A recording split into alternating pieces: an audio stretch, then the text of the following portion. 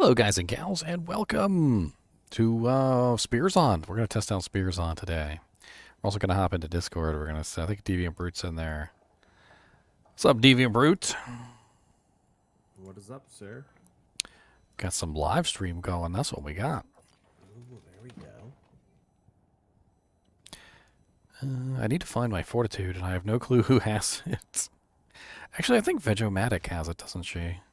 Now that I think about it. Because she uses it for Blade Fury. That's right. She's the thief. You know, sharing items between all your characters is one thing, but having, like, an item for everybody is so much cooler. Because you don't have to worry about chasing the items down. You're not like, where did I put that perfect spirit at? 8 characters later, you find it and it's on, like, a mercenary, and you're like, whoa, damn it.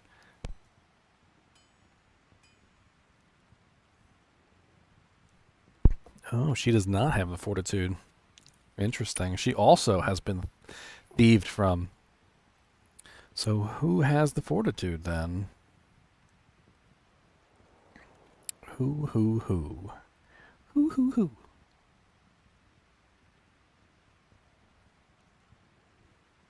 She's got freaking Reaper's Toll though. Steal that. Yoink. Good lord, look, my inventory's all full as all can be.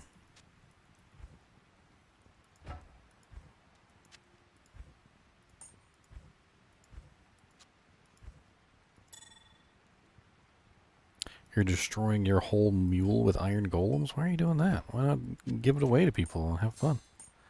Be like, here, have this. This is a cool item. You can make some little noob's day. You can make some little noob's day. He can be like, oh my god, the god item.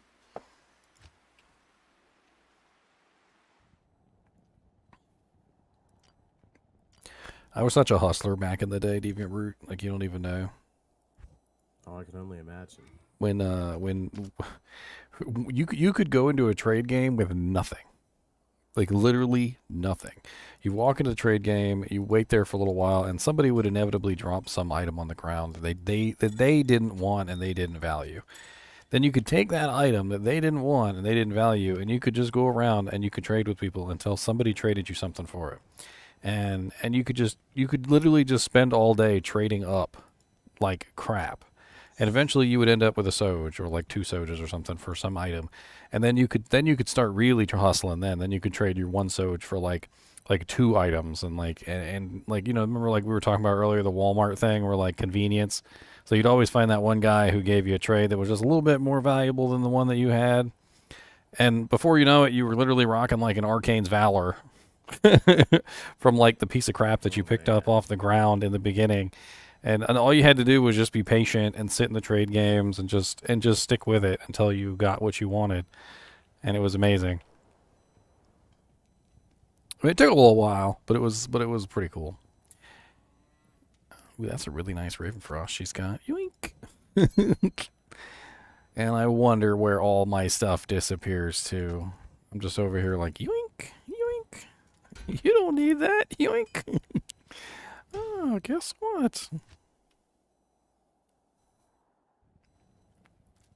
I'm trying to think what kind of merc I want on this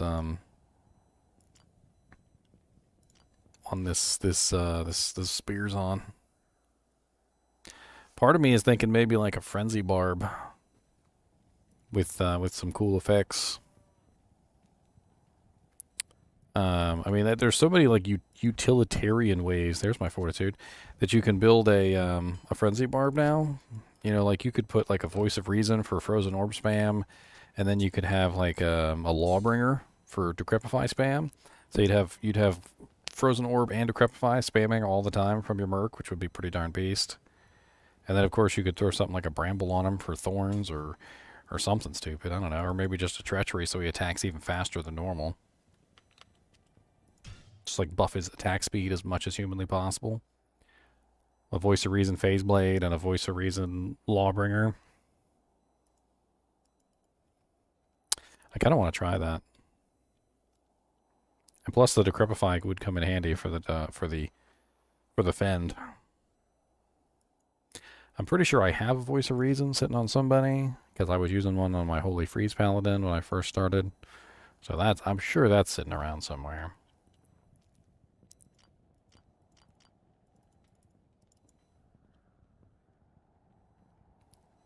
Had to get a second account to hoard all my Diablo 2 resurrected goods.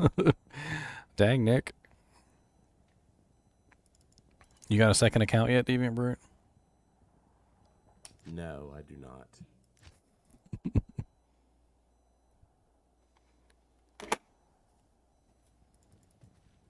It might pay for itself if they spawn a early Uber Diablo. You have 2 accounts running and get 2 Annies real early.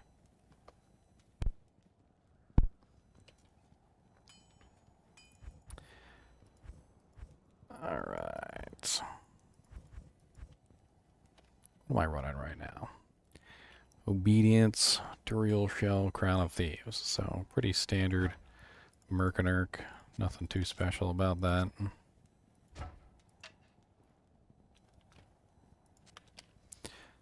Ethereal Shell that needs to be upgraded.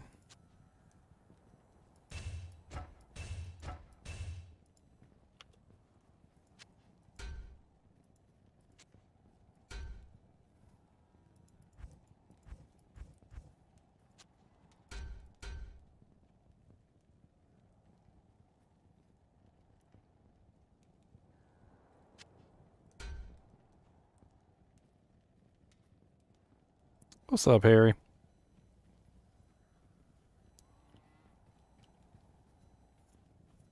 So I'm finally coming to a conclusion about the whole ladder group thing.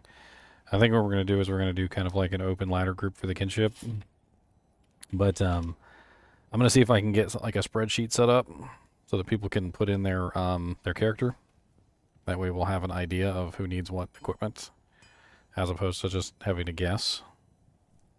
So like, you know, if you started out with a sorceress or whatever, you know, lightning sorceress or something like that, you put in the spreadsheet, you know, sorceress, like your username, whatnot, you know, what kind of build you're running, like lightning sorc or nova sorc or something like that, so we can have an idea of what pieces of equipment to look out for, and you know, obviously not trade and give away.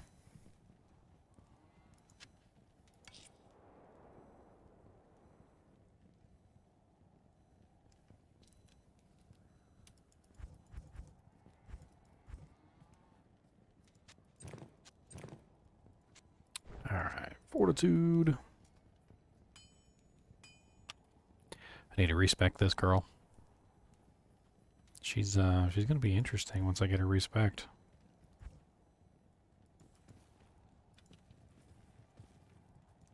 She's gonna hit hard as a bee.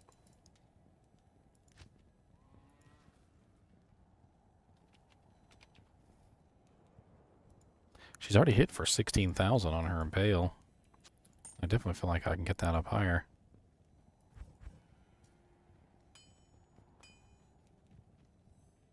Let's see if I can get her another passive and magic skill or two. I got plenty of those sitting around. Plenty.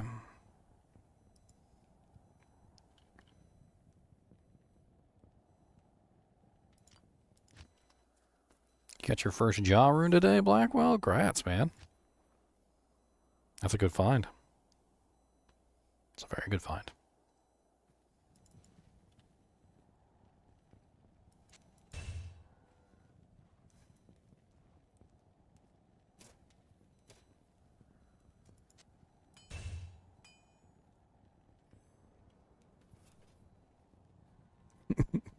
Ethereal's Might is such a strange armor. I really want to eventually just like make a character around it just for lulz. I mean, you got to admit, an armor that has 0 strength requirement and also gives you strength is kind of ridiculous. And you could totally build a complete character around an armor like that that has 0 strength requirement. I mean, it also gives you cannot be frozen. It gives you slain monsters rest in peace. It gives you faster run walk. I mean, it's got massive defense. It's certainly not a terrible armor. So many better choices out there. I feel like any character that you were going to make that It would use that. You honestly would have to create that character for that item. Like that's how it would have to go. Let's see. I've got a passive with 31 life and a passive with 6 dex. Let's do the 6 dex. That's pretty sexy.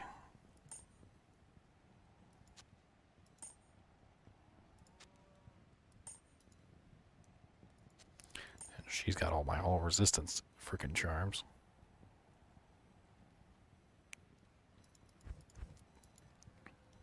What's up, Brotherhood?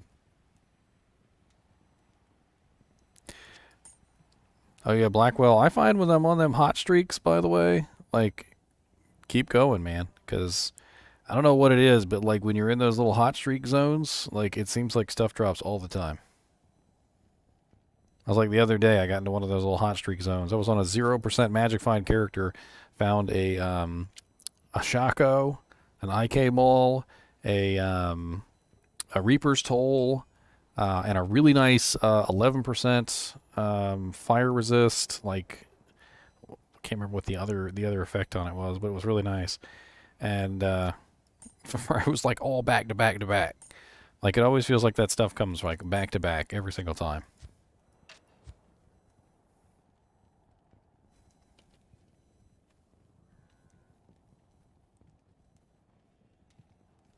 Oh yeah, the torch. That's right. I need the torch. Torch.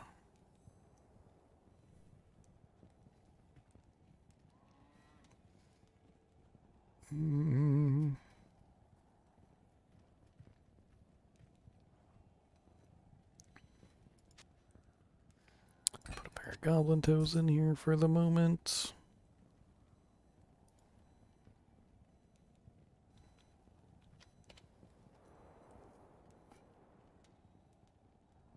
What's a good stopgap runeword spear for mid-high level while farming for infinity? Obedience is actually pretty nice. They recently made obedience into a spear class. Obedience is easy to make. It only costs 5 sockets. You could definitely make a pretty easy obedience for an early game character. I could totally see that. Let me see if Maniac has the voice of reason still. I could probably make a Lawbringer. Those aren't really expensive, are they?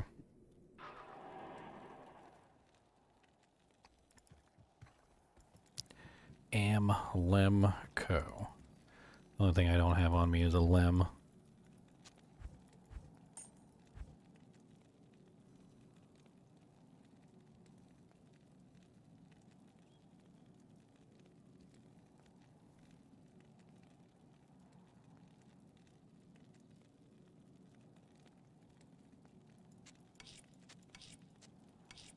Trade me a Lem for a Paul Deviant?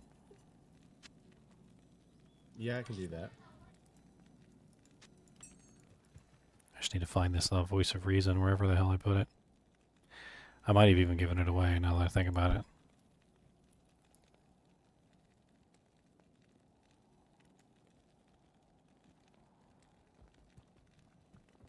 That one's a Lemco and an Eld. Well, dang, just need Lems out the wing then.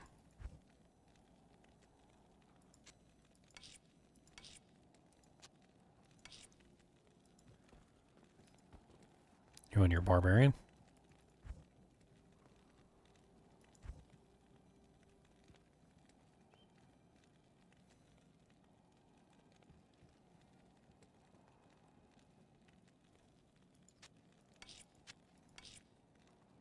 Where the hell is Foul on the list?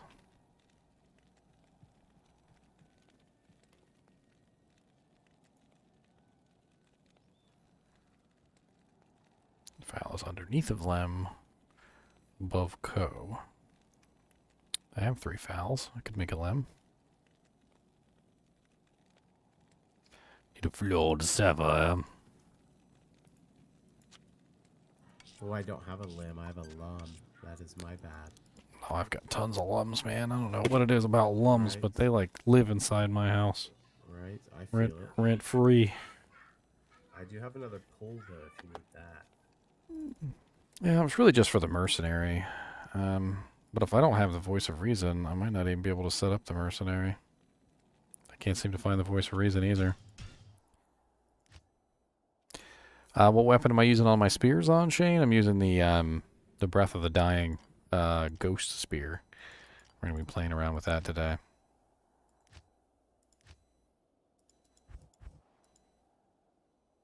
Oh, I must have made that hell difficulty. Always.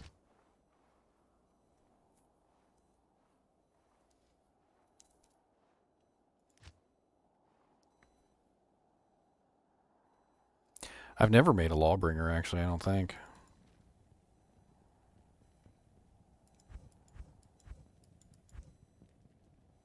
It's definitely not on this guy.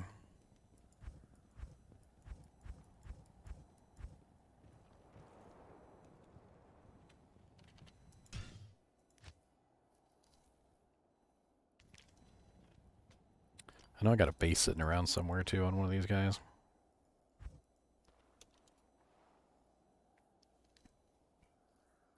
Lem on the ground, game snobs. Thank you, sir. If I could find this voice of reason. Okay, there's a 4-socket phase blade. I can't carry anymore. That's what I was hoping for.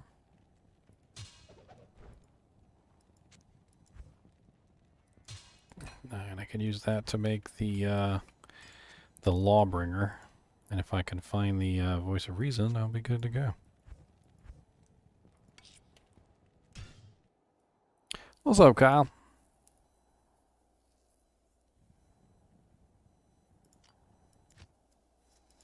Either I gave it away or I muled it off, one or the other. I was using it on my my Holy Freeze Paladin before I switched over to the better weapon.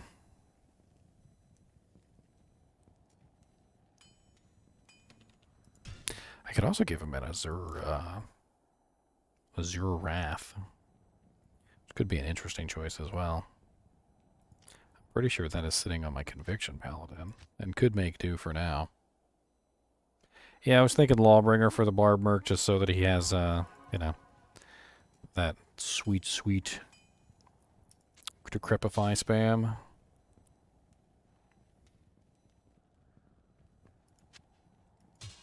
But I also have Azure Wrath, which could be an interesting choice for him as well. Doesn't have to be Voice of Reason, I suppose.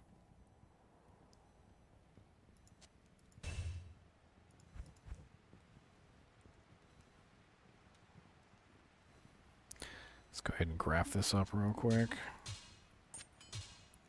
Lawbringer. Lemco Eld. Lemco.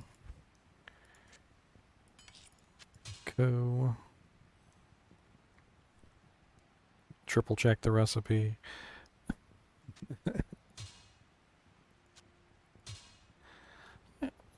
Oh, that was Voice of Reason. Never mind. So now I have Voice of Reason, which is what I wanted anyway, right? So I also need a Lawbringer, but I could work out with this for right now. That should actually work out just fine for now. Now I've got a Voice of Reason and a Azure Wrath, and then I can replace the Azure Wrath with a Lawbringer later. I won't have the Decrepify, but he's gonna kick some butt though. He will kick some butt.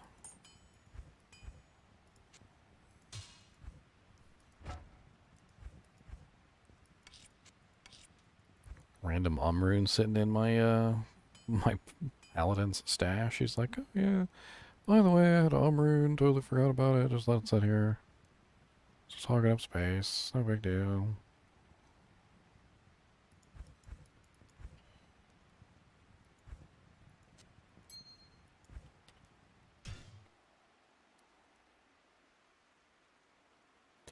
Two summon charms for Necro. You like the Druid?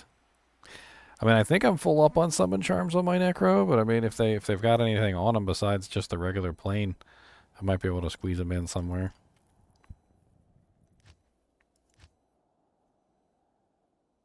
But I think I'm pretty sure I'm full on summon Necro GCs.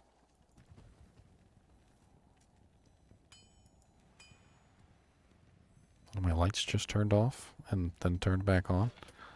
Strange.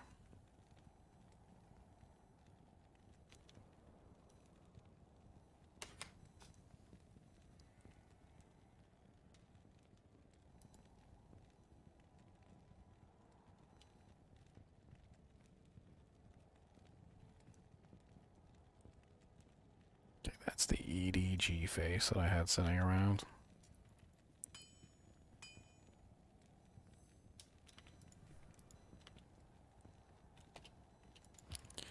What's mercs you got?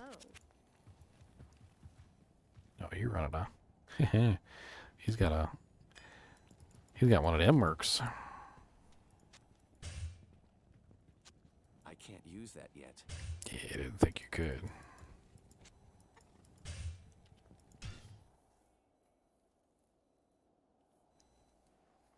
I mean, if you want to come into GGM2 password 16, I'm just searching through my mules real quick for some other items.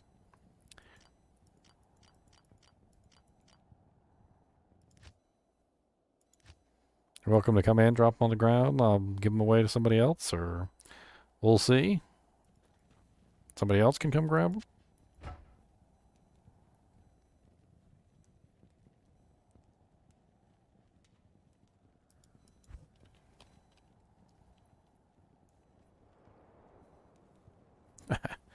Treachery. Ah, the fine art of thieving items from your friends.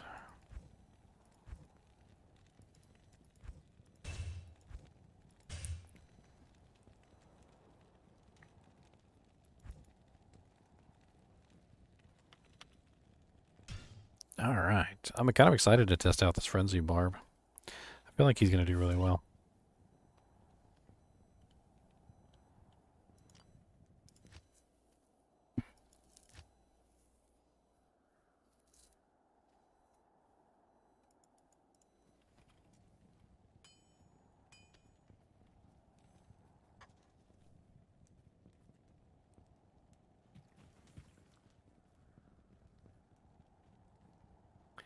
All right, let's change you out to a frenzy. Have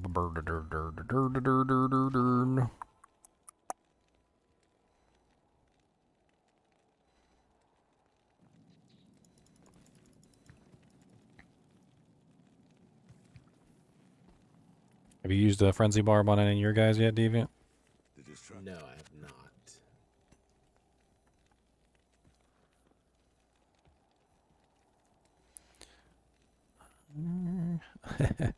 Somebody's frenzy barb merc names are hilarious. One of them is literally named Ip. Like Ip Man, like the IP man. Dude, that's hilarious. I want an Ip Man. Have you ever seen the Ip Man movies? No. Dude, they're freaking hilarious. It's like Jackie Chan but without jokes.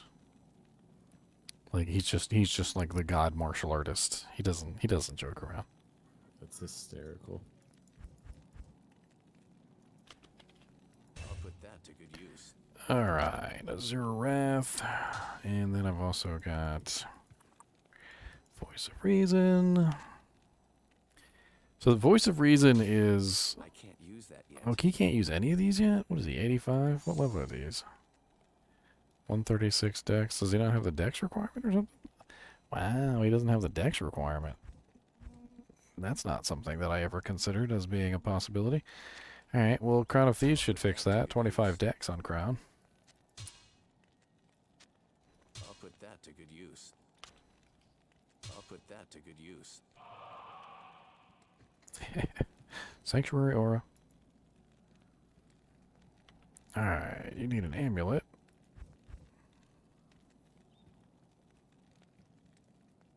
I was thinking Atmos Scarab, so you could get the amp procs. Would probably work out really well for a Fend-Zon.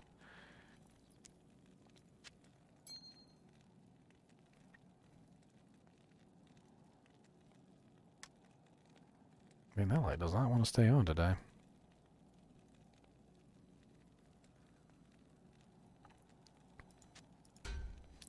I think I'm going to use this GG jewel that I found in this G face. my 15% IAS plus 7 min damage. I feel like that'll go really well in a G phase. I need to go get it socketed though. Like, quite a few of my new characters have sockets though. Dude, I used to live for socket quests. So it was like my whole life. Like, I'd make new characters. I'd socket up like every single piece of gear I had. Make new characters, socket, make new characters, socket. Like, my new character always needed new socketed gear, so I had to make a new character to socket his gear. And then that character needed sockets, and it was just like an endless cycle of socketing. It's terrible. The endless cycle of sockets. Let's see, I don't think Tenkin's Bank has the sockets. Was she Nightmare? Let's check Nightmare. What's up, Leslie? How's it going, man? Joe Olivo. That's right, I got an Ip Man. Don't be jealous of my Ip Man. Oh, she ain't even been to Act 5 yet on this character. Let's try normal difficulty.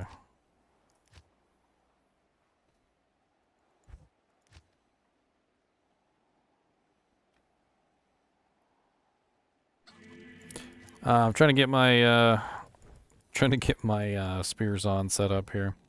It's been a little while since I've played her, and I'm also going to respec her too, so get her a little bit more into how I originally intended her to be, but I couldn't do because of the way that she was set up. Oh, she's already burned her socket. No.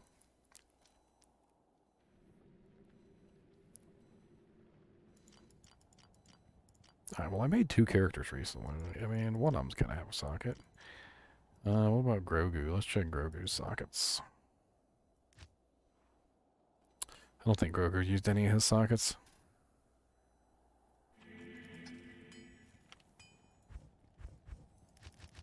Well, he definitely did for normal difficulty, at least.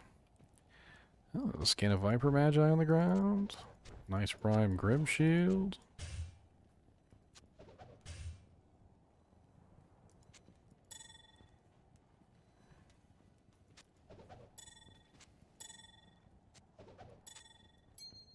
Wow, 40 life, all resistance is 11 ring. That's pretty sweet for a for just like a random ring. Like I might have to hold on to that. What's the cap on freaking resistance or life for a ring? I feel like that's really high. Like it's such a simple ring, but it's also such a nice ring.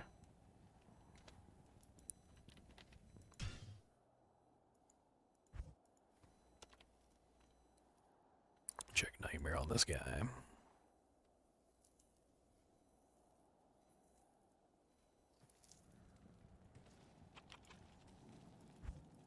Nope, haven't burned the socket on this one yet. Okay, good.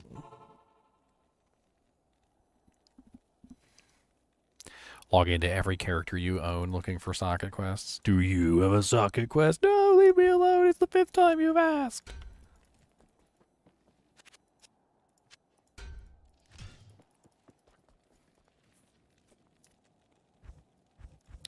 Like, don't lie to me. Don't you lie to me.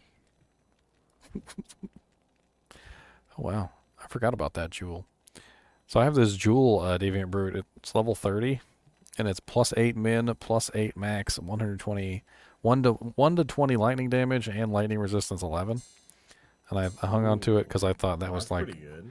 I thought that would be pretty sexy for like a low level dueler. I mean, plus 8 max is not the greatest, but plus 8 min with plus 8 max, I feel like is pretty sexy.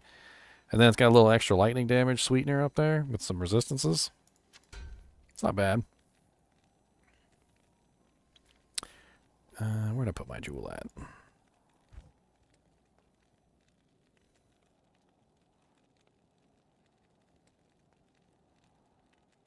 Oh yeah, resistance 12 jewels in there. Hell yeah. I must have put it on my Zon. It's probably sitting on the Zon.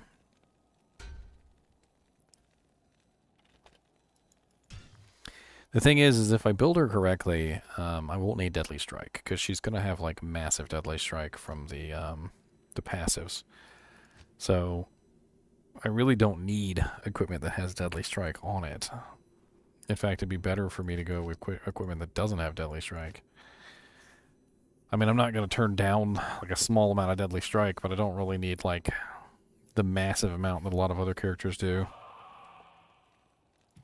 So I was thinking Goblin Toes instead of Gore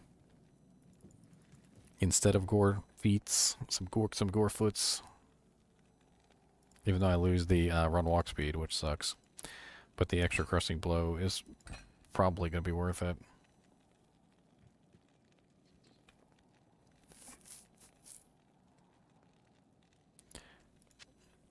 Face.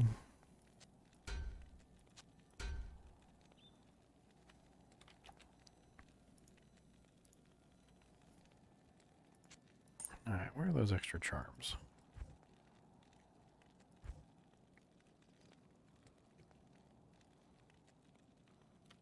I mean, she's coming together pretty nicely.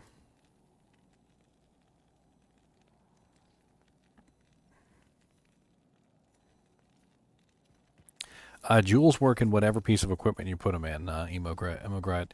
It's that's one of the beauty of jewels, and a lot of the times that people don't understand is that, so like, you know, say if you had a you know, an armor or something that needed magic find in it, right? Well, if you could put a topaz in there, that's not a big deal. But when you have a different item that needs magic find, like a weapon, you know, the topaz no longer works in that. But when it comes to jewels, jewels work in no matter what piece of armor or weapon or shield you put them in. So it's they can be extremely powerful. Like you can find these really crappy jewels. They're like no level requirement. They're 20 poison damage jewels. And they're absolutely beautiful because what you can do is you can grab a weapon for your merc. You can put like 3 chip gems in it, and then you can get him an armor that's socketed, fill it with the poison damage jewels, find a helmet that's socketed, fill it with the poison damage jewels, and then he's rocking, you know, like 20, 40, 60, 80, like 100 poison damage on just his armor, combined with whatever else is on his weapon, and he'll just run around murdering everything. And it's glorious. It's glorious. Alright, where's that torch at? Amazon torch. Doo-doo-doo.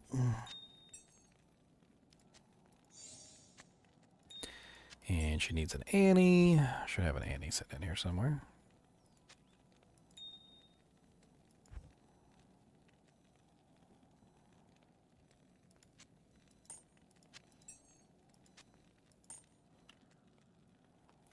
Dang, her resistances are like super capped.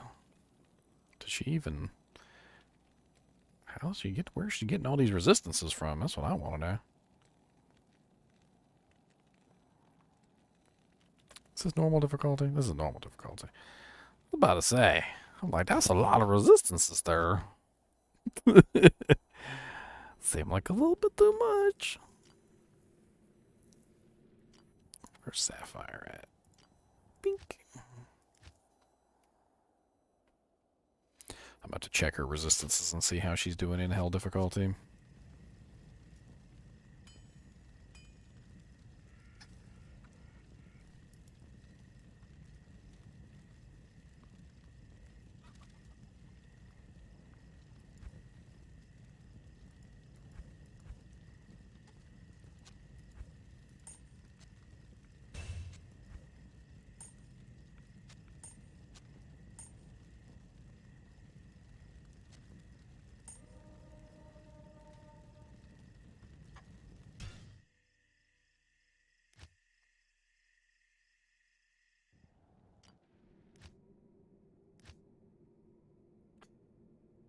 Whew. All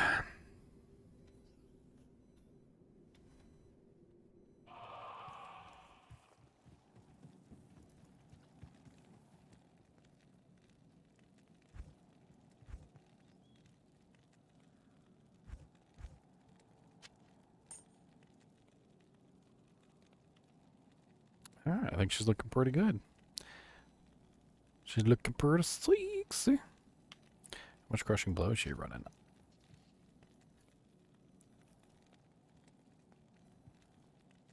60% chance of crushing blow. That's pretty respectable, right? I think it's not bad at all. I don't think I have any open wounds, though.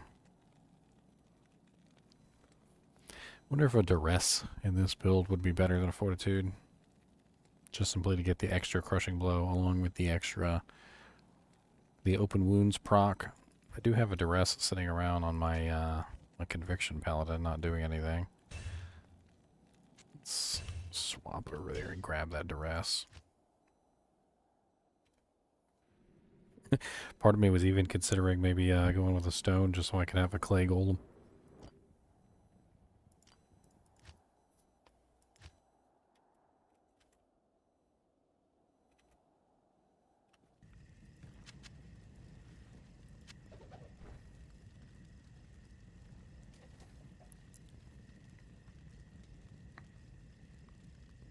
Yeah, there's my ring, Deviant Brute.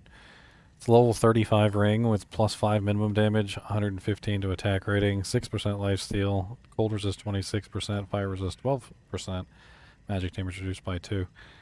It's probably the most OP level 35 ring I've ever found. If it was just 5 levels lower, that'd be a pretty boss low-level dueler ring. I don't know why I have that ring on. Let's just pick that up off the ground. Just pick it up off the ground. Don't need a ring. Don't worry about it. There you are, Duress.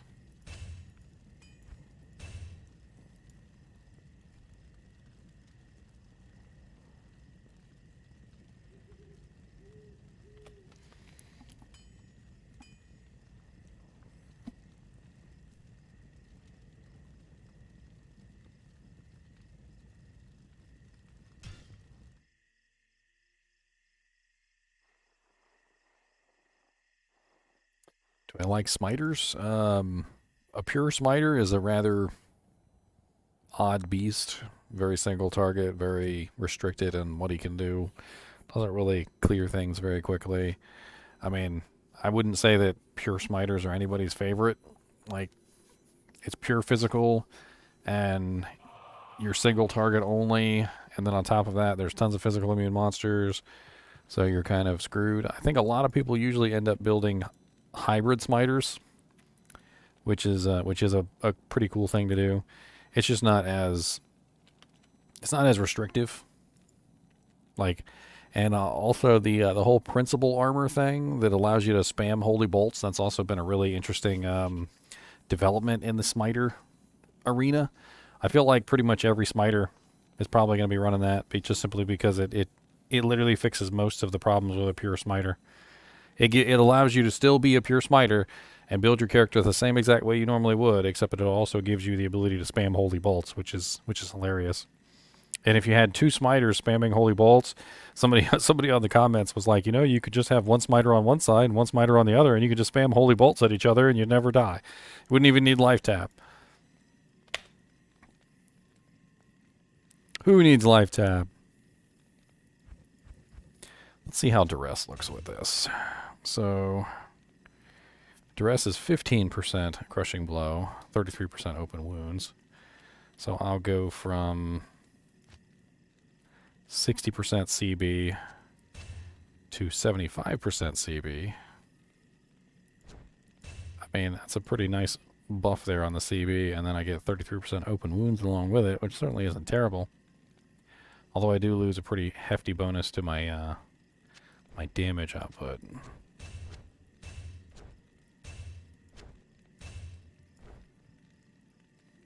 I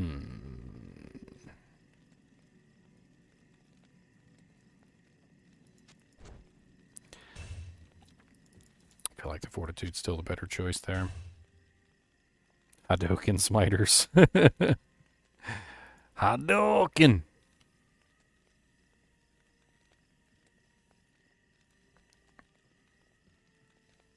Where's that little small champion I found the other day? You want a 3% faster run walk, 10% poison resist small chamois for your energy shield sorceress, Stevie? Help keep that poison at bay.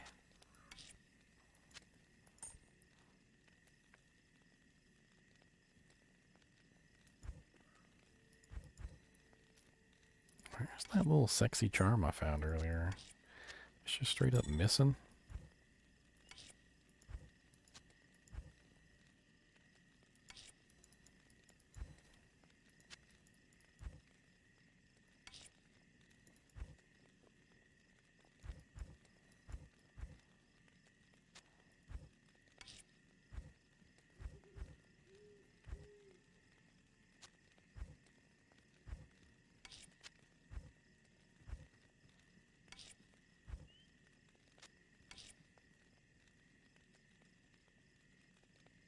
Oh yeah, Infinity is now available on Spears too, which would make a really interesting build. I just always wanted to build a pure physical Fend. I thought it would be pretty fun. But we're going to play around with it today. I need to respec her so that I'm getting pure physical. Obviously, the benefit of going pure physical over going lightning is that you, number one, it's a limited point investment, so that's pretty much only just 20 and 20. Like, there's really not a lot of point investment here. I mean, you're not going to build all three of these, so you're either going to build Jab and Impale, or you're going to build Impale and Fend. You're probably not going to build anything other than those two things. So it's only 40-point investment here. The real beauty of building the physical Zon is that you're going to have a huge amount of physical damage, but you're also going to have basically capped out critical strike, capped out penetrate, so you're not going to miss. You're probably also going to invest pretty heavily into the dodges, and then you're also going to probably grab a Valkyrie as well, because that's going to help out immensely for your survivability, and a lot of passives. It's going to be a lot of passives. So you got 40 points here, and then you've got what is that? Another 80. I think it's, what is it, 80? No, it's 70. Another 70 points that you can spend into passives. So, I mean, even if we assume 20 points in a crit and 20 points in a penetrate, that's only 40. I mean, you still got another 30 points that you can spend into whatever else you want, which I feel like is probably going to end up being the dodges now that they fixed them. I'll probably put a healthy amount into the dodges and maybe put some more into the Valkyrie. I don't know. It shall be interesting. I'm going to plan it out real quick, though, before I do it. So let me go ahead and grab my token. My token. Let me go to Hell Difficulty 2. Let me see what my resistances are.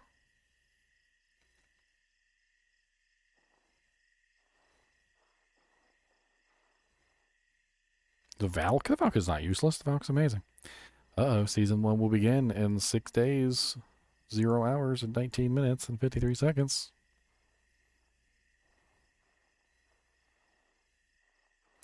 You can, but Pride has relatively no physical damage. It's important. It's important to note that. Pride has, like, no physical damage whatsoever. So if you do make Pride, you're usually making it for the concentration or on a merc, not for yourself.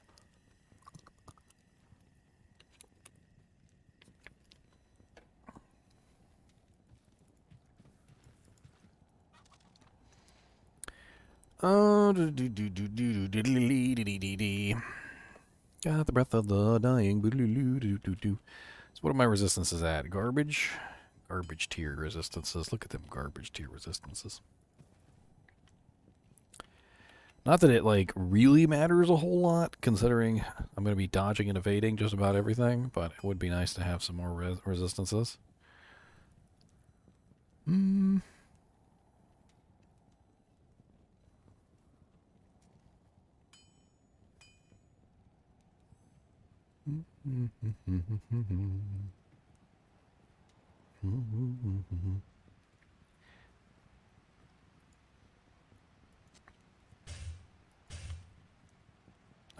that only fixes it if I'm using the two-handed, or the one-handed weapon, which isn't really what I want to do.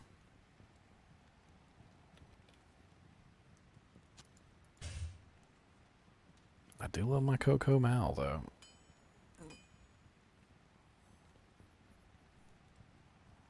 I mean, I might need some tokens. I have one here that I need for the respec. I'm just playing around with the abilities right now to see how I'm going. So I really don't need life or mana steal, because I've already got a pretty hefty amount of life and mana steal on Breath of the Dying.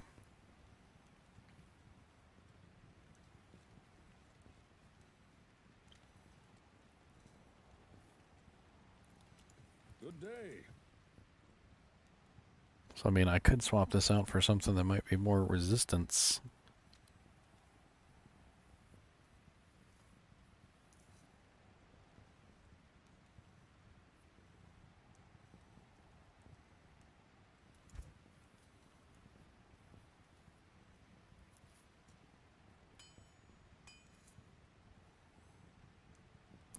One of the things about Spearzons is that when you give up the shield slot, which is a pretty important slot as far as resistances are concerned, you lose pretty much all your resistances. It's a pretty big downside.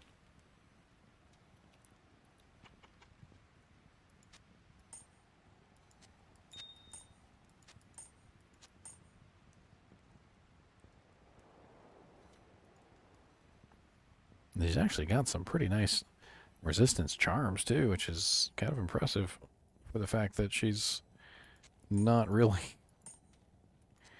that great on resistances. I mean, she's running a all resistances 4 and all resistances 5, and oh, I'm running a ghost spear for the speed. That's pretty much the only reason I'm using this one, Kyle. It's really fast.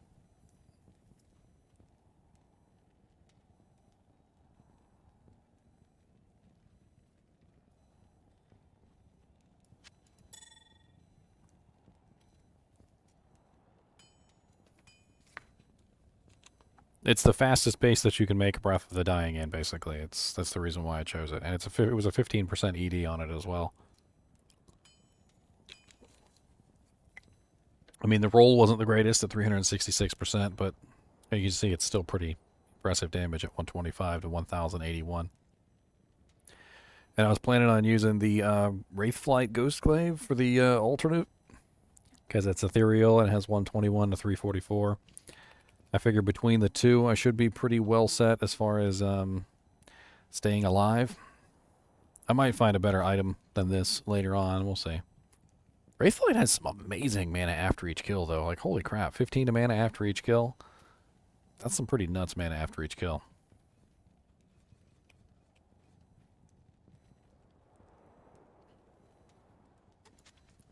Let me swap out String of Ears for this 24% faster hit recovery beauty.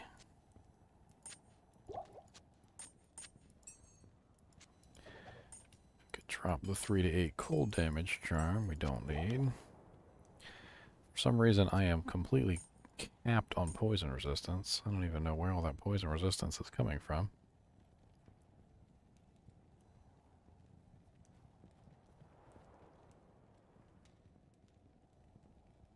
Is F Titans better, faster, or better damage than Wraithflight? Because I'm really concerned about damage, not really plus the skills so much. I haven't looked at an F Titans in a while.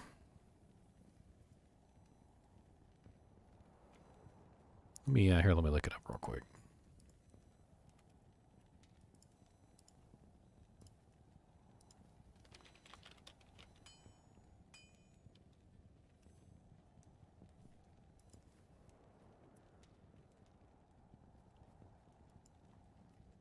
Uh, 98 to 271. So this one's going to be a little bit better on the damage. It does have 30% faster run walk, which could be nice to counter the fact that I'm running Goblin Toes.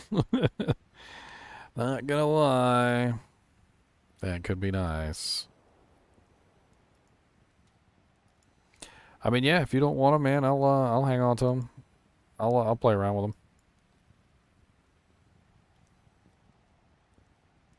I mean, it's only a little bit less damage than these, but it's more plus the skills. It could even out. It'll probably even out.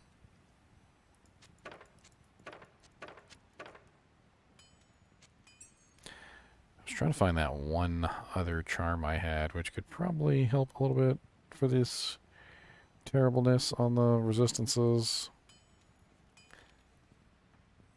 I mean, fire seems to be my main issue right now. I don't know why my fire resistance is so freaking low.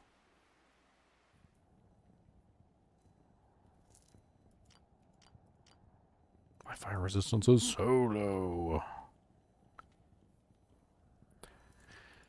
It won't really matter too much, though, because I've played around with like a max evade Zon before, and even though you do have issues with the like resistances when they, the L skills when they hit you, most of the time they won't hit you because you're just dodging and evading it all.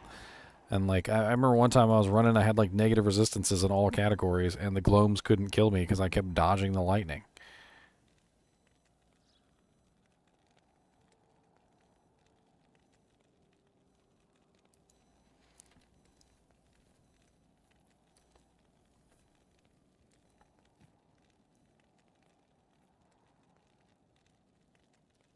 Came to pilfer charms. He doesn't have any to pilfer.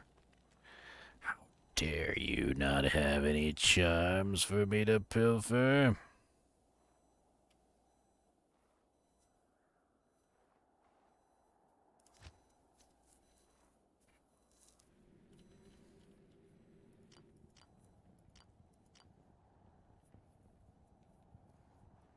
Let me check him, see if he has any charms for me to pilfer.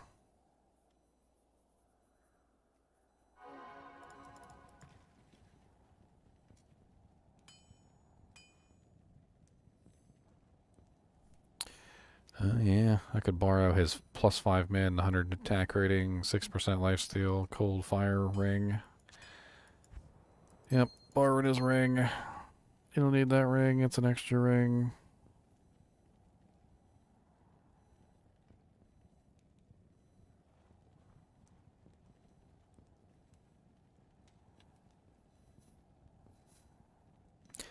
Oh yeah, that's an easy way I can fix the fire resistances. I was just thinking about that. I could just grab Laying of Hands. Laying of Hands will work just fine for now. I mean, she's wearing some 220s, but Laying of Hands is 50% fire resistance. That'll just completely fix the fire resistance problems.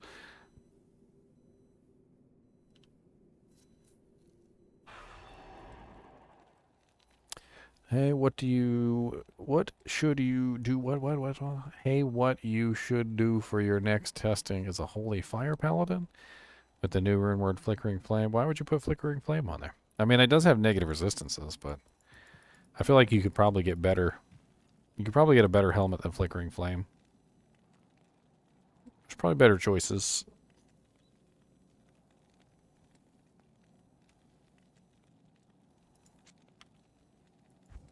Yoink. Here, you can have these for right now. There you go. It's perfect for you. You'll love those, right? Yeah, that's what you said.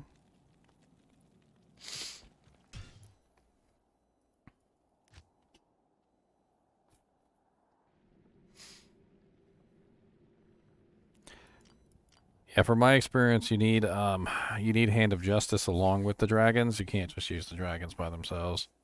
It's not enough.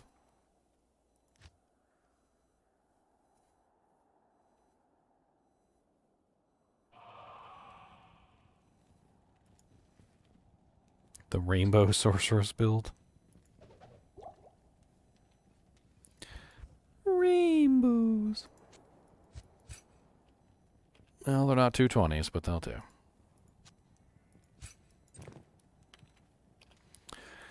Alright, 49% fire, 39% lightning, 22% cold, 74% poison. Not exactly the best, but it's alright. Let me see if I can find anything to fill in that gap. Maybe a cold res cham. Just to bring that up a little bit more. Last thing I want as a melee character is to have my survivability be garbage. I want garbage survivability.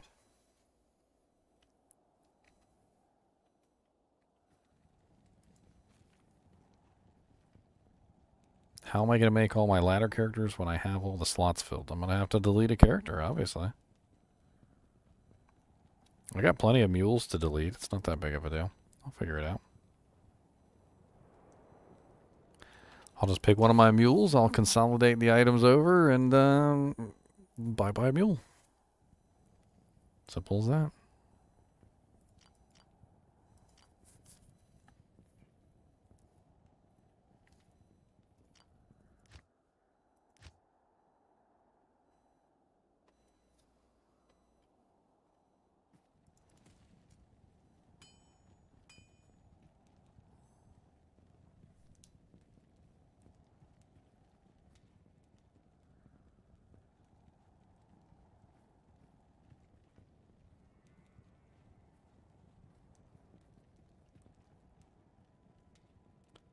There's a 7. What's up, Beard? Haven't seen you on in a little while. Beard's like, I'm back. Beard was part of our ladder team, and he just like disappeared off the face of the earth, and then came back later, fully geared. Disappeared off the face of the planet.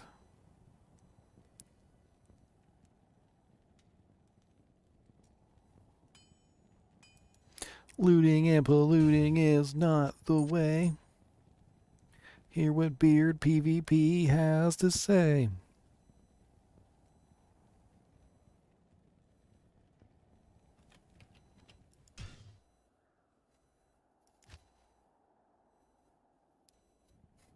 Everyone will be back. Everyone.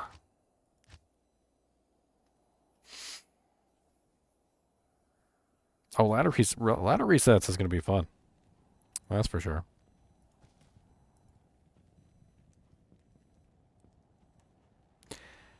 Dang, 96 people in here, and all I'm doing is playing in my inventory. Oh, there's that really nice fire chimney I was trying to find. I was wondering where the hell that disappeared to. Hell yeah. 19 life, fire resist 11%. It's 1% off cap. That's what I was looking for, boys. Took me forever and 8 years, but I found it. Oh, there's my voice of reason, too. Yeah. Could have saved that limb rune and made myself the correct item, but no.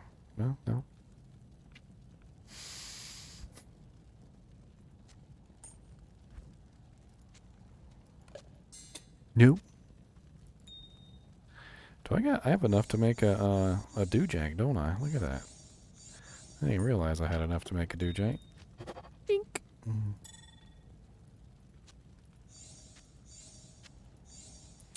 That's right. Look at my dewjank and be jealous.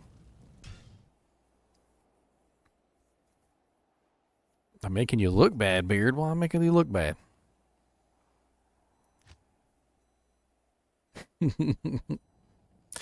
All right, let's get this show on the road. Let's get him reset. Let's get her running with the correct equipment and gear and stats and all that other beautiful stuff, and then we're going to go.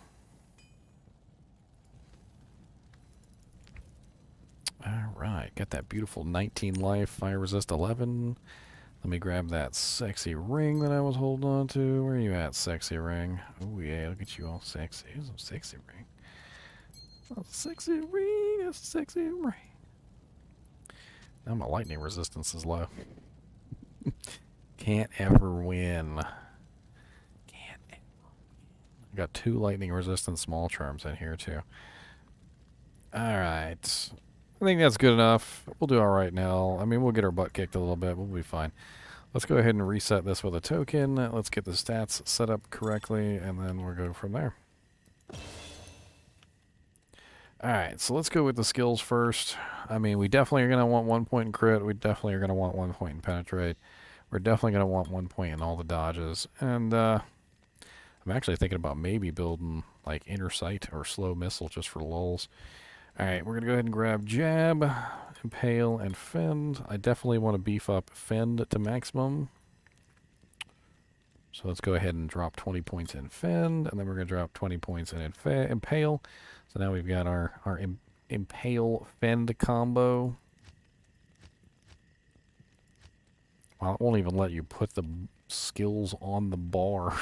Alright, let's go ahead and put in the strength points we need. Looks like 115 might be our highest strength. This is going to be a relatively low strength build.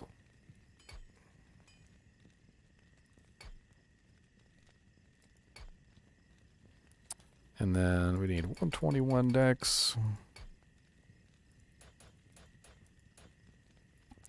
Not bad. We still got 335 stat points to spend on HP and whatnot. It's not bad at all. What's our block chance, though? Oh, yeah, we still need 156 for the Sanctuary. It's not that bad. It's only a 3-point investment. 1, 2, 3. Here we go. Let me check the Titans real quick, just in case I want to use Titans. What's the dex on Titans? 151. Because I probably am going to want to use Titans. If I can find myself an Eth, I'll probably be running that.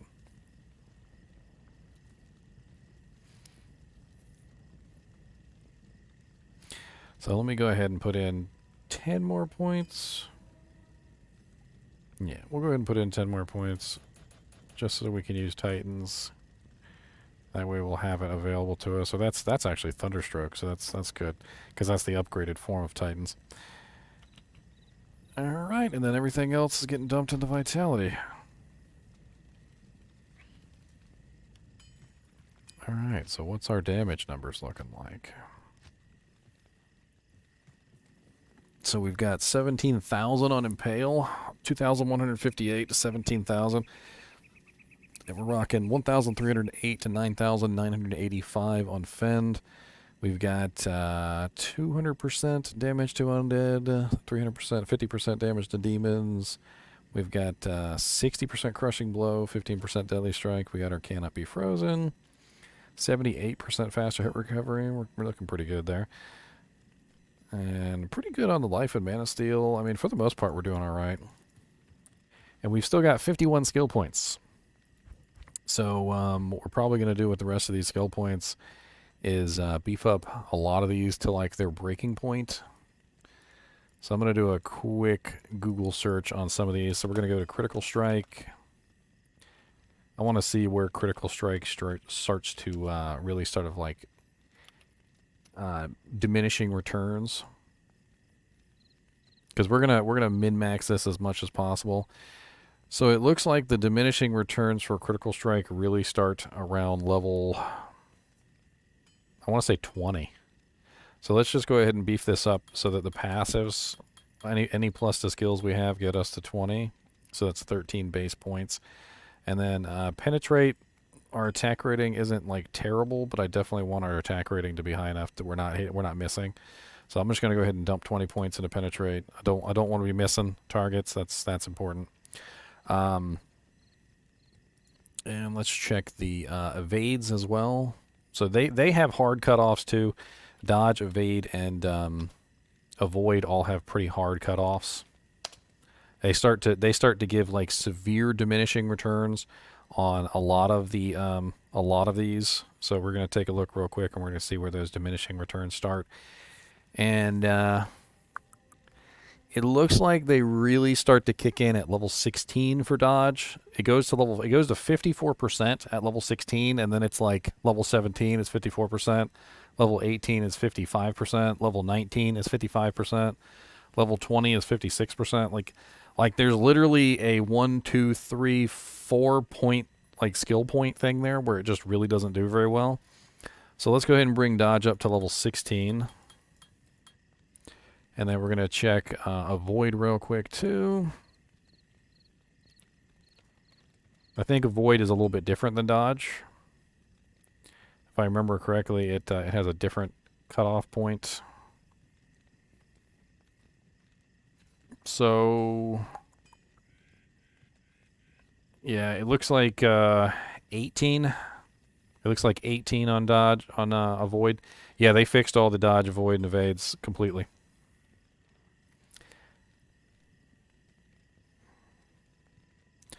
So, actually, you know, we could probably get away with 16. I think 16 is fine, because that's 63%. And then evade, I'm not even really worried about. I think I'm just going to leave evade at base. And that gives us just enough to go down and grab a Valkyrie. Which is fine with me. Level 8 Valkyrie is fine. Let's go test her out, shall we? Let's go take her out for a spin.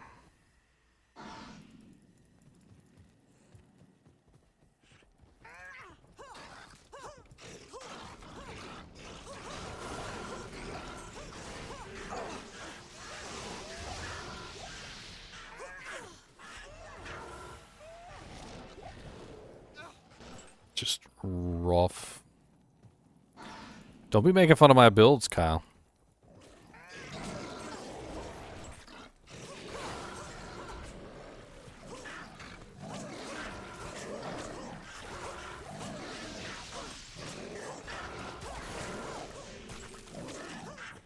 Yeah, it works as long as you get the killing blow, Kelby. If you get the killing blow, it works.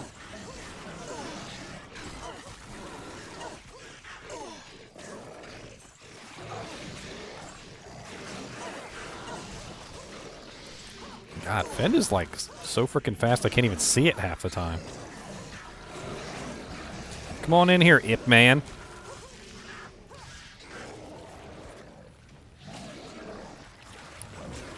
I mean, it's not like it's going to be a guess, Kelby. I mean, when you use Slain Monsters Rest in Peace, it's a really obvious effect. Like, it's super duper duper obvious that it's gone off.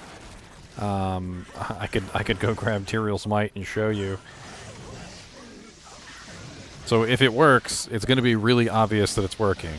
Like, because you're going to see this really obvious, you know, like, oh, like, and the soul comes up out of the body and everything. Like, it's super duper obvious that it's working. Other people can't see it, but you can see it. All right, well, let's say this build is working okay. I mean, I could tweak it a little bit here and there. I could maybe take off Atmos for something else, but I feel like the amplify damage is kind of important considering my character is entirely physical damage. I really feel like I kind of need that physical damage. Let's do some EXP runs. I want to like play around with this build, see how it works. I'd like to test it in higher player counts too. I think that's like one of the most important things here, is actually checking it in higher player counts and seeing how well it works. I also get to check out the my ridiculous merc as well. Alright, so I'm going to do GGM EXP 1, and then password is going to be 16. If you guys want to join me, I'm going to run through chaos. I'm going to have some fun murdering things. And if I come across a physical immune, I guess I'm going to have to figure out how to kill him.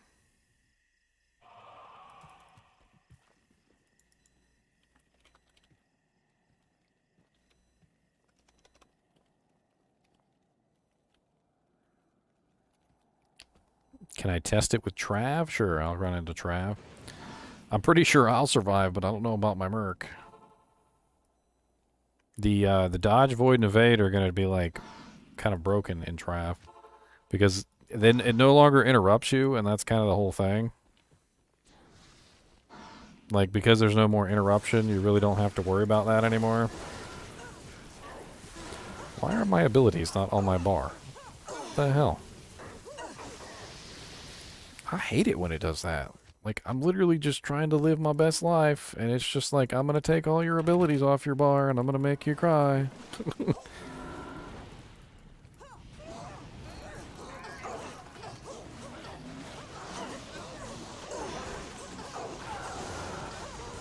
Well, my merc bit it, and he did.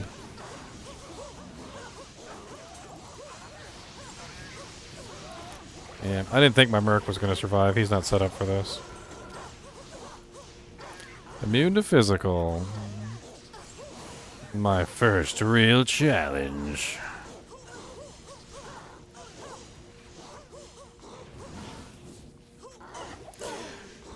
I need to see if I can get the amp damage proc off. Oh, you died anyway, sucker. You died anyway.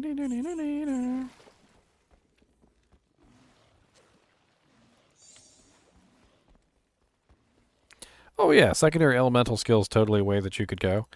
But my idea was tankier, not more resilient, I guess would be the term. So going the way that I went, I'm going to be tankier. I'm going to dish out more physical damage than you are. Whereas you're going to have more versatility and being able to swap back and forth between two different elements. Plague Javelin could be an interesting choice too. I mean, the other option, of course, is only 1 point in the dodges and avoids and evades, which means you're going to be less tanky. You could also put less points into penetrate, less points into critical strike. You could just go with 1 point into each. And then you could take those points and you could stack them into something else. Like, you could try building up Power Strike, Charge Strike, and Lightning Strike together. I mean, there's a couple different things you could go with.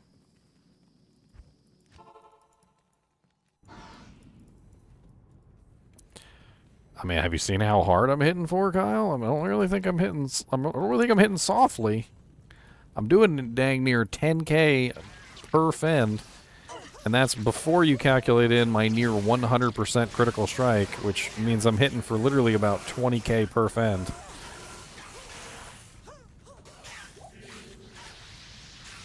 $20k per fend is a lot of fend.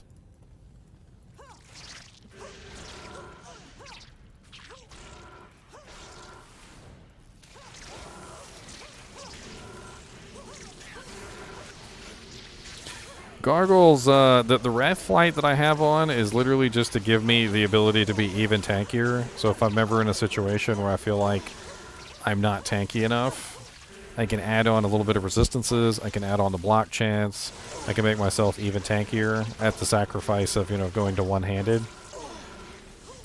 Which, like, for instance, let me just go ahead and swap real quick. So this is my Wraith flight. And the Wraith flight is, of course, going to be faster than, well, it might be faster, actually. It doesn't have any increased attack speed on it. It might not be the best choice for this. When I'm in 83% chance to hit Stranglers, I could get a little bit higher there, I feel like.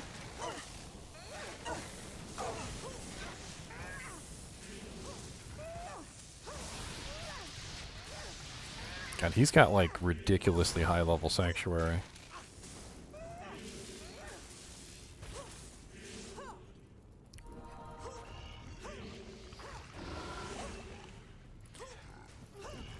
Not seeing a lot of frozen orbs from you, sir. Where's your frozen orbs? You got a voice of reason on. Oh, there you go. Okay. Alright, fine. I'll let you pass on this.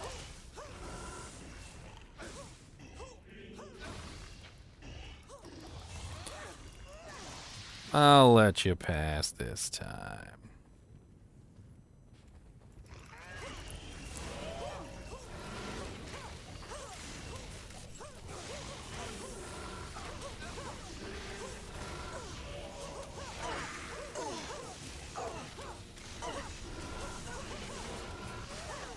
All the dodge noises.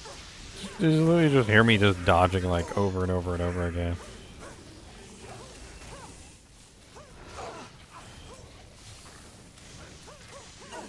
I'm actually afraid of using any on-struck effects with this girl because I feel like any on-struck effects with this girl are going to be wasted. Because the majority of the time she's dodging, avoiding, and evading, so she doesn't actually...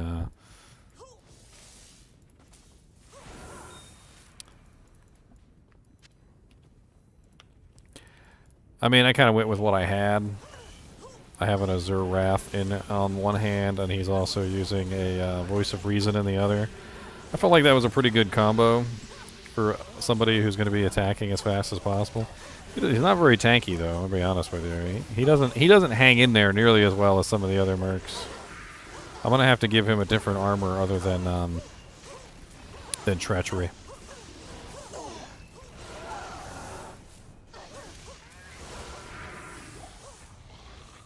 I could always give him a Grief. I mean, a Grief might be a better choice than obviously what he's running. I was also thinking Lawbringer for the Decrepify spam, which would help me out immensely, having the Decrepify spam. I mean, he also could use a better helmet, but he's actually using the helmet because he can't.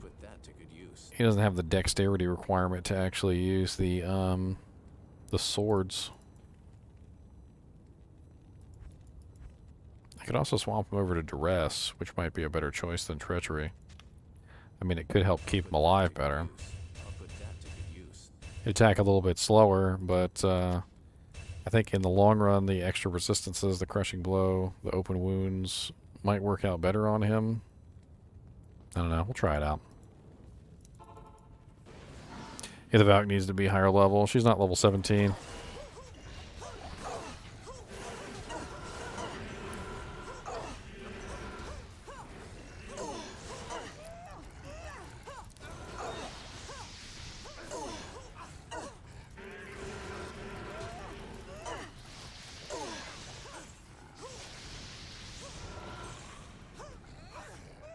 I don't know how the hell my merc is dying. I mean, these stone skin monsters are dying. Like, I don't even get the amplified damage proc on them, and they'll just be melting. It's got to be him. He's the only one who has elemental damage.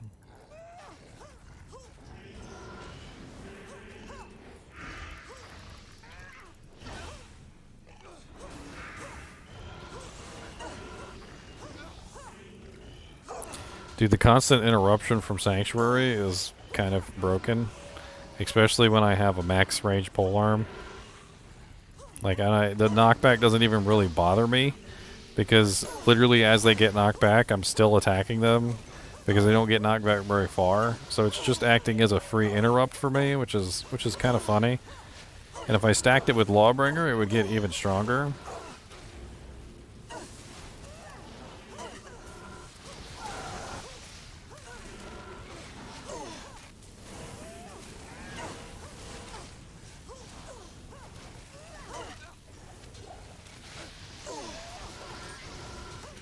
That's right, get in there. Do your job, sucker.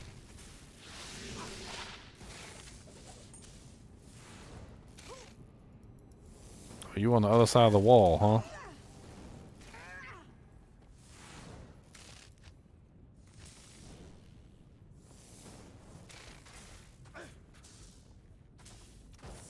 Uh-huh, you thought you were slick. Look, you dead. You thought you were slick, and look, you dead. Yeah, Crown of Thieves gives a nice amount of dex, which helps you with the phase blades. Later on, he won't need it, but right now he does.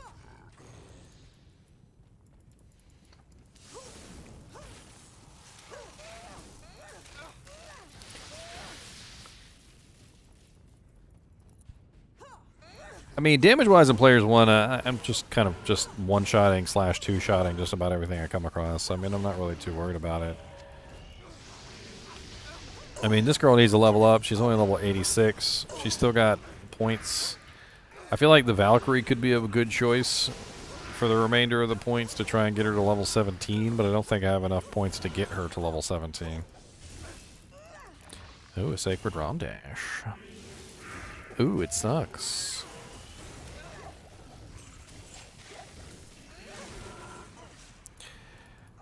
Well, I was thinking about High Lords, but I mean, the attack speed would be nice, don't get me wrong. Ow.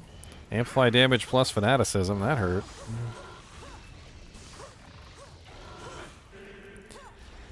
But I don't need the Deadly Strike.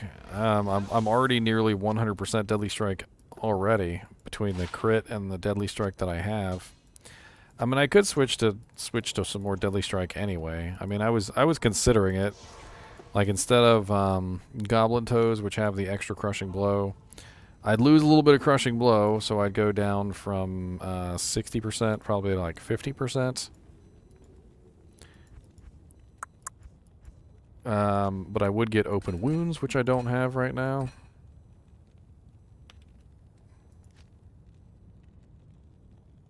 I mean, 50% Crushing Blow with 10% Open Wounds. And then I also get the faster run walk, which I don't actually have right now, which kind of sucks. What do you need? But I mean, Crushing Blow wise, the Crushing Blow is definitely nice to have as opposed to the others. I don't have max crit. I only have 13 base. I stopped at 13 points, so I'm at 68%. So 68% crit with a current Deadly Strike of 30%, which doesn't really add up to 100, but it's close. Like, I'm probably critting just about every single time. Probably just about every single time. I mean, the Crushing Blow is like, why not have the Crushing Blow, though? I mean, if I'm going to be a fast attacker with Fend, and I do attack really fast with Fend, that's the thing. Like, she really, you kind of have to watch her closely because she really does just like do. And I could probably get it faster. I'm probably going to have to check out her breakpoints and see how fast I can get that Fend because she really does hit really fast with the Fend.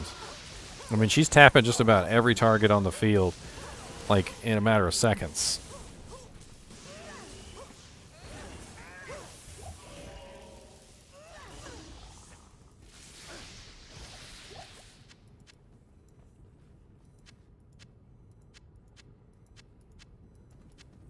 I don't need the CP. Ow. Stop it. I only have 61% fire resistance. Quit it.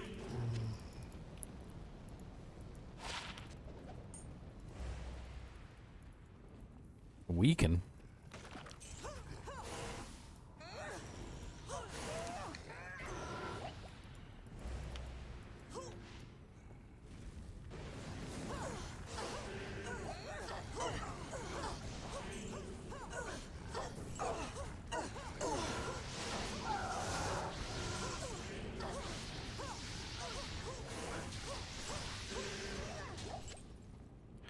Punked.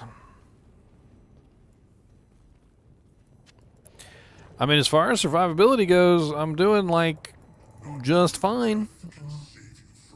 Let's test out Impale on Diablo, shall we?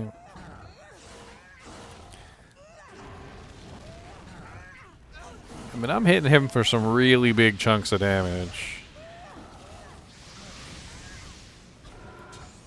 That's some pretty big chunks of damage there.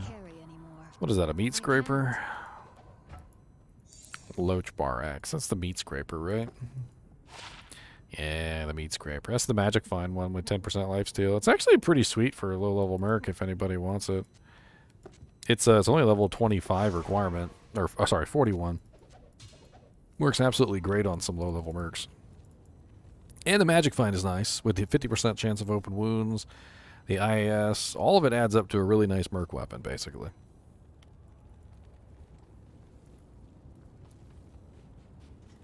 Hail to you, champion.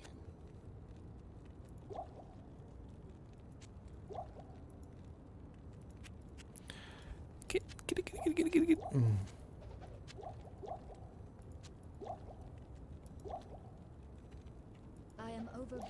I am overburdened, it says.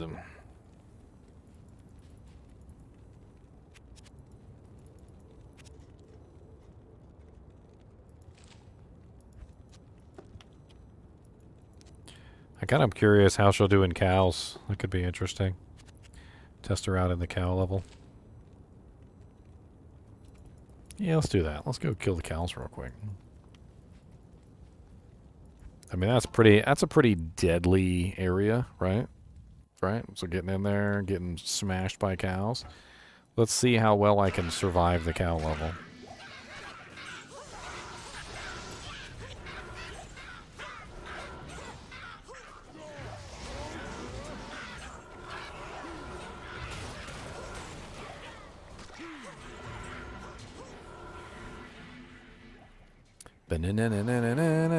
What's up, Rockapishu? Impossible. Dang. Ooh, is that a Ribcracker? An Ethereal Ribcracker? Are you kidding me? A 296% Ethereal Ribcracker? Did I just find a GG find, boys? I think I might have just found a GG find, boys.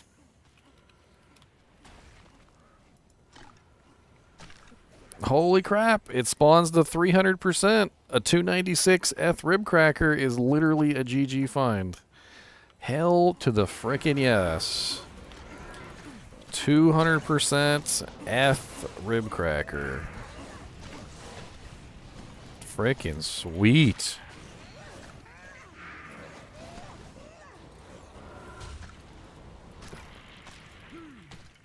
Yeah, 296%. That's nobody's gonna scoff at 296. That's like 4% from cap.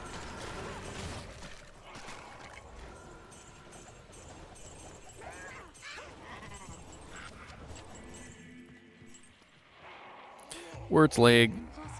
Leg of the word. Word of the leg.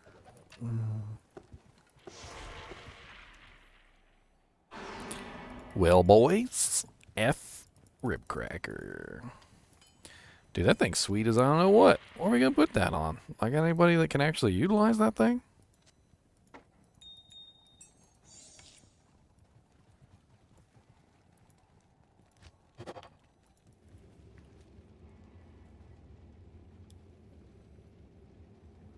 It's worth like 3 jaw runes.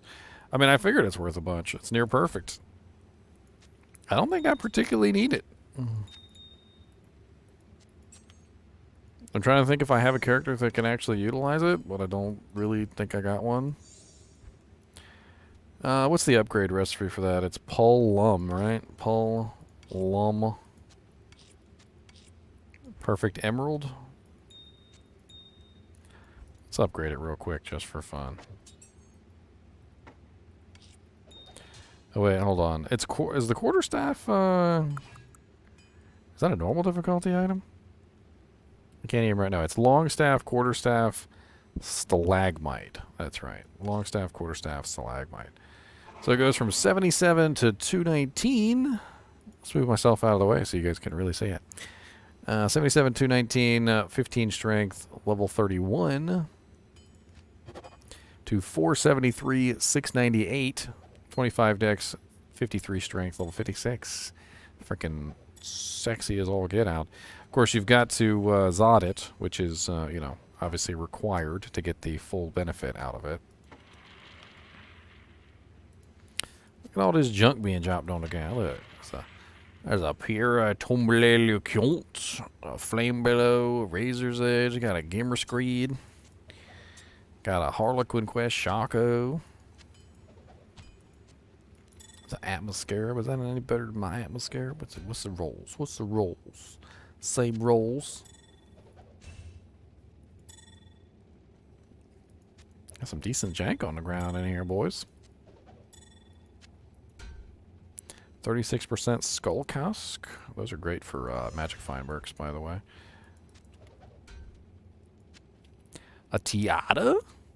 Ooh, two barb, 9 min, 118 attack rating, 19 dexterity, 14 life. That's actually not bad at all. There's a bunch of good stuff on the ground in here. Oh, I know they got a new IAS buff.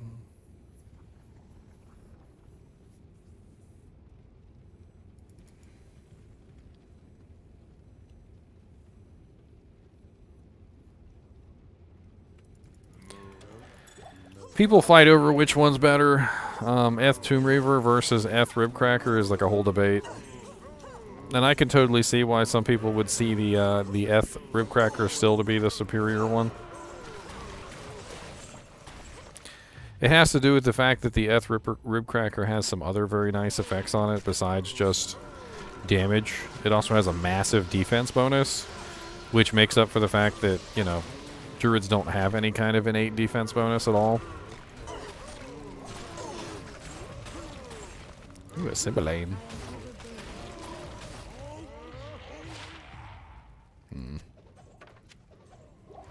I wonder how good I could survive with my shield out, like just standing in the middle of the cows.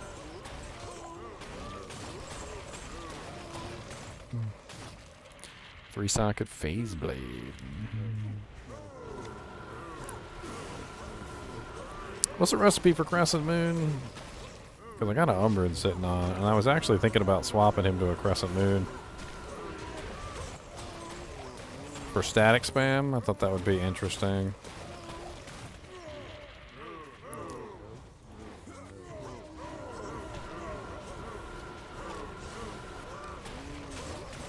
I mean, I've got no problem with survivability, I'm going to tell you that much.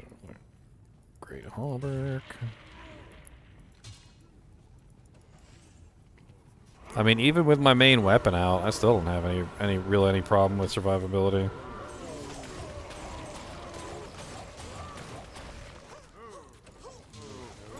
Every now and then I get hit pretty hard.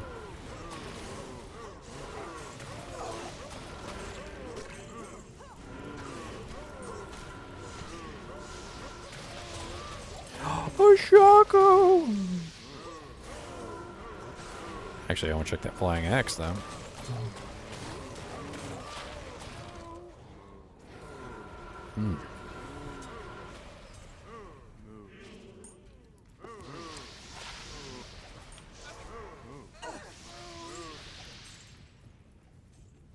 Burke, do your duty.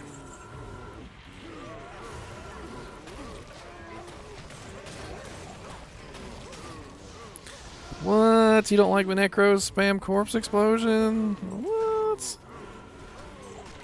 What? What? Run into a bunch of cows and die? What'd you say? That's what I heard. Oh god, when the amp damage procs, like, oh dear Lord Jesus, that's sexy.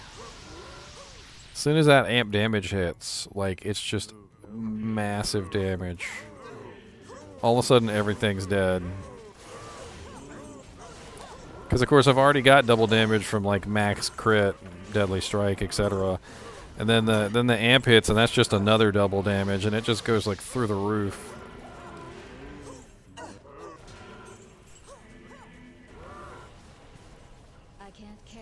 If only I had a reliable source of amp. Atmos is nice, don't get me wrong, but it's not really reliable. What's up, Martin Copes? Sure, I'll show you my equipment. So far, I'm using Breath of the Dying and a Ghost Spear for max speed. I've got a G-Phase socketed with a 15% increased IAS and a +7 min damage jewel. I'm running Atmos for the amp damage proc. I've got Fortitude on. I'm running Gore Riders at the moment. I've got a pretty sweet Ravenfrost. I got this really awesome belt that I found a while back with 24% fast hit recovery, 24 strength, and dual res. I chose this specifically because I wanted to have high faster hit recovery, and the plus strength seemed logical because it gave me a pretty nice boost to my HP. Then I have this really nice rear ring that I found with 5 min, attack rating, dual res, lifesteal. And then I've got the laying of hands on, literally to counteract my massive deficit in fire resistance, because when I take them off, I go down to 11% fire res. And then I'm using a mix of javelin and passive and skill charms.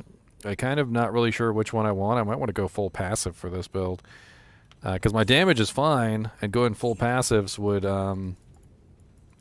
be interesting, to say the least. Yeah, that belt I found was a pretty GG find, I think. I really, when I picked that up, I was like, holy crap, 24% FHR with 24 strength and 2 resistances? I'm like, that seems pretty darn sexy. I was like, I'm going to hang on to that.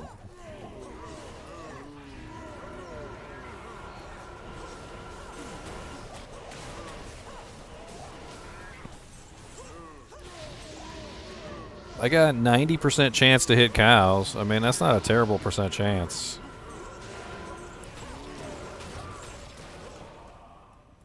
Ooh, superior unraveler head. Sucks. What's up, Chadman28? This dude has gone beyond the Giga Chad. He is the Chad man. Giga Chad, Chad man coming at you hot. Giga Chad, Chad man coming at you not. Come on down to the Giga Chad land. We got all the Giga Chads for you, sir. Giga Chads coming all up in here.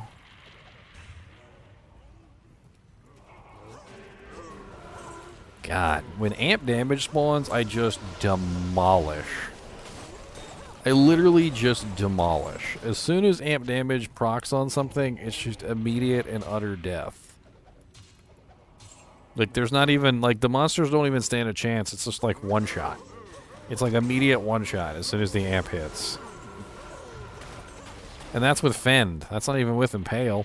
I mean, Impale is 20k damage, which means I'm hitting for 40k on the top end crits. And then amp damage is putting that 40k to 80k on the top end crits, so I'm hitting literally for 80,000 damage on the top end crits. It's no wonder when amp damage procs, I'm just like, oh, okay, bye, have a good day with your life.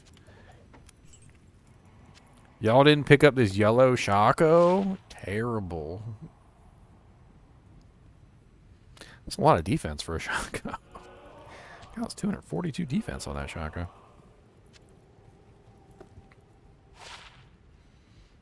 Amp damage procs. Level 43 though. It's a little high level for a balance knife with no ED. Are spears any good on a Zon? I mean, that's kind of what we're testing right now, Chad man. Gonna beat the Chad man. Beat a beat a beat a beat a beat a boop. Do beat a beat a beat a boop. Eat a little doot. Eat a little doot. What are the odds that amp procs before I kill him? I've got 55% chance to cast level 2 amp on striking. Fend is a relatively fast attack, so I mean, there is that. It is an extremely fast attack ability. I'm not really sure.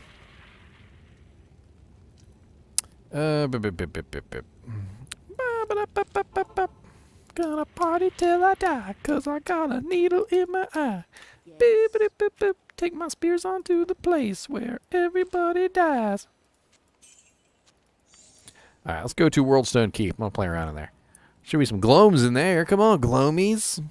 I got gloomies. I only have 28% lightning resist. Alright, glooms. So I need you guys to do your heckin' best. Your heckin' bestest. Oh god, that's beautiful. The sanctuary.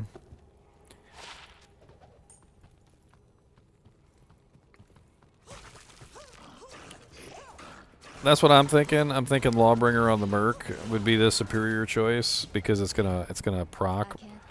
Ooh, a superior man catcher. 4 socket. Oh, no ED on it though. No ED. Does anybody want a 4 socket man catcher? That is the fastest spear. If you guys are planning on making any kind of Spearzon. I can't remember what runeword to put in that right off the top of my head, but that is the fastest one.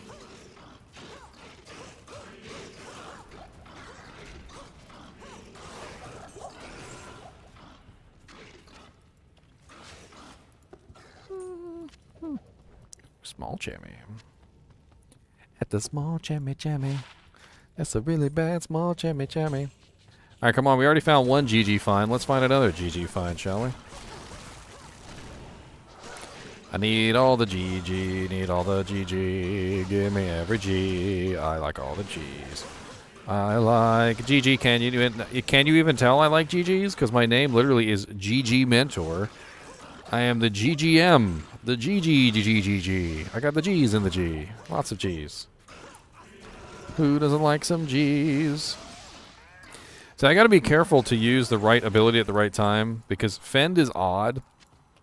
So unlike Zeal, Fend doesn't really attack quickly. Like the best way for me to explain it is Fend hits one time on one monster and that's it. Okay, so if I'm utilizing Fend on one monster, it's slow. It's really slow. And Impale is the much better choice. But if I'm attacking multiple monsters, Fend is the superior choice because it hits every single monster once really quickly. So I have to swap back and forth between Impale and Fend all the time to make sure I'm getting the right damaging source on the right targets. So like right now in the big group, I can Fend. I can get all these individual hits off and I can dish out massive damage. But whenever I'm up against just one target, Fend by itself is garbage, and so I got to make sure that I'm hitting Impale instead, and I'm dishing out the large amount of damage because Impale does frickin' like 20,000 damage. Not only that, but Impale is guaranteed hit, whereas Jab is not. And Jab also has negative damage to start out with, which is pretty terrible. Basically, I'm using Impale as my guaranteed hit. It's kind of like my smite, I guess would be the term. It also comes with a really nice 67% enemy slow on it now, which is just kind of nuts. And that 67% enemy slow is a lot. Like when I'm fighting bosses and stuff like that, or if I'm doing like Ubers or whatever, that 67% enemy slow is going to be pretty beast. It's gonna save my life.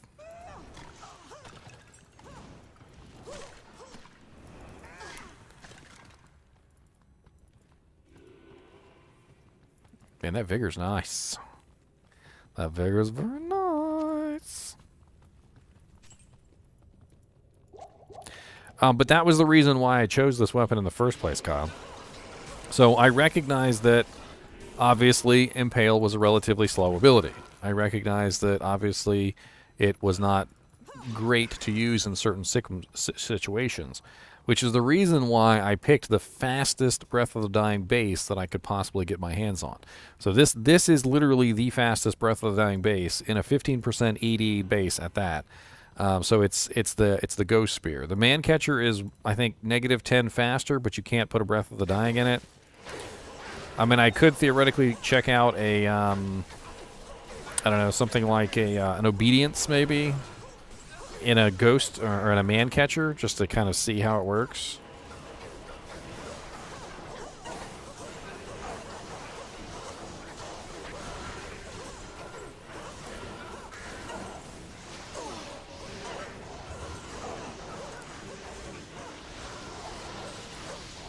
Die, suckers. Ain't got time. Immune to physical? Okay, we'll be immune to physical then. I don't care. All these immune to physical monsters. I have to politely ask you to sit down. Oh, rare jewel. A poor merc over here just trying his best.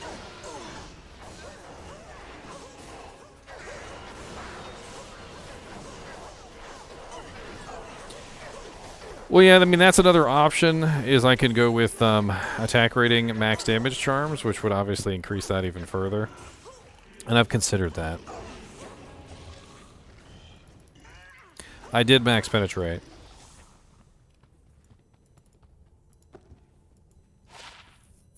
%enhanced, 8 to max damage, 2 to 10 cold, fire resistant. That seems meh. It's kind of meh. I don't know. It's all right. It's not like the greatest, but it's okay. A little bit high level there at level 37.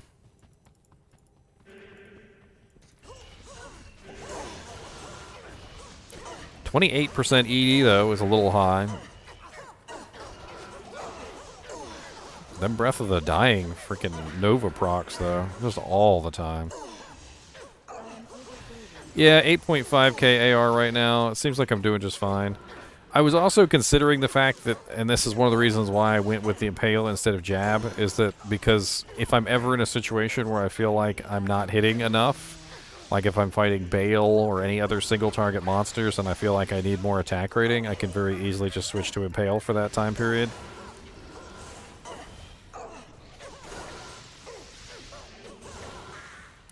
I mean, I'm certainly not having any trouble with damage. I mean, what are we in now? Player 6, and we're still doing just fine on damage? I mean, that's really what I'm trying to do here, is I'm trying to test out the character. Which is why I'm totally not with them in the Whirlstone Chamber killing Bale.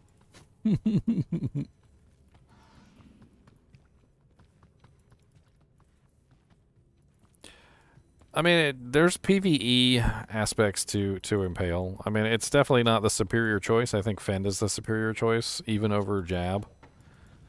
I think what we're looking at here is it's a choice of single target versus AoE. So if I'm in a group of monsters, it's definitely Fend. If I'm in a single target situation, it's definitely going to be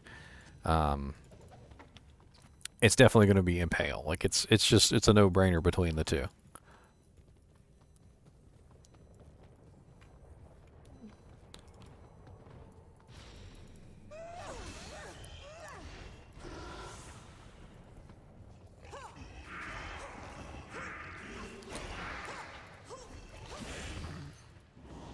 I mean, one thing I could do is I could build up my attack speed even more, which could be interesting.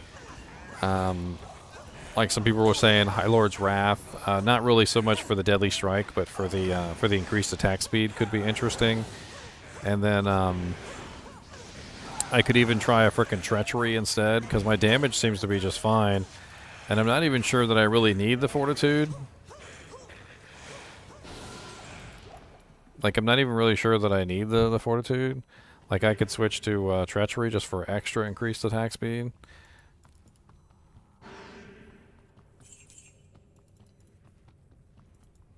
It's a Colossus Vulge sitting on the ground. An Ethereal Colossus Vulge sitting on the ground. Does anybody need an Eth Colossus Vulge for a merc weapon?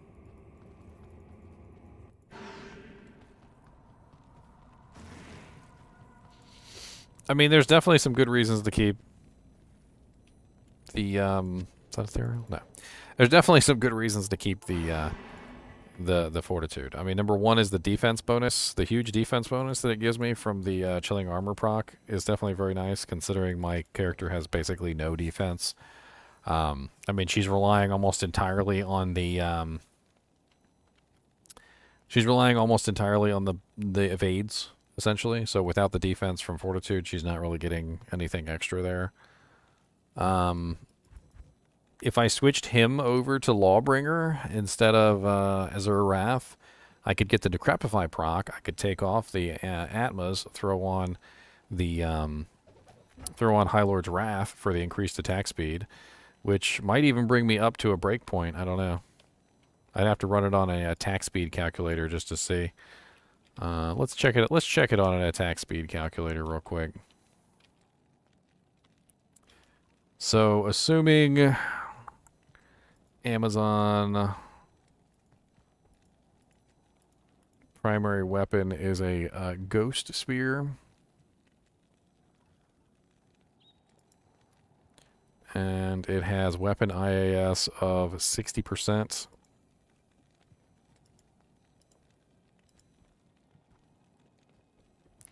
And then we've also got increased attack speed of 20, 15. So we've got 35 from alternate sources. So 35% increased attack speed on non-weapon IAS. Skill is Fend. No fanaticism. So we're looking at 2.5 attacks per second. 659 is what we're looking at. Let's see how high we could bring this up. So High Lord's Wrath would give us what, another 25%? What's High Lord's? Is that 25 or is it 20?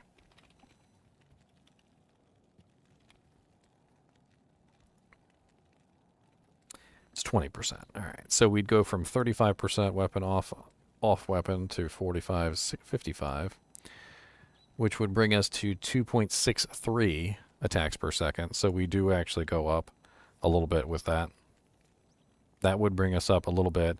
And then let's add in Treachery. So Treachery instead of Fortitude. So that's 45% IAS from 55.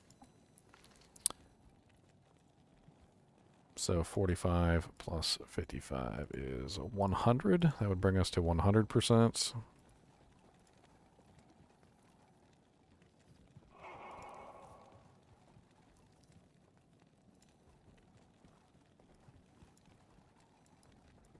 I never like how this calculator works. It always pisses me off.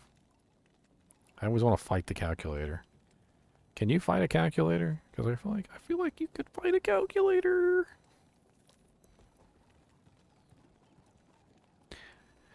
So we would need 105. 105 is the next breakpoint. So it's 63, 86, 105. So High Lords is just barely bringing me to the next breakpoint, basically. So if I put on High Lords, I get one more breakpoint, which is definitely very nice. But I'm going to lose 20% increased attack speed in the amp.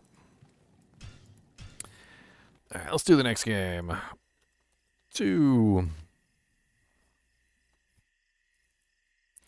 But it looks like 105 is where I would have to hit to get the next breakpoint. So if I don't get 105, it's not going to be worth it.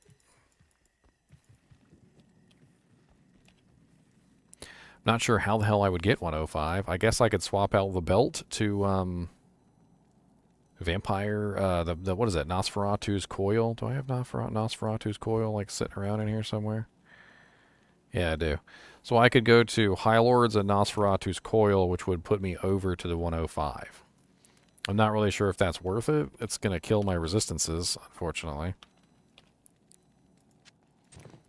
I'm going to lose my lightning and my cold resistance and a large amount of my my other stats.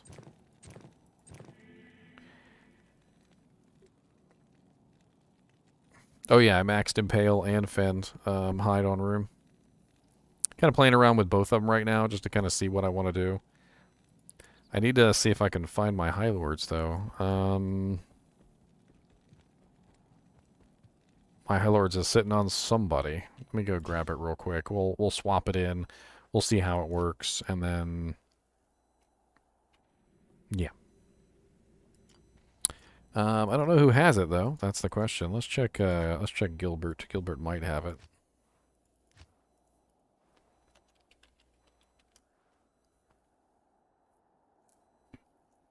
Gilbert may have it. I want to see what that 105 BP is. That's what I want to see.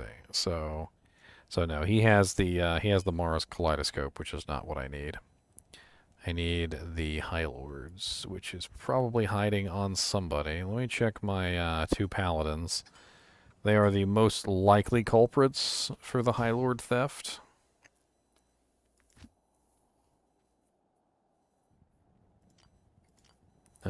First, let's check Maniac. Actually, no, Maniac was plus to skills, if I remember correctly.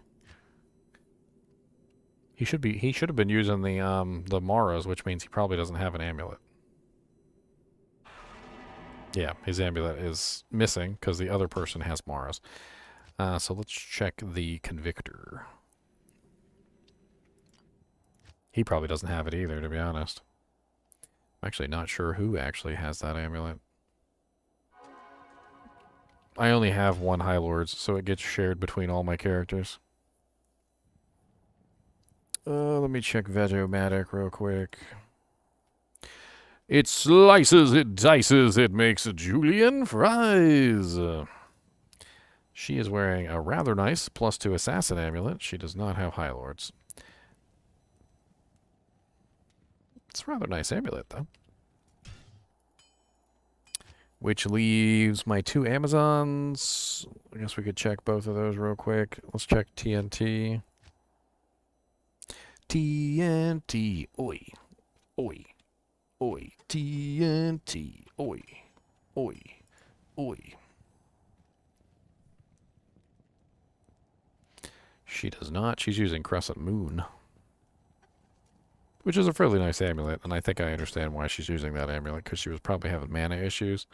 It's a really nice amulet to fix mana issues, by the way. If you ever have any mana issues on a character, I've just noticed that in the past, it's just a super duper easy choice. My new barbarian might have it as well. Yep. How did I know it was the new barbarian? Of course it's the new barbarian. My throwing barb. My throwing Barbie. Oh, he's got an all-res 5 charm, too? Well, thank you, sir. I'll take that. You don't need that all-res chamois. He's got an all-res 13 grand chamois, too. Look at him being all beast with all his little janks. I see all your little janks. Don't think I don't notice. I'm going to steal that, too. You don't need that. Alright, back to the jouster. Alright, so we should theoretically be able to hit that last BP. I don't think we're going to hit any breakpoints further than that. But with High Lords and the Nosferatu's Coil, we should hit those last 2 breakpoints.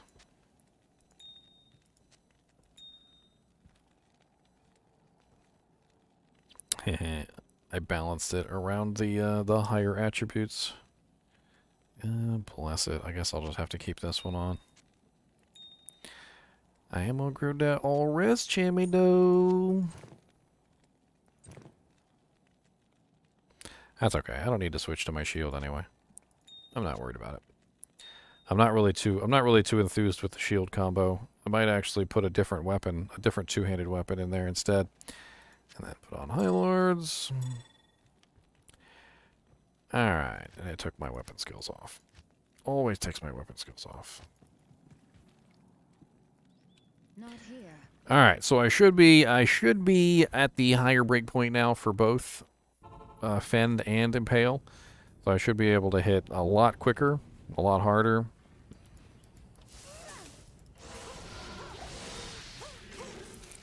Let's see how fast I can hit now. I need to get into a big group to really see it.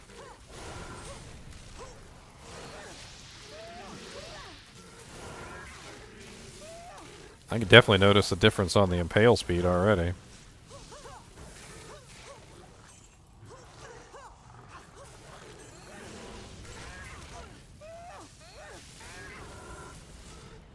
And this is what? Players 3?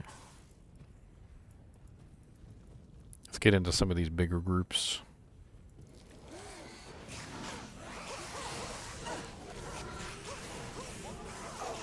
God, she hits so fast. I can't even tell she's attacking half the time. Like, it doesn't even look like she's completing an attack, but she, like, will do, like, 2 or 3 attacks in the same time period. And Fend is really fast. Like, even on single target, it's actually pretty darn fast.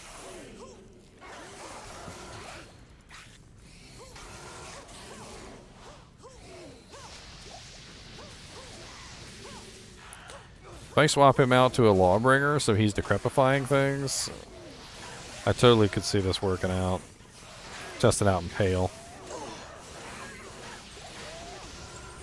God, Impale hits like a freaking Mack truck. I'm not even 100% sure that I really do need Impale, because Fend is so powerful, and I could build up max damage and AR instead.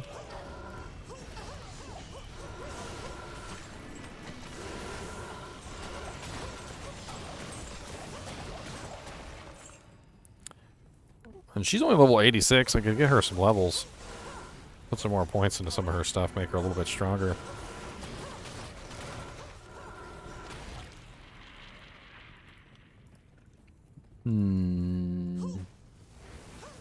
God, this is like one shot, that dude.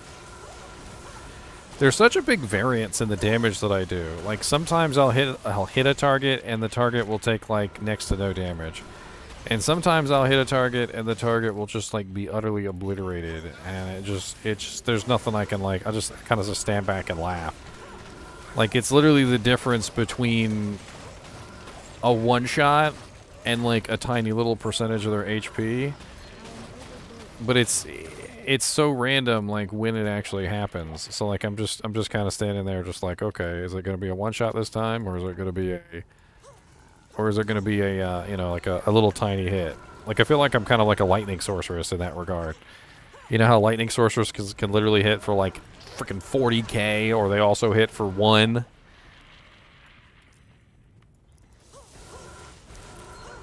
Like sometimes I'm hitting for 1 and I'm like, okay, well, I'll get you on the next rotation. Just stay right there. I'll get you in just a second.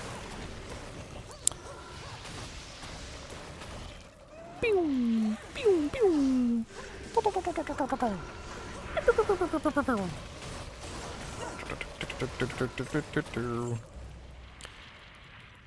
I'm so excited about this because I've always been one of those guys that really wanted to build a Fenzon, and I never could because the Fenzons were always broken, and there was just no way you could build a Fenzon properly. Like as soon as you started a Fend rotation, you would just immediately get interrupted by the dodge, avoid, and evade, and so Fend was just completely useless. And now that they've changed it so that Fend no longer, you know, the dodges no longer interrupt you, Fend is actually for the first time useful in a long time. And I actually am really kind of enjoying the Fend ability. There's a couple things to Fend which make it different than Zeal and Fury and things like that. And I don't think a lot of people who've ever actually used Fend know. So basically how it works is Zeal attacks 5 times no matter what.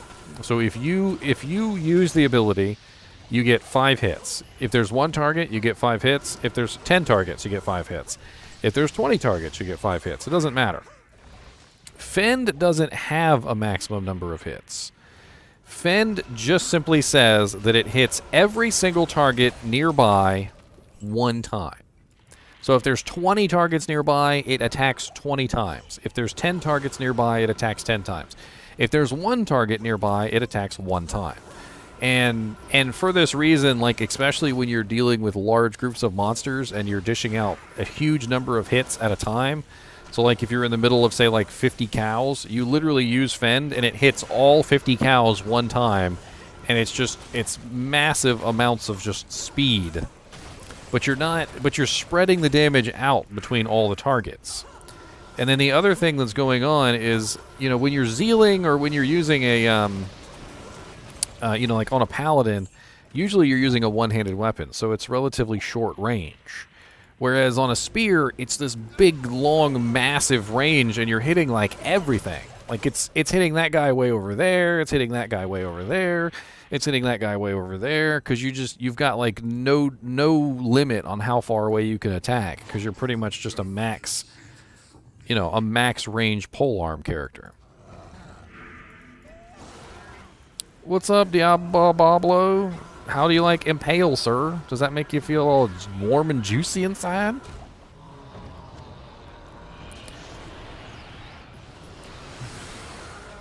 Yeah, die. Die, sucka, sucka, da, die, sucka, sucka, da.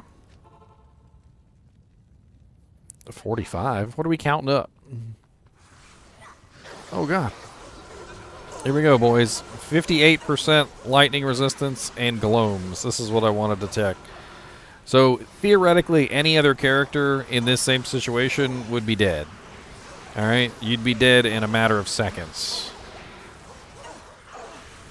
If you had a bunch of gloams just, like, shooting lightning at you, you're gonna be dead.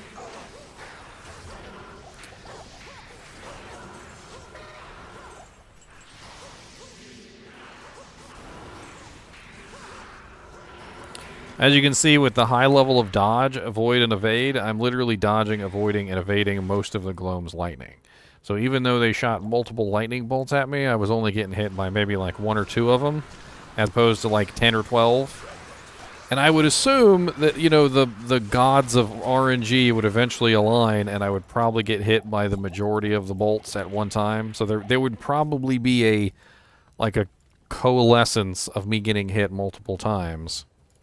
But I'm using Impale for single target, Greek Trojan. Like, here we go. I'm in the middle. I'm getting hit multiple times. I got multiple lightning bolts coming at me. I mean, I could probably just stand here and take it. Like, let's just... Oh, no, never mind. My merc just, like, ran in and just ka-chowed that dude in the head. He said, "Boy, you better leave my master alone." Used tables rather than calculators.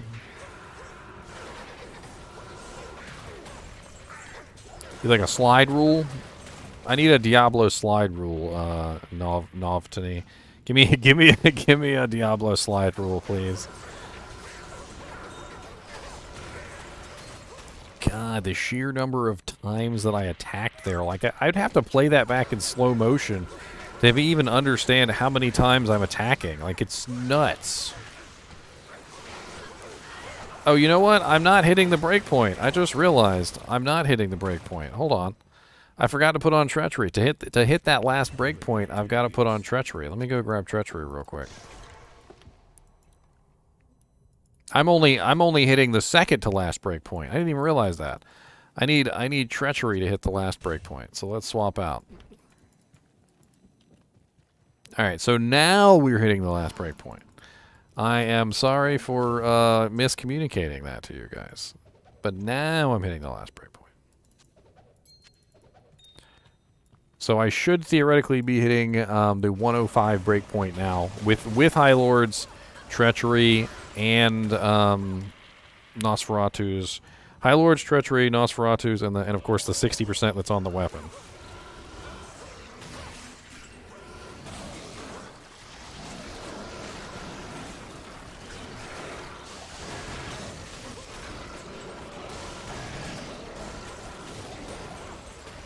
Oh, now I got Fade running. Certainly not a bad thing. Treachery, I mean, Fade on Treachery is certainly not a bad option here. I'm surprised it procs so soon, considering I have such high evades. Of course, I did lose quite a bit of... actually, I have Weaken up. Hold on, I gotta wait for the Weaken to go back down. I did lose quite a bit of damage, though, swapping out from Fortitude. I went from 17k to 14k on the top end. So a pretty large, you know, debuff there as far as my damage is concerned. I mean, I could also be running a Reaper's Toll Might Merc, which could also increase that even further, instead of a Frenzy Merc.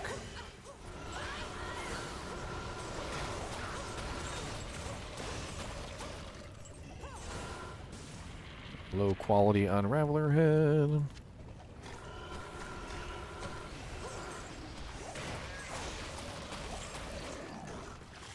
I have fun with this. This is very fun. I'm having fun. This is the most important thing. I'm having fun. Number one, I feel really tanky. I mean, I'm extremely tanky with this particular build because my evades are really high. Number two, I have plenty of damage output, which I definitely like. Number three, I have a really nice guaranteed hit ability, which any monster that I come across that I feel like I need to use on, I can totally use that guaranteed Impale on him. I have a really nice slows target, which is definitely pretty sweet. I could also be utilizing Inner Sight more, which I'm not, but I could totally pop some Inner Sights. I've got, what do I got? Level 10 Inner Sights.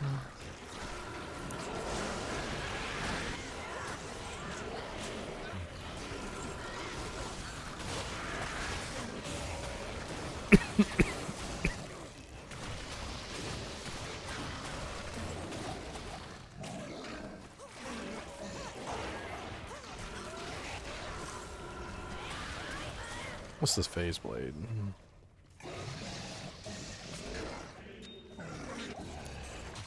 Four socket phase blade? Anybody need a 4-socket phase blade?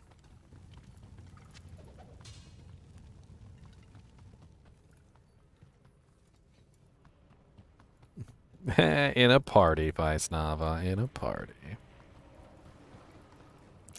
Welcome to Diablo, where we have lots of friends. My friend is a necromancer, he summons the undead. I also have a sorceress who enchants my blades.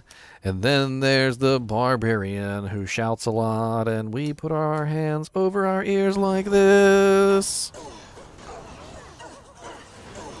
There's also the holy paladin who thinks he's better than everyone. And the druid who hasn't showered in like at least one full rotation of the sun.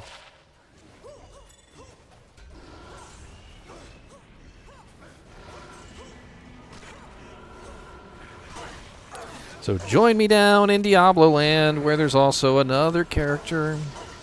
She likes to hide in the shadows where no one can see her. We're not quite sure she's even here. She fades out of existence. So come on down to Diablo land, where you can play too. What's up, CW? You don't like my singing? I'll sing some more. Oh, skeletons everywhere, skeletons in my hair, skeletons on the floor, skeletons at the door. Skeletons everywhere, skeletons in my hair. Skeletons on the floor, skeletons at the door.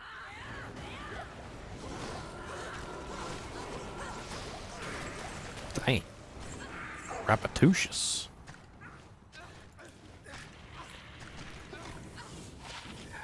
Wow, that's a terrible balance knife for hell difficulty. Sometimes I pick up items in hell difficulty and I'm like, how did they get here? Like, that item wouldn't even be considered good in normal difficulty. And this thing's over in hell difficulty. Whoever was wielding that, it's no wonder they're dead. A woe stave. Is it ethereal, though? It does not look like it's ethereal. Great for iron golems, though. I know you're an iron golem merc right there. You might want to grab that for your iron golem pile. I'd probably up it once, though, before you turn it into an iron golem so it gets more damage. It's got, like, every effect on it known to man. Like, slows target, fucking freezes target. Gets freaking, I don't even know. Can't even remember them all. Oh, I found it. I found it, Notov. I'm running the High Lords, the Treachery, the Nosferatus, and the Laying of Hands. Stabby, stabby, stabby, stab. Hello, Bale, I've come to stab. Stabby, stabby, stabby, stab. Come on, Bale, I've come to stab.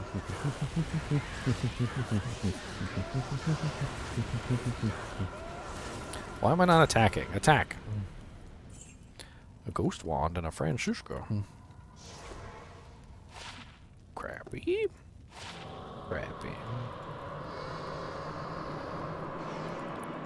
Well, anytime you're behind, if you want to catch up, I think you can just tap the live button. I mean, you will miss a little bit, but Can I help you? it'll still get you caught up.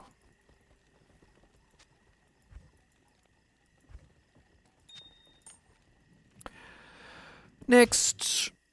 Ooh. He'll save every one of us. He's the savior of the universe. 10 imaginary internet points to the first person who knows where that song came from. He'll save every one of us. He's the savior of the universe. You know you want them imaginary internet points, boys. You know you care. Is it uber viable? For that, I'd have to have somebody drop me some keys, because I don't have all the keys available to me right now. Hey, Matt wins the 10 fake internet points. Congratulations, Matt. Matt Bullets, everyone. Probably murdered your name, but that's okay. See, I deliberately didn't sing that part because I didn't want to give it away.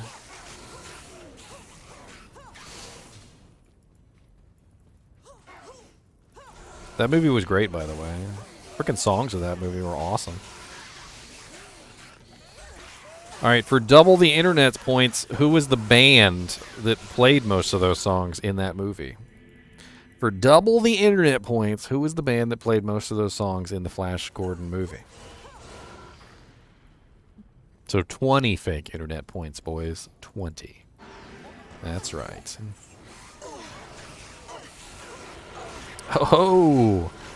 Not only did Matt get the answer first, but he also got the band name first. Look at Matt coming with the hot double triple. I feel like that deserves triple. So Matt gets 10 for his first answer, and then he gets triple for the second. So we're gonna give him 30. So now you got 40 fake internet points, Matt. Congratulations. Don't spend them all in one place.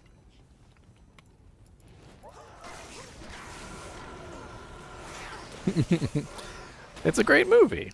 There's nothing wrong with that movie. I watched it when I was a kid, and I'm pretty sure that when I was a kid, like that movie was still old. I don't know when that movie came out, but like I remember I was like 15 and it was like on VHS in my dad's cabinet, and I pulled it out and was playing it, watching it. It was awesome. He also had the original Flash Gordons, the ones that were in black and white. I watched a couple of those.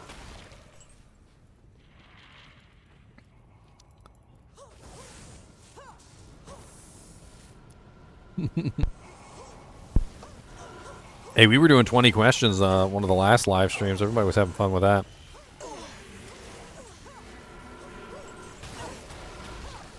Kyle was sabotaging the 20 questions, though. I even made Kyle the answer for one of the 20 questions, and it took people a while to figure out it was Kyle, and they were like, "Wait a minute, is it Kyle?" And I'm like, "Yes, it's Kyle. Kyle is the answer to the 20 questions." Superior run dash.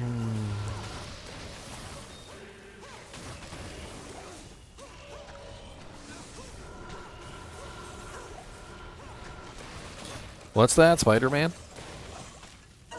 Oh yeah, and somebody kept asking Spider-Man over and over again as as part of the 20 questions. They were like, "Is it Spider-Man?" And it was never Spider-Man. So to troll him, I literally made the answer to the next 20 questions Spider-Man, and he didn't ask. And then the next one after that, I made it Peter Parker.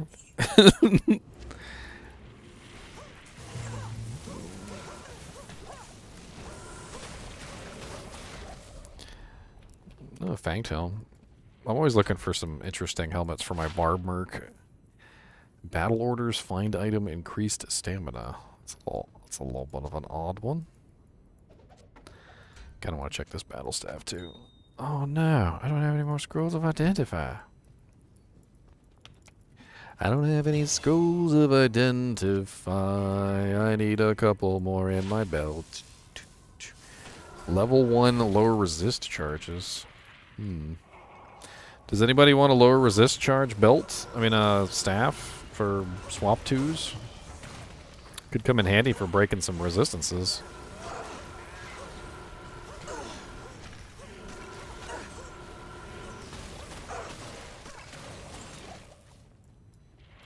I mean, level 1's not the greatest. You could probably find something a little bit better than level 1, but...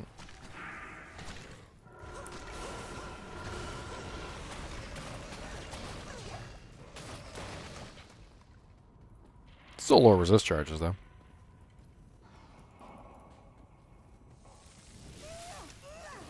I feel like it's better to find on a wand, so you can have the have a shield. I don't think you can have 2 charges on a staff. I don't think so.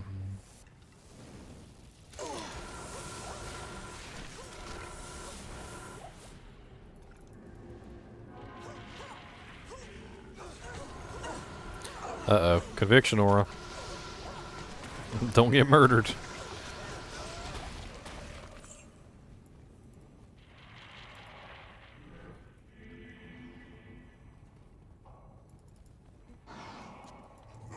I'm gonna drop that lower resist staff on the ground if anybody wants it. I'm not particularly, I don't have any characters that can particularly use it at this particular moment.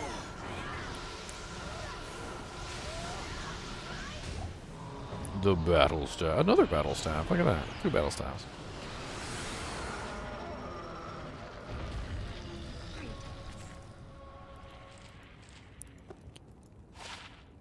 Terrible. Who is Miles Morales? Most of it. Well, I mean, that's probably people were wasting you guys' answers, Silent Night. I mean, if you didn't have somebody wasting all your questions, I mean, you probably would have been okay.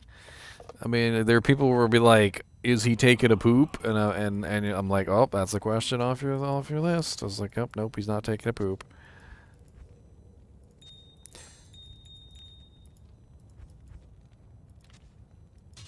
No, he's not taking a poop.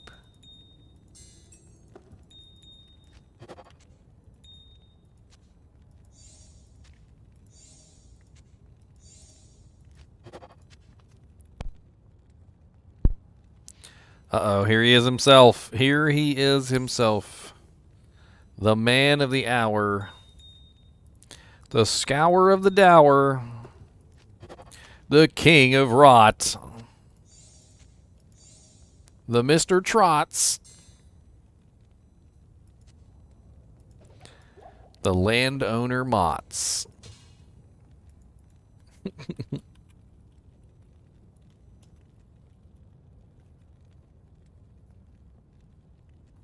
Ultraman. Bum bum bum bum bum bum. Shale. Pink. Pink. What does it say? Tier. Pink. Yeah, yo, give him a little bit crescent moon. Crescent moon. Now he's got a crescent moon. Crescent moon. I've seen Ultraman before. I've seen Ultraman.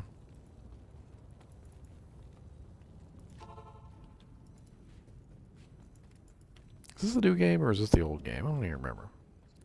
God, my poison resist is ridiculously low. I like this really fast. This just super fast up attacks. Get me in there so I can get up some Fends. Oh, my abilities are going off my bar again. Why is it doing that? I was wondering why it wasn't attacking fast. I'm like, get in there.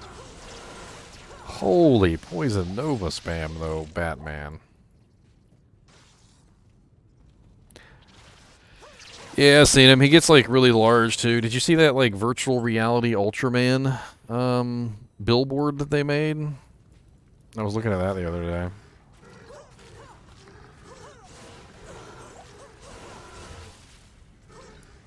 An ornate plate. Is it sexy? It's 2 sockets. Nothing good on it though. Hey, stop shooting dead corpses at me. Only live ones, thank you.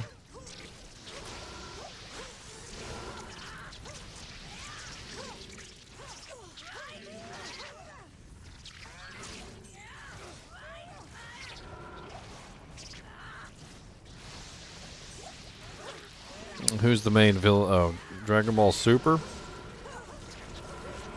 Oh, Superheroes? Superheroes is so silly. I try not to watch that one.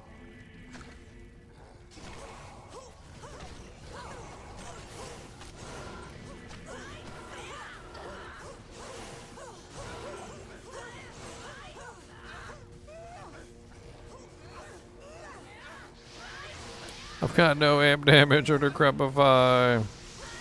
Get him, Merc. You've got a crescent moon and you've got a voice of reason. You can do it.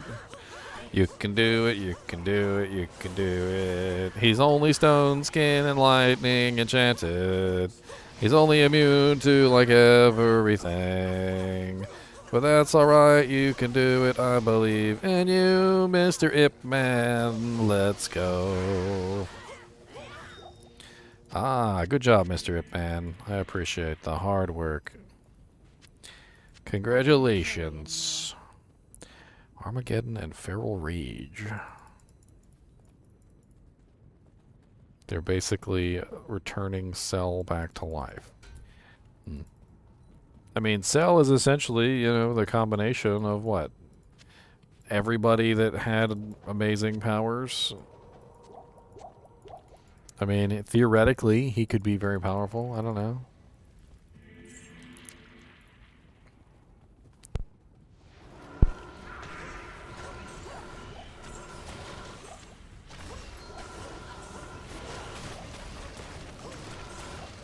Ring.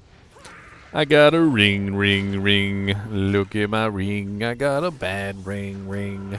It's a terrible bad ring, ring, ring. It's so bad. I got a ring, ring, ring. Look at my ring.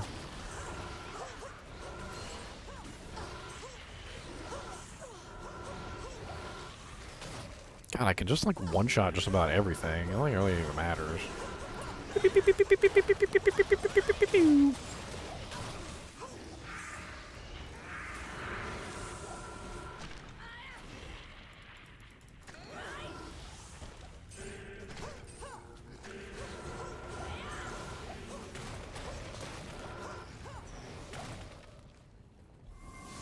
I took the shrine just to remove the curse, and they put another curse right on me. God, the amount of Poison Nova spam that comes out because of the monsters that I'm killing is just kind of nuts. Like, just in general. I feel like that's a really high level of Poison Nova spam.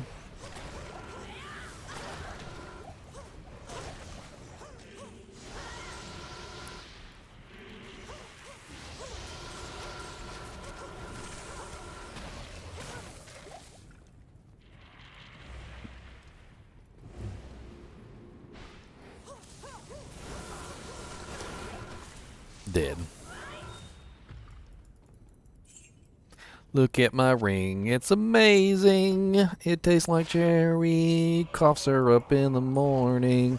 I got some Ludens, cough drops, and I eat them like they are candy, 'cause they really, really are. Ludens, I got them cough drops, they are so delish. I got to crunch them down, oh yes I will. Oh Ludens, I got them cough drops in my ring. Tastes just like Luden cough drops. I know you know y'all be eating some Luden cough drops. Remember the first time my mom bought me them from when I was a kid, and I'm just sitting there like, these things are pretty good. I don't know if they're helping my cough or anything, but crunch, crunch. I'm just like chowing them down, like the whole bag's gone in like 10 minutes.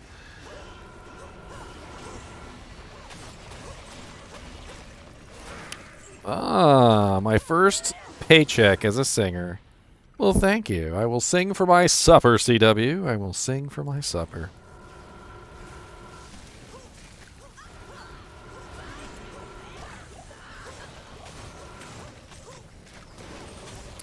Join me for other such hits as there's an inferno in my burno. I found a crescent moon with my spoon. And the #1 top hit to top them all. Static field, it is reeled.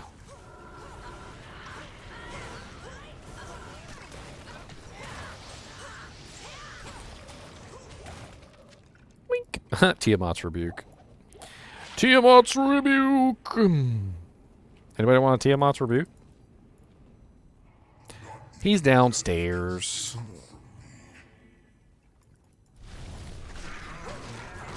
Tiamat's rebuke. Stab, stab, stab, stab, stab, stab. A bardy shy, a bardy sure. What is this? Demo Q? I want to say this is a demo Q. This is a video game. I gotta play the little mini game. Demo Q. Yes, Dim Oaks Q. Aha. My insane level of Diablo knowledge did not help me in life, but it did help me in YouTube. Like, just like some random guy comes up and he's like, what's the unique Bardache in Diablo? And you're like, Dim Oaks Q. And he's like, you always know the answer. That's why I like you, because you're good at Diablo stuff. And I'm like, yay. But here, in the land of Diablo, Knowledge is king. We'll just be running along and something will drop on the ground and I'll like call out exactly what it is before somebody even picks it up. And they're like, man, dead on, that's exactly what it was. I'm like, oh, there's a Vidalis rig. I'm like, oh, there's a Saigon's boots. Oh, look, there's a Dim Oaks hue. Oh, there's a Woe Stave.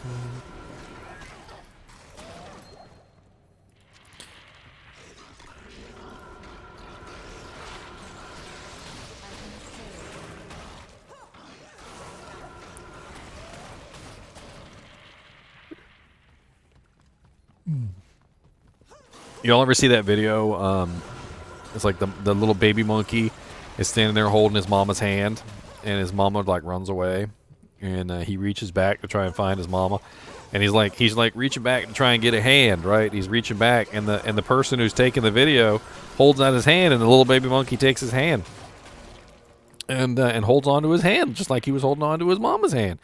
And the little baby monkey just continues to do whatever he's doing. He's not even paying attention. He's just, he's like, la, la, la, I'm a baby monkey. La, la, la, la, la. And then the baby monkey finally, he turns around to see what his mama's doing. He turns around and his mom's not there. It's the cameraman, and the cameraman's just holding his hand. And the baby monkey goes like, and like throws his hand down and runs away and starts looking for his mom. And he's like so offended that he was holding a hand that wasn't his mama's hand. And I'm just like, the horrible offense, like the utter gall. That baby monkey was like the sheer gall of that man. How dare he pretend to be the mommy monkey? You are not the mommy monkey, not the mama. Not the mama, not the mama, not the mama.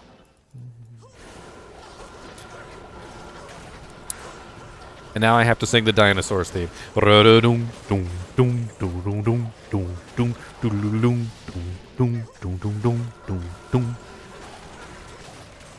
the mama.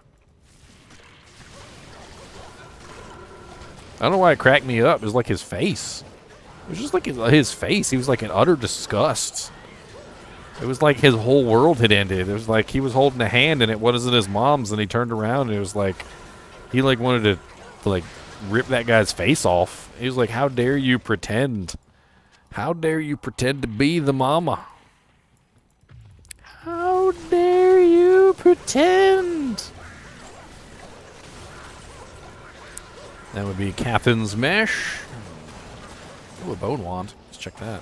Bone wand. Aww.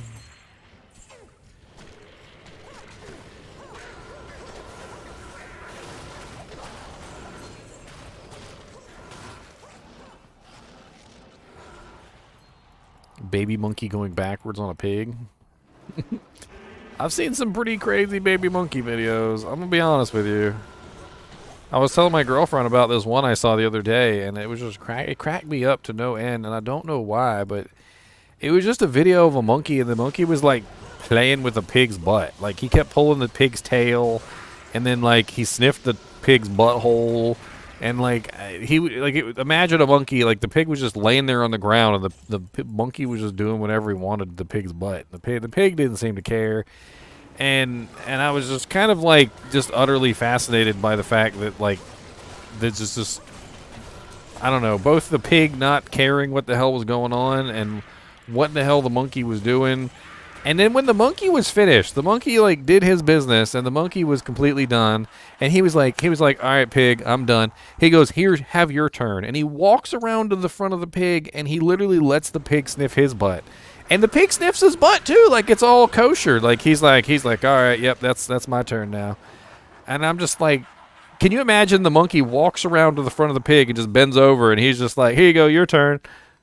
And he totally did too.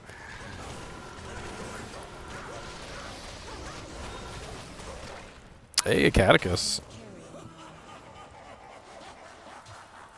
Oh, it's got nothing on it. Does anybody want a catechus for a rift, though? I mean, I don't know. I'll hold on to it in case any of you guys want a catechus for a rift. I don't know if anybody's trying to make a rift. The ID check of the animal kingdom. Who are you? I don't know. Let me check your butt, okay? We're going to see those credentials. All right, we can't just be letting anybody in. All right, that's not how it works.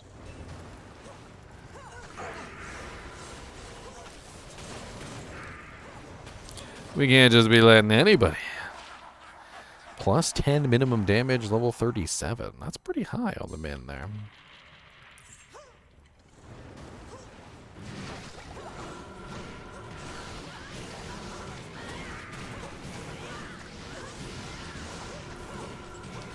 Superior Heraldic Shield. That could be decent. Let's check that bad boy out. All res 8. Pooey. Pooey.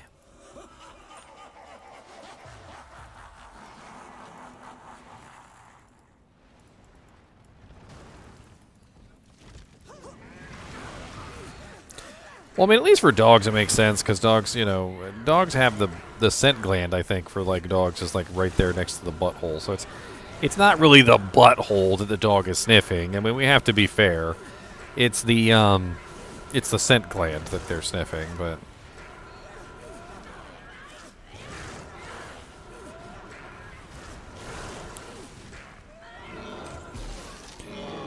Rogue's bow.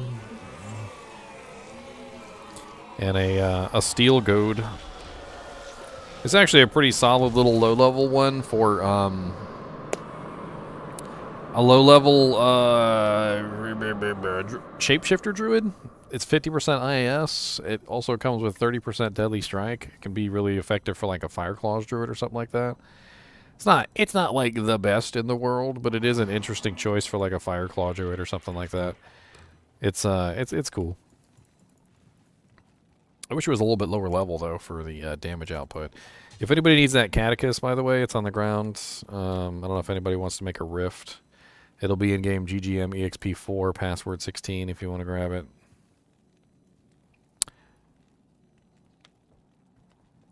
Does anybody want this Ribcracker, by the way? I don't have any plans to make a shapeshifter druid. And this is, like, literally one of the best shapeshifter druid items, like, pretty much bar none. It's 296% ED, too. It rolled really high on the ED, which is freaking amazing. All you need, basically, is a Zod rune for it. It's already upgraded. And, yeah. Just thought I'd throw that out there if anybody's looking to trade. Next game, I guess. GGM 5. If any of you guys want to join, by the way, you're more than welcome to come join me.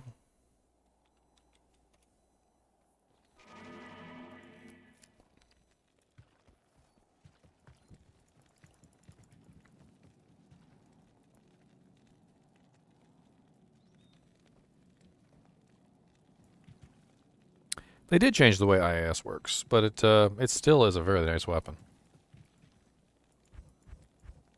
I've played around with my druid, and I didn't really change any of his equipment for the most part, and he still hits really hard with the gear that he was utilizing.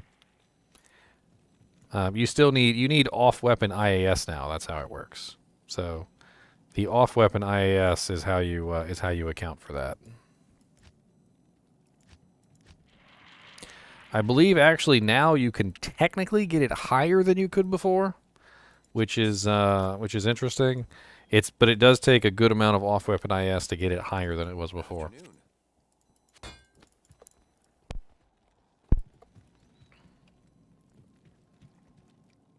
the hell is going on with my weapon? It keeps de-equipping for some reason.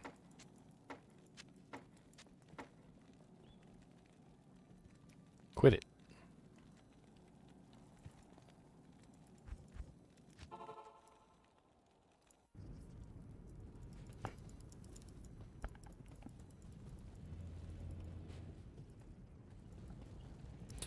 I mean, what's better than the Tomb Reaver and the Ribcracker? I mean, as far as I can tell, both the Tomb Reaver and Ribcracker would still be pretty much best in slot for those druids. They still get the two-handed weapon bonus, which means that your Your one-handed weapons are not going to be better.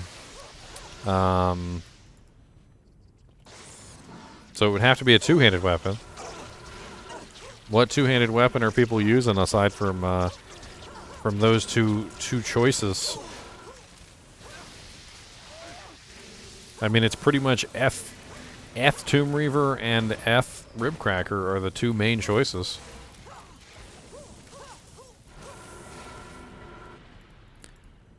Can you make Grief in a two-handed weapon?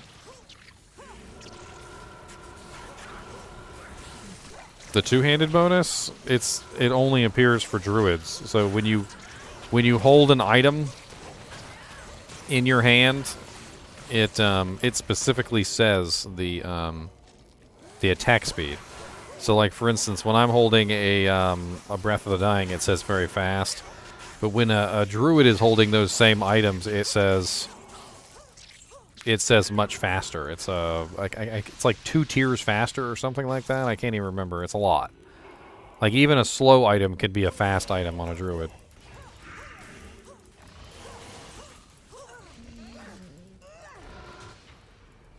It's been a little while since I actually looked up the druid IAS. Druid two-handed IAS.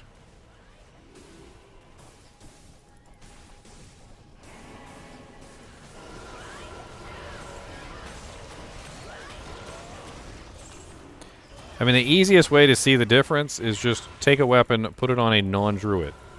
Hold that weapon in your hands, or just look at it, and just look at the speed on it. Then take that same weapon, put it on a druid, and look at the speed on it. The claws and stuff like that are also the same way. When you hold them on a non-Amazon or a non-assassin, sorry, they say very slow. But when you hold them on an assassin, they have a different attack speed, because the attack speed is different depending on what character is holding the item. Same things for bows. Amazons have an attack speed increase for bows. So when you're holding a bow on a non-Amazon, you don't get to see the actual attack speed of the bow. There's a lot of different things like that in the game that are very specific to the characters that you're holding the item on. Block chance is different based on which character is holding the item. For instance, sorceresses, necromancers, and druids have the worst block chance, whereas paladins have the best. So when you're holding a shield on a paladin, it's going to look godly, and when you're holding a shield on a necromancer, it's going to look like crap. You also can't see kick damage on anything other than an assassin. You can't see smite damage on anything other than a paladin, so forth and so on. I mean, there's tons of different things that can only really be seen on the character that it belongs to. A lot of people don't know this because they don't actually look at multiple characters, so it's a moot point.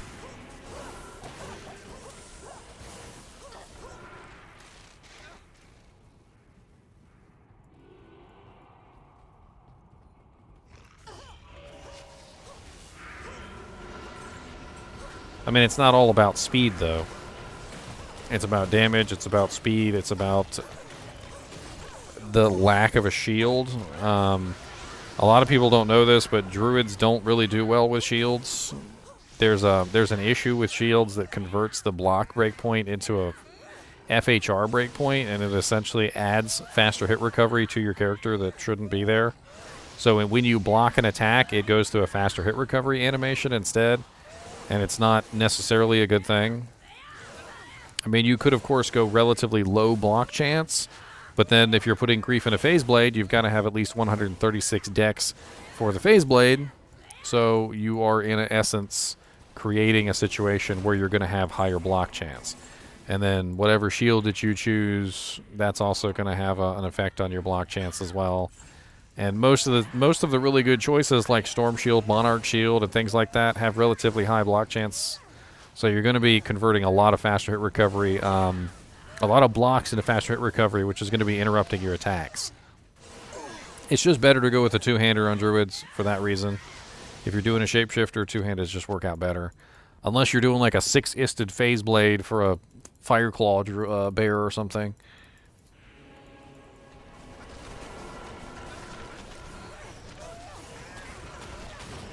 What's up, Stefan? I do remember reading something about that, but I don't know the exact details. There's a lot of stuff to go over, and Druid is definitely one of my weaker points.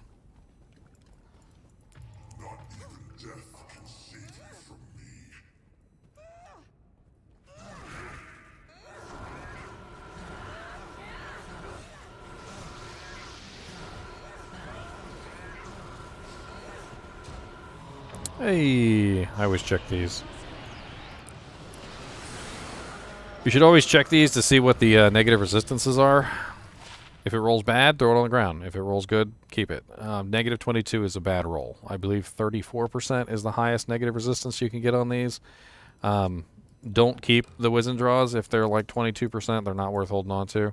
But if you do find a 34% negative resistance Wizen draw, that's perfect. And those are actually extraordinarily useful for freezing arrows-ons. You can even use them frickin' on a cold sorceress if you want to. Or a hurricane druid. It doesn't matter. That negative 34% cold resistance works on anybody.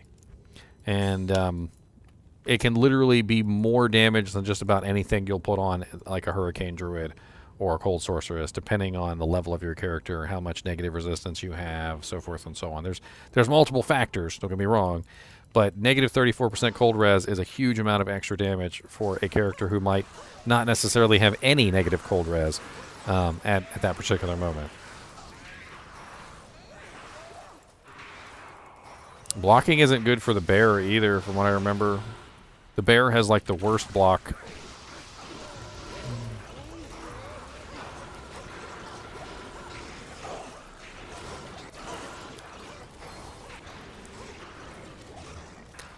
Ooh, a Karash shield.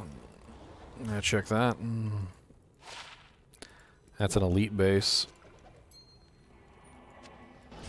Aw, all resistance is 8. Garbage. The bear is uninterruptible, yes, but he still's going to have to go through faster hit recovery recovery animations. The faster hit recovery animations won't interrupt his attacks, but he will still have to go through faster hit recovery animations when he's not attacking. Think about it like this. If the faster hit recovery animation happens during the attack, it's not going to interrupt him. But if the faster hit recovery effect happens before his attack, it will stop him from attacking the next time. So he's still going to have to go through a recovery event. But the good thing is it won't interrupt his attack. So it prevents his attack from being interrupted.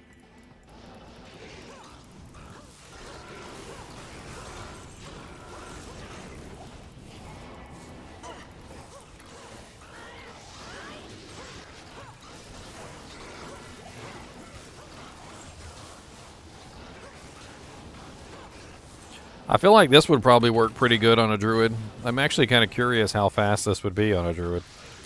Breath of the Dying and a Ghost Spear is particularly fast. I mean, there's probably some better choices, but I can't think of one off the top of my head for maximum speed. Ghost Spears are what, negative 20, I think? Or negative 10? Negative 20 or negative 10, I can't remember which. And then you also get the Druid speed bonus on top of that.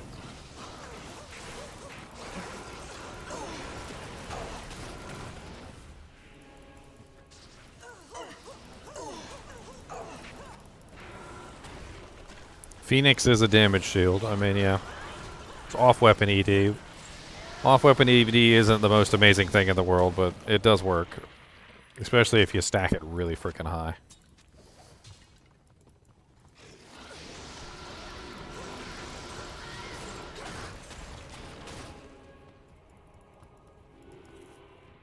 Yeah, the uninterruptibility on the bear is impressive. If you guys haven't tested out the bear yet, the bear's uninterruptibility, I would definitely recommend that you check out the bear's uninterruptibility. It's amazing.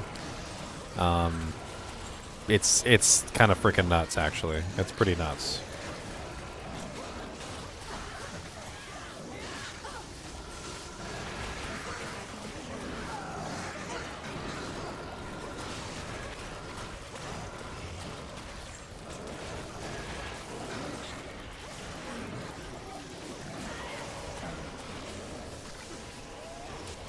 Gotta love that enchant. I noticed that enchant, sir.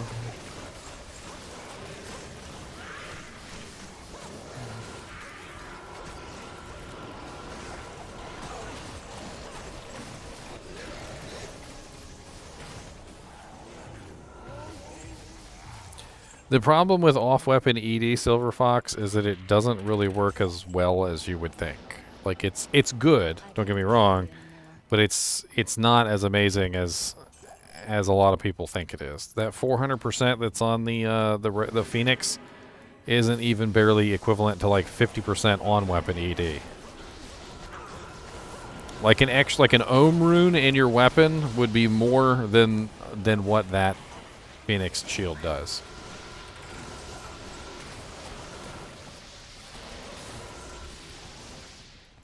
And you could get that damage elsewhere by just simply having a better weapon.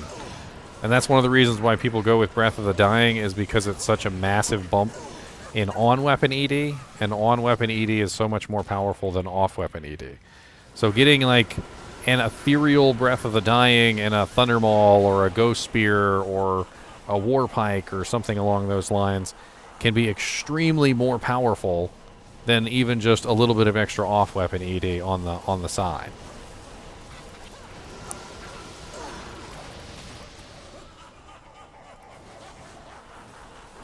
Does Fend burn mana while I'm just like stabbing the air? Because I'm gonna stab the air. Stab in the air. It's what I do. I'm gonna stab the air just for you. We're gonna stab in all the air. You don't get none. It's my air. I'm gonna stab it. Stab in the air. Stab, stab, stab, stab, stab at it, stab.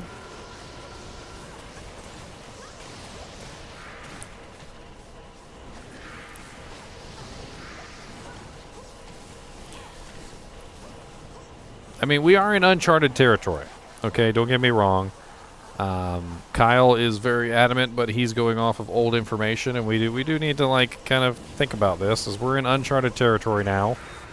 Druids for the first time are able to benefit from off-weapon ED, off-weapon IAS, which is, for the first time in a very long time, and there could be alternate builds out there. There's also, a point of diminishing returns. Having the highest attack speed might not necessarily be the best idea versus having more damage. Sometimes that also, the calculation doesn't really quite work out. Especially if you've got to stack most of your equipment in IAS as opposed to utilizing other equipment which could be more useful.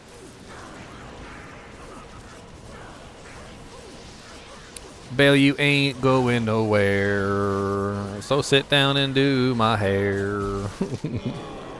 Oh, an amulet off of Bale.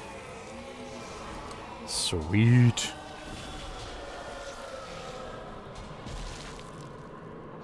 What's up, Indiana Walsh? I don't know, I really like this build. I'm kicking butts.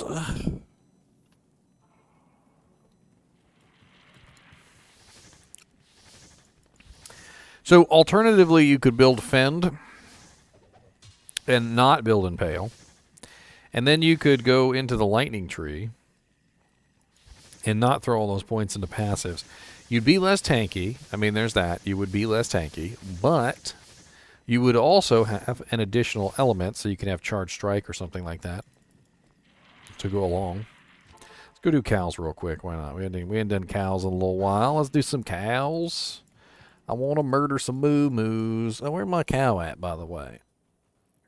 Come here, Mr. Cow King. What's up, buddy? That's my little Cow King.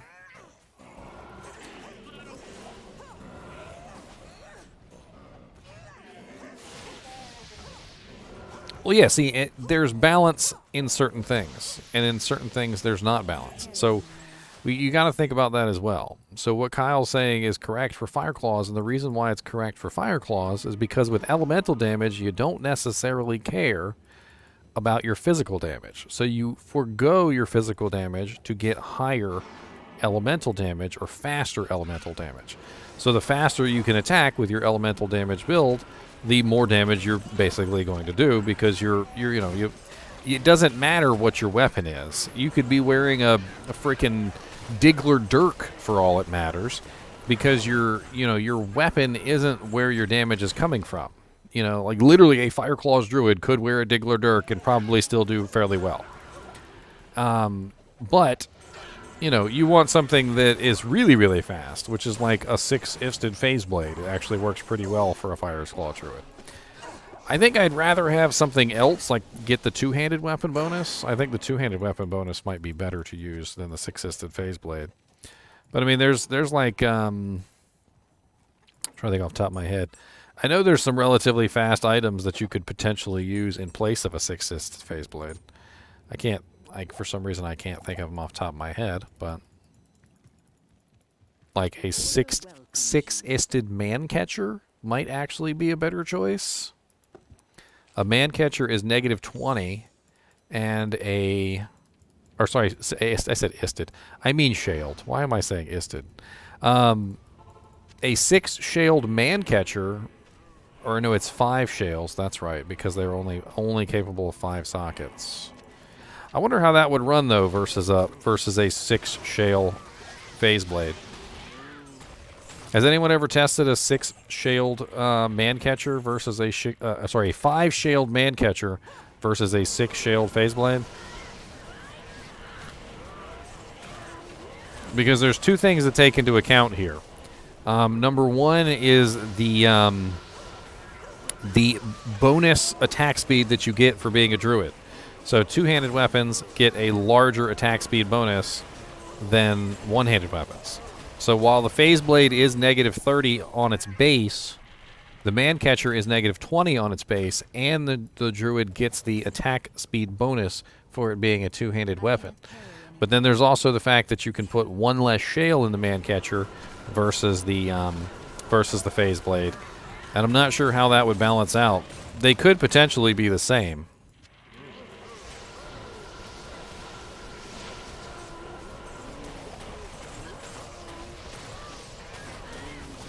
I mean, another choice is the Ghost Spear, but the Ghost Spear is not -20, it's -10. And it does have 6 sockets, and it could hit 6 shales.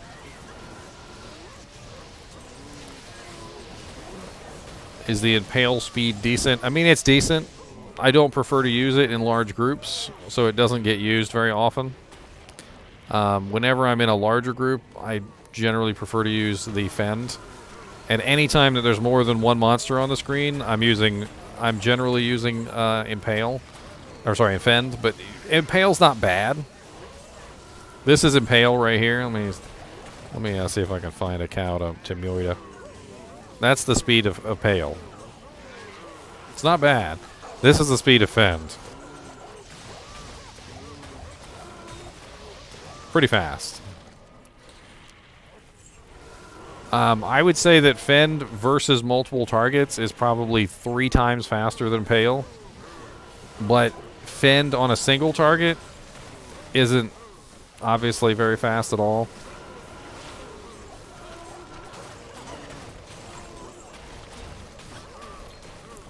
Chain gloves, run!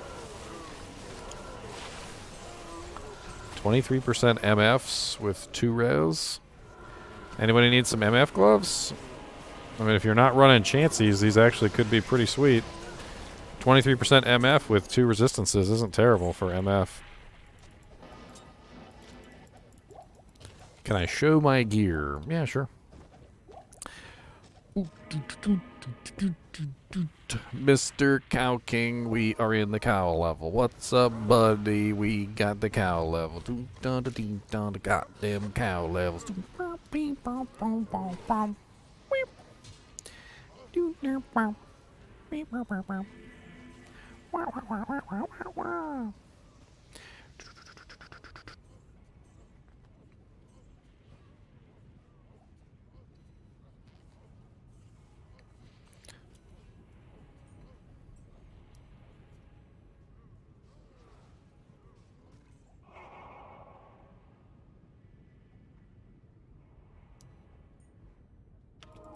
Bink.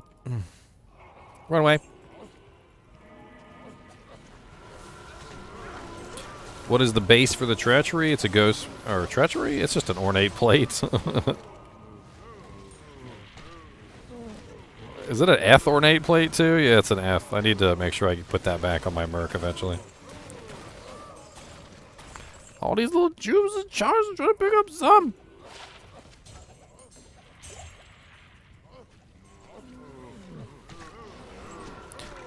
I didn't mean to put it in an F. That's for a merc.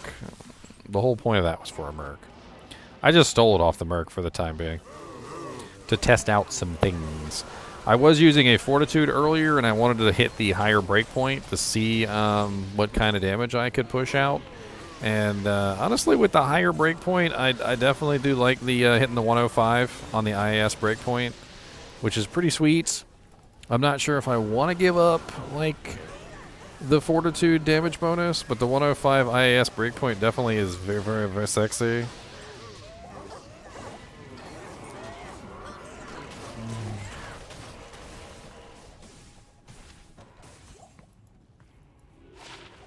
$175 poison damage, Chammy. Small charm. Poison resist 10%. I can hardly turn that down since I have less than 175% poison.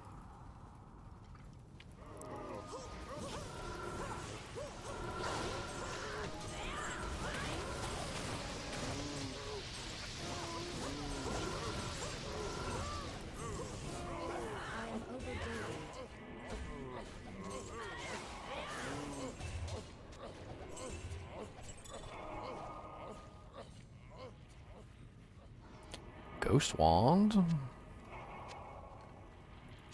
Nothing.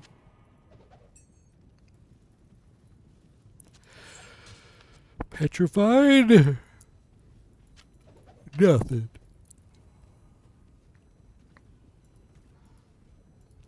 I'm always looking for the wand, the perfect one you see.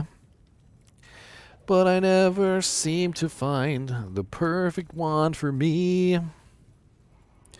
I just want +3 skills in like 2 or 3 categories.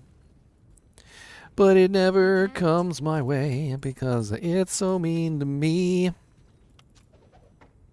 I don't know what I should do, but I keep looking.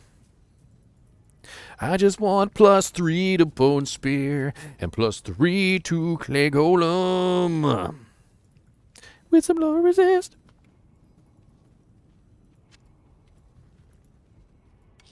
And also give me 2 sockets so I can turn it into white. But never does it have the appropriate skills so that I can make a wand.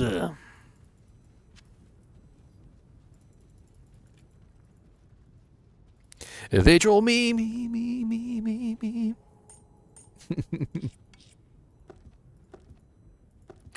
Trolley. Trolley.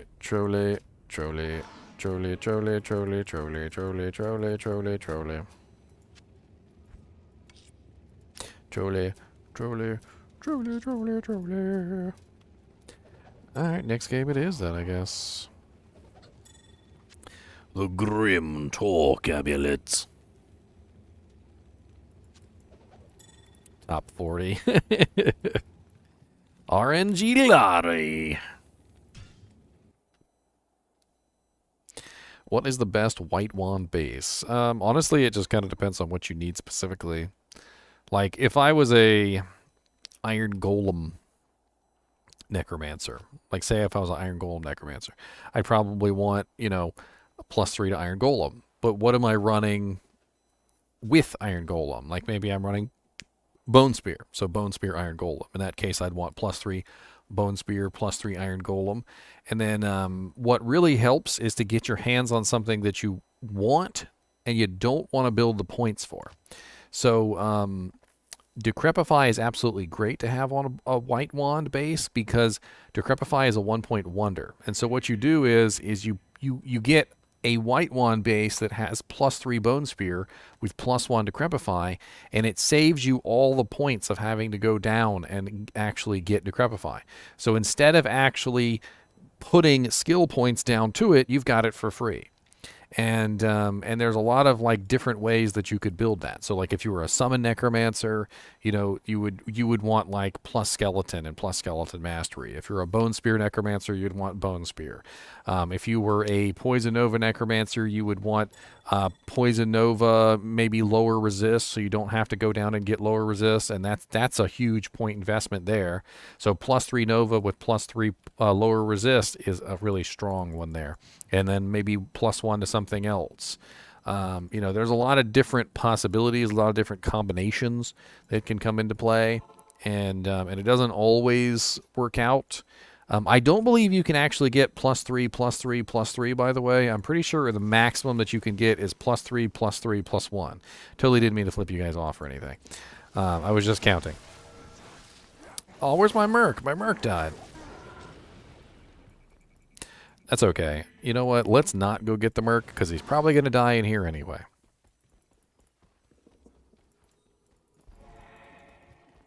Ah, poison resist. What's up, Torque Buttfist? Your hydras, they mean nothing to me. I will dodge them all. I will dodge every hydra here, and you will not hit me. My shirt will not even be singed, because I will dodge for me. Stop healing your teammates. I will focus down you guys. Dude. Going. Oh, my skills aren't up. I wasn't even using skills. I'm still doing well, and I wasn't even using any skills. Wonderful. I was like, I know I can hit harder than this.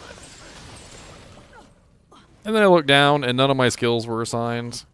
And this has been a constant problem, by the way, with this particular build. I don't know what it is, but every single time I leave a game, every single time I join a game, my skills are no longer on the bar. They're just gone. I don't know what's going on there, but maybe it's because I'm like exact strength requirements. It could be it. Maybe the exact strength requirements are causing my weapon to get de-equipped, and then when my weapon gets de-equipped, it's taking the skills off the bar. Using Breath of the Dying JV, yeah. That's what we're playing around with right now, just having fun with it. I'm doing pretty good, to be honest.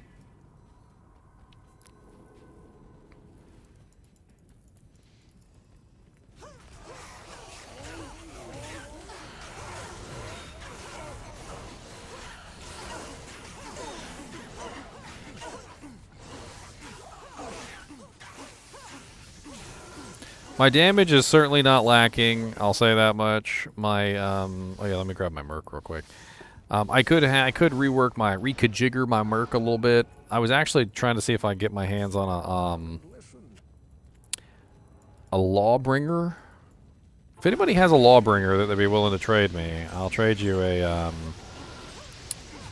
I'm trying to think what I've got in my stash to trade you with.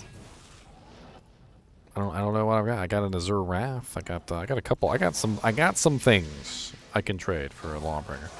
I just don't feel like going to make one. If anybody's got a lawbringer, I want to test that out with this build, because I think the Decrypify spam could be really handy with this particular build.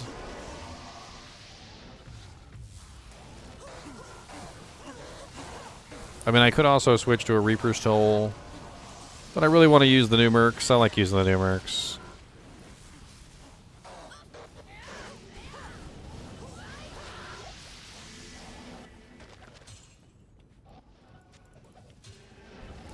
I mean, I could also put a Grief on him, which could be nice. I have 2 low runes. I've been thinking about making a Grief. Maybe if I find a really nice, like, Phase Blade with the right number of sockets.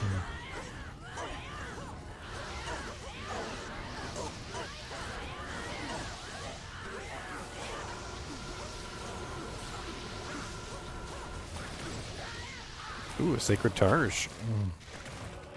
Aw, that's 1 socket.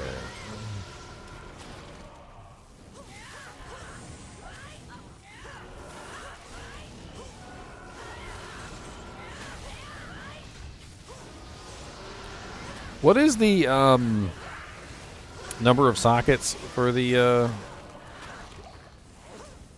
for Grief? Was it 4 or 5? Can't remember off the top of my head. I'll just type it in. Hold on.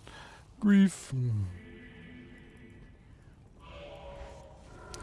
1, 2, 3, 4, 5. It's 5. Okay. Well, I have an Ethereal Dimensional Blade, and I was thinking the Ethereal Dimensional Blade would make a better choice for the merc, because it's going to have more damage. It's even a 15%, I think. But I do know that Dimensional Blades are slightly slower. So I would lose a little bit of speed, but I would gain a little bit of damage. Not really sure if it'd be worth it. Because obviously you can't have an Ethereal Phase Blade base. But you can have an Ethereal Dimensional Blade base.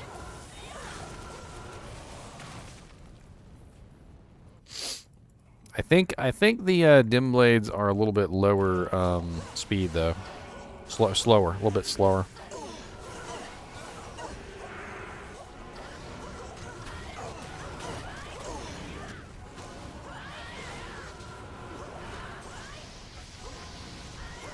Plus, I don't remember how many the max socket is for dim blades. Does anyone remember what the number of max sockets is for dimensional blades?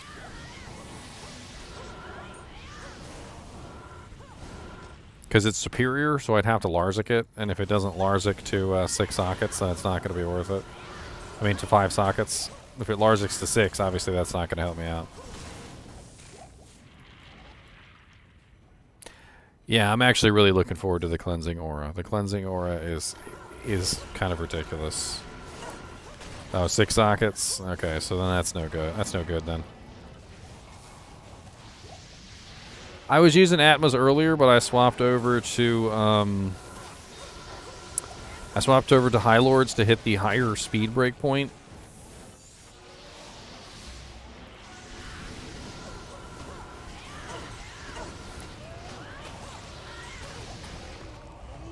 Speaking of phase blades.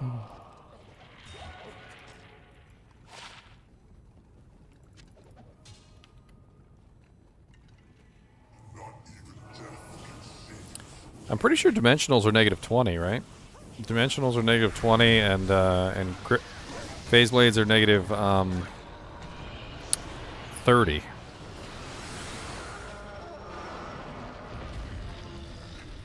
You got a 5-socket phase blade? I don't have a Malrune laying around for the grief, but I do have 2 low runes though. I've got 2 low runes and no mouse.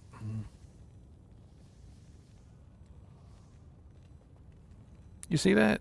Did you guys see that on the screen? Literally, like, I didn't even do anything, and all of a sudden my weapon went red and then came back. I don't know what's going on. I must be like really close to the requirements on the weapon or something, like almost identical to the requirements, because it keeps like redding out for a half a second and then coming back.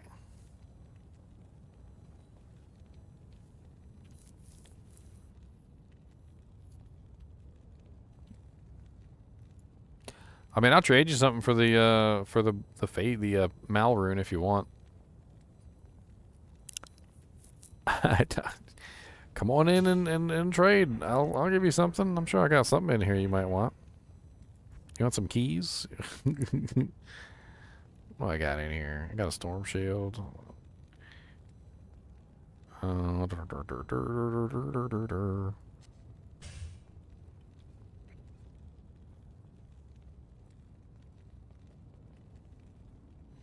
Teleporting into the void, huh? Into the void. Yeah, I did want to test out a Lawbringer.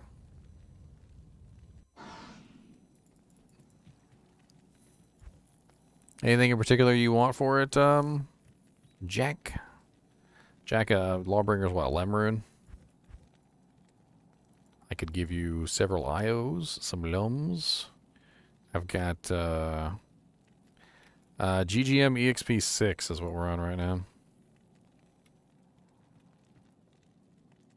That's what we're on at the moment. Could give you one of my all-res chammies. You want an all-res chammy? I'll give you a, got an all-res 4 with 1 dex. How about that?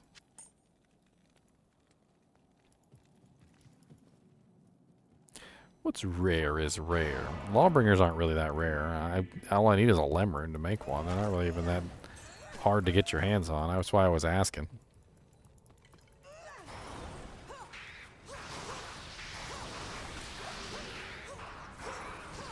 He has fun with that voice of reason, though. I tell you what.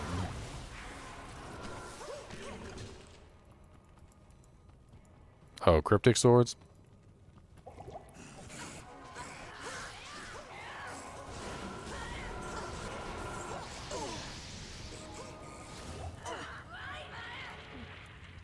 No, sorry. Let me go back to town before I forget to be polite. I gotta be polite.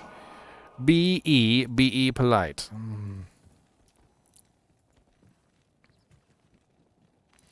B-E polite.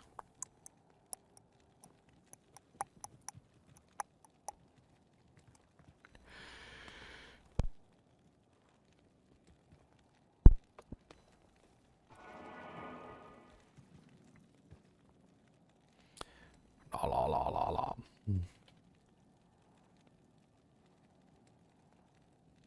If you ever find a 15% F Archon staff, you're gonna make a Breath of the Dying and an Archon staff, Kyle? That could be pretty fun.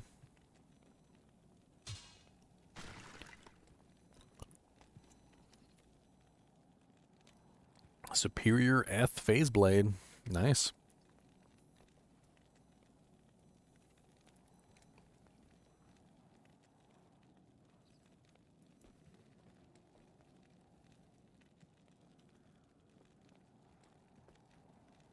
A roll of grief on camera. I think that'll actually be my first grief that I've rolled the entire time.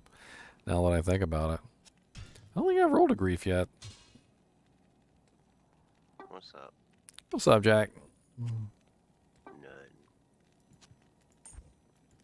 I don't have enough room. My room. You still going Holy Bolt Paladin? Right now I'm playing around with the Spearzon. No, I mean for launch. Oh, that's what I'm thinking about, yeah. Because I feel like I could make it work relatively easily, even early. Like early on, before I get the Holy Bolt, I can build Holy Fire or Holy Freeze or Holy Shock or something. I could try and get my hands on an Rune and go with a Crescent Moon if I did Lightning. I feel like there's a lot of ways that I could make it work. Just kind of like float, you know, like roll with the punches, so to speak. Because you never know what equipment you're going to get. But the cool thing about building the Holy Freeze, Holy Fire, Holy Shock line is that I could build Holy Fire first, and then I could swap if I can get my hands on an Rune to Holy Shock, or you know, I could whatever equipment we get, if it works out in that direction, I could go in that direction and do that instead. F tier low. Mal Row. Let's roll ourselves a grief, shall we? What do we get? 381? That's not bad, right? It's 400 max, right? Yep. That's not bad at all. Sweet. What's the attack speed? What's a phase blade, right? It Oh, attack speed on it. 37%. Oh wow, yeah, that's real good. I'll put that to good use. I'll put that in place of his voice of reason. So now he's running a Crescent Moon and a Grief. I don't think the main hand or offhand even matters anymore, right? So, I'll put that to I good mean, I could use. put the Grief in his main hand, but I don't think it really matters. I think the only thing that matters is they need to be the same attack speed, because with Frenzy, one hand waits for the other or whatever.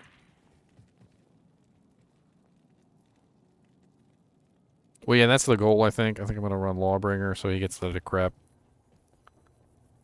Just remember, Lawbringer has a stupid slain monsters rest in peace. Oh, yeah. Doesn't matter for me, but yeah, I see what you're saying. I mean, the other choice is I run a Reaper's Toll, which I don't really feel like doing. I like playing around with the odd mercs and seeing how I can get them working. I think a lot of people are really excited about the Frenzy merc, the Frenzy barb. Absolutely. He still dies to Trav. I was like, damn. Yeah, it's too bad you can't give him something to help him with that. I think there is an item that has massive fire absorb on it though. Flame Bellow. Doesn't Flame Bellow have like freaking like 50 fire absorb on it or some crazy number like that? I'm not sure. But I mean, I thought about it. Even like my Paladin one, he dies to Trav. I haven't went with the barb and tested a fully level 43 bowed frenzy merc on the Trav because he'll probably just steal so much life it doesn't matter at that point. And he has such a high health pool to begin with.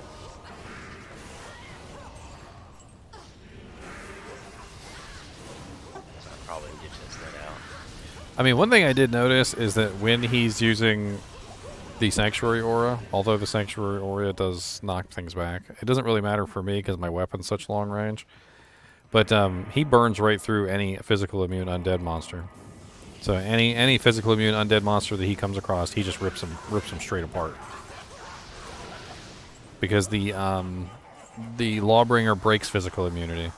So does the Azure Wrath. I don't have Lawbringer on right now, but I did have Azure Wrath on him for a while, and we were literally fighting some physical immune monsters, and he was just like chunking their HP down. I would think on the Holy Bolt Paladin that doesn't matter though, because like the physical immunes are just going to die to Holy Bolts. Yeah, Holy Bolt Paladin is a whole different story. Like what you choose on that character is going to be dependent on how you're running your Zeal Paladin.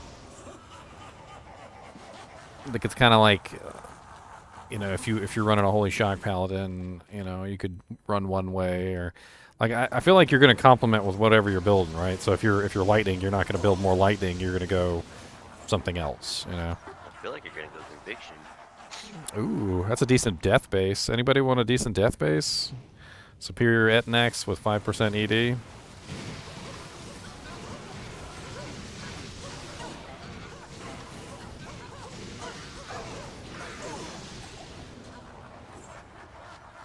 If anybody's running a Blade Fury Sin, that's actually one of the best items you can run on a Blade Fury Sin is a Death Etnax.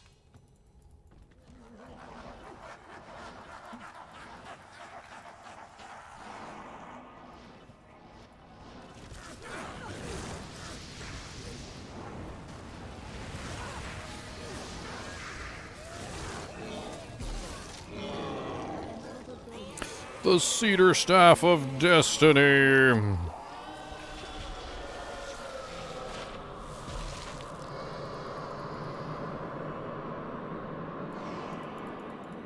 Are you looking for an F 15%? I don't have a 15%. I got a 5%. You want a 5% or no, Kyle? Because don't tell me what to do. I'll drop this on the game in the ground on the next game. If nobody grabs it, I'll pick it up and take it with me. So GGM EXP 7, password 16.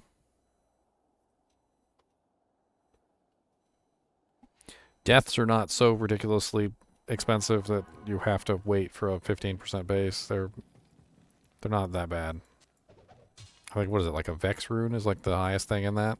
Yeah, go Vex. Gullvex, yeah, it's not a ridiculous rune word. And if you socket this at Larzik, you'll get 5 sockets. So it's instant 5 sockets, 5% enhanced. Look at this. My armor is not on. See, this has been happening to me all the time. Look, my armor's not on, and my weapon's not on. I don't even know what's going on. And then, like, I pick one up and put it back on, and then all of a sudden everything's hunky-dory again.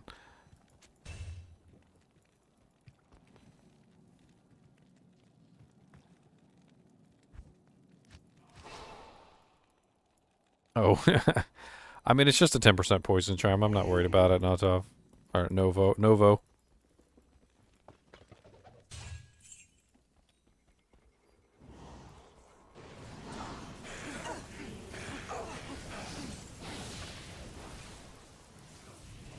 Uh-oh, he's got conviction. Let's take his butt out first. He's stone skinned, cold enchanted. I'm doing like no damage to him. He's almost immune. There we go.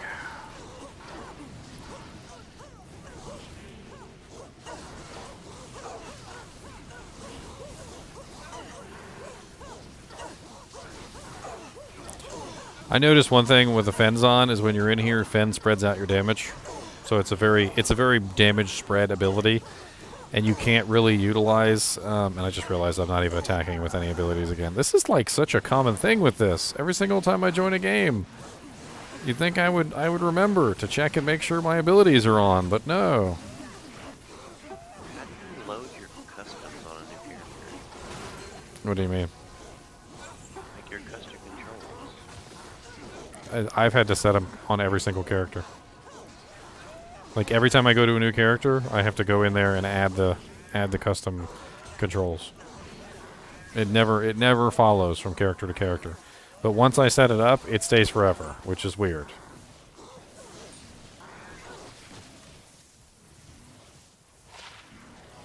%6% MF Grand Charm.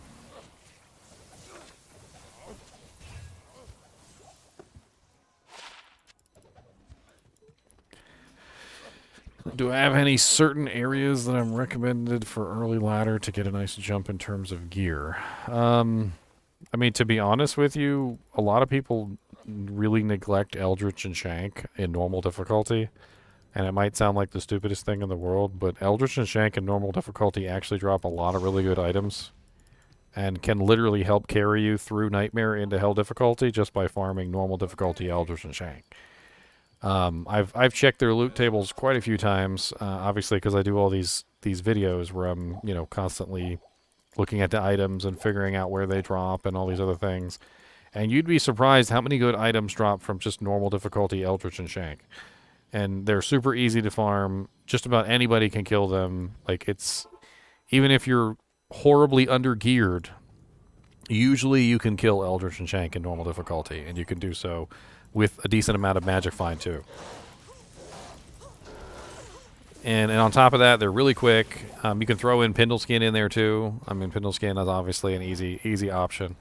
But like, normal difficulty is where things are the worst because you've got no equipment. You're using like whites and blues and whatever you can scrape together and like chipped gems and armor, and maybe you've put together yourself like an Ancient's Pledge, but you've got next to nothing. If I remember correctly, Mage Fists can drop from Eldritch and Shank. So like as a sorceress, that's a pretty big buff to your faster cast, your regeneration right there. Hammerden also, getting yourself a pair of Mage Fists early on is a pretty big deal. You can also get Frost Burns from them. There's quite a few. Make the rest of your leveling just insane. Yeah. Just that massive mana boost. There's quite a few really good armors, I think, that can drop from them as well. Like, if you can get your hands on a Bone Flesh early on, Bone Flesh is great for mercs. It can help keep your merc alive, give them a little bit of lifesteal. There's quite a few good pole arms, too, that drop from them that can be useful for your mercenary, depending on how things are going for you.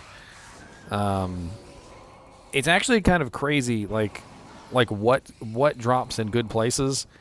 Another thing that I've noticed in my time going through all the items and looking up every single one is that Nightmare Uniques are horribly postured. So let's say you have a Nightmare Unique that's level 41 or something, right?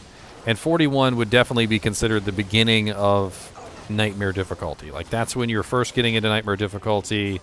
You know, you're doing the Den of Evil quest. You're killing Andariel around level 41. That's about that level.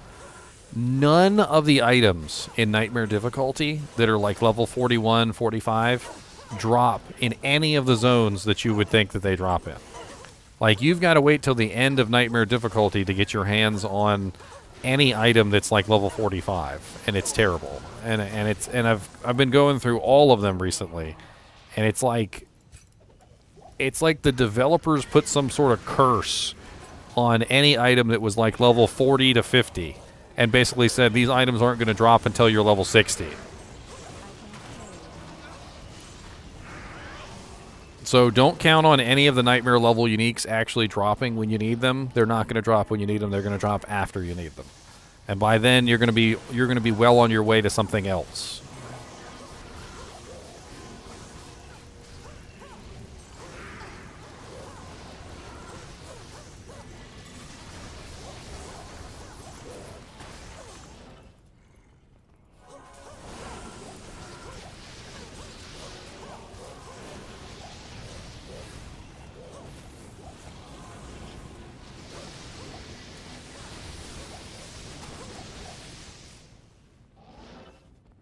Max Geeds is there's quite a few roles on Geeds. It's not just the MF. It's also the gold find and the vendor prices vary. Greetings.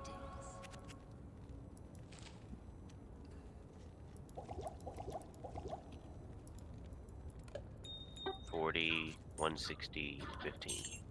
40, 160, 15. Yeah. I know I was unsure of the gold find percentage,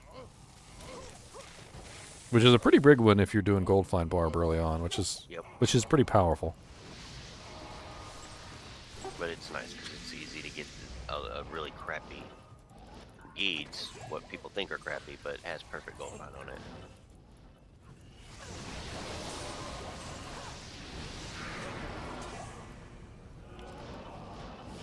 Oh, here he comes, the big boy himself, and I'm decrepified.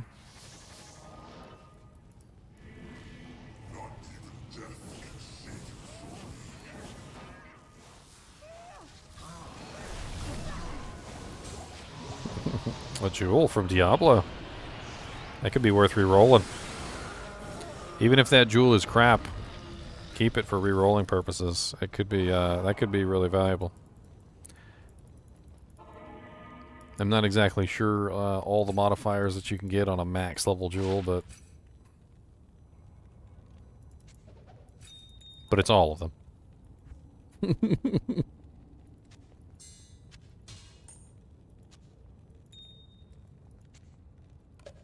Heck, I'll re-roll it. I got a whole bunch of gems I need to burn.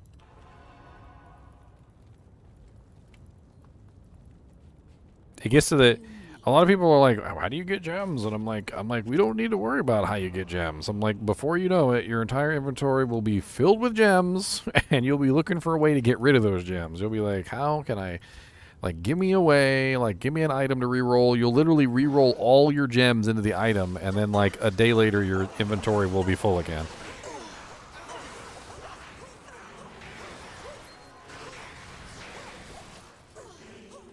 It really doesn't take much effort to fill up your gem pile.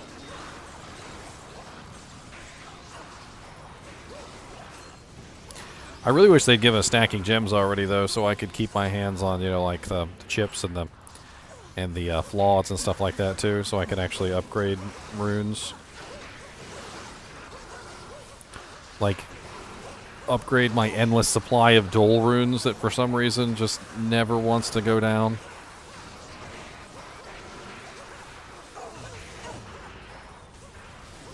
I think I checked one time. Dole upgrades into hell runes, which are actually kind of useful.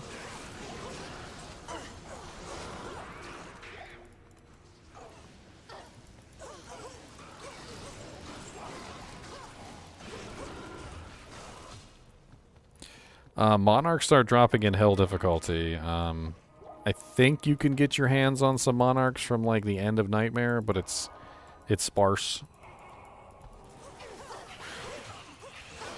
I heard of physical immunes. Good thing we got the lightning's on here.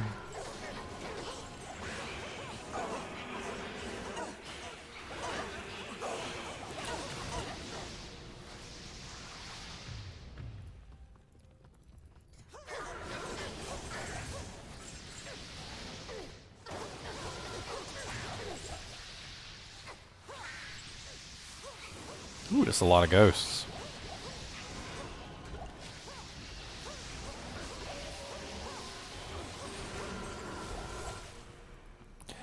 I was actually thinking, Jack, wouldn't it be better to run if you were specifically making a grief for your merc, wouldn't it be better to do it in a dimensional blade?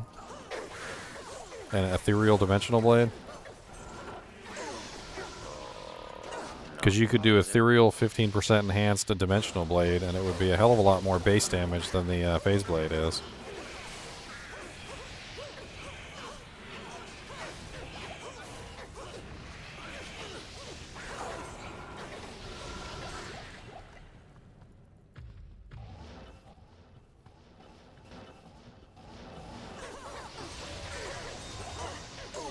God, freaking the lightning fury. Everything just dies in one little flash of light.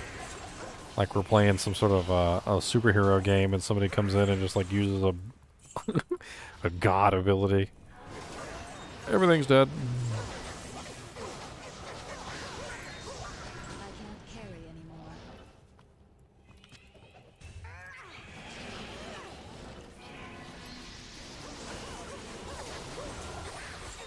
Phase Blade is 10% faster, or -10 faster, yes.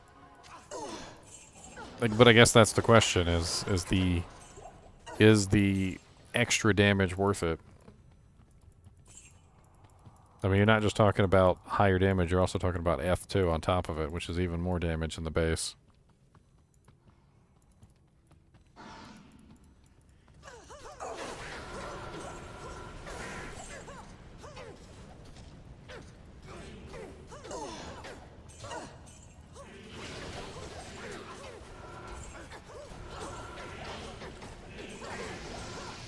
I feel like dual Lawbringers would work out pretty good early on, Gravity.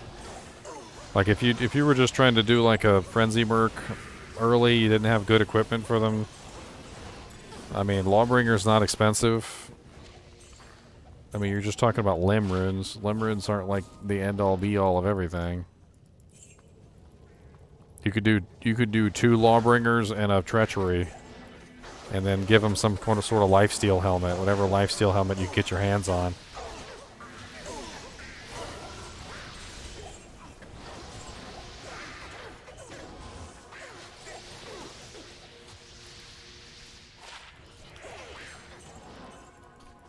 Why does Holy Fire have 2 synergies and Sanctuary has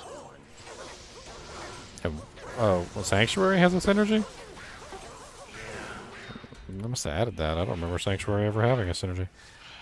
I think it's always had a synergy. I think they changed it. I don't think it was cleansing before. Ah, Rock Fleece. Haha, I remembered. Yeah, I don't think it did have a synergy before. What does it have now? 7% magic damage per level on cleansing. That's kind of fun. That would make a very interesting cleric build.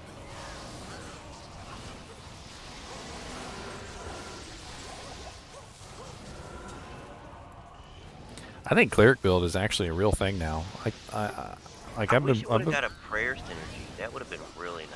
If it had got a prayer synergy where you healed allies. Well, I mean, think about it. Holy Bolt doesn't get affected by Conviction. It doesn't get affected by Fanaticism. It doesn't get affected by any of those things, right? So if you ran Sanctuary instead, you'd have, or you ran Cleansing instead, or any of the other auras that are defensive. It doesn't really matter. You're going to get a really nice defensive bonus along with Holy Bolt, which could be interesting. The only real downside is, of course, Sanctuary doesn't beef up Holy Bolt's damage either. So, but it would give you a really nice knockback effect. Yeah, I mean, if you're a Zeal.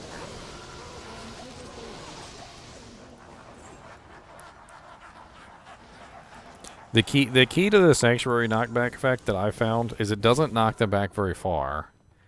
It doesn't continuously knock them back. It's a long enough interval that they have the ability to run back to you. And if your weapon has a long enough range, you don't get interrupted. Like you don't get interrupted. So it's a very nice interrupt. It's not. I wouldn't really call it. I don't think it's a knockback. I think it's more like an interrupt, where it just like interrupts them. Yeah. Well, when I was using it with the Spearzon, what I noticed was that with my long range weapon, it didn't even stop me from attacking. I just kept on going.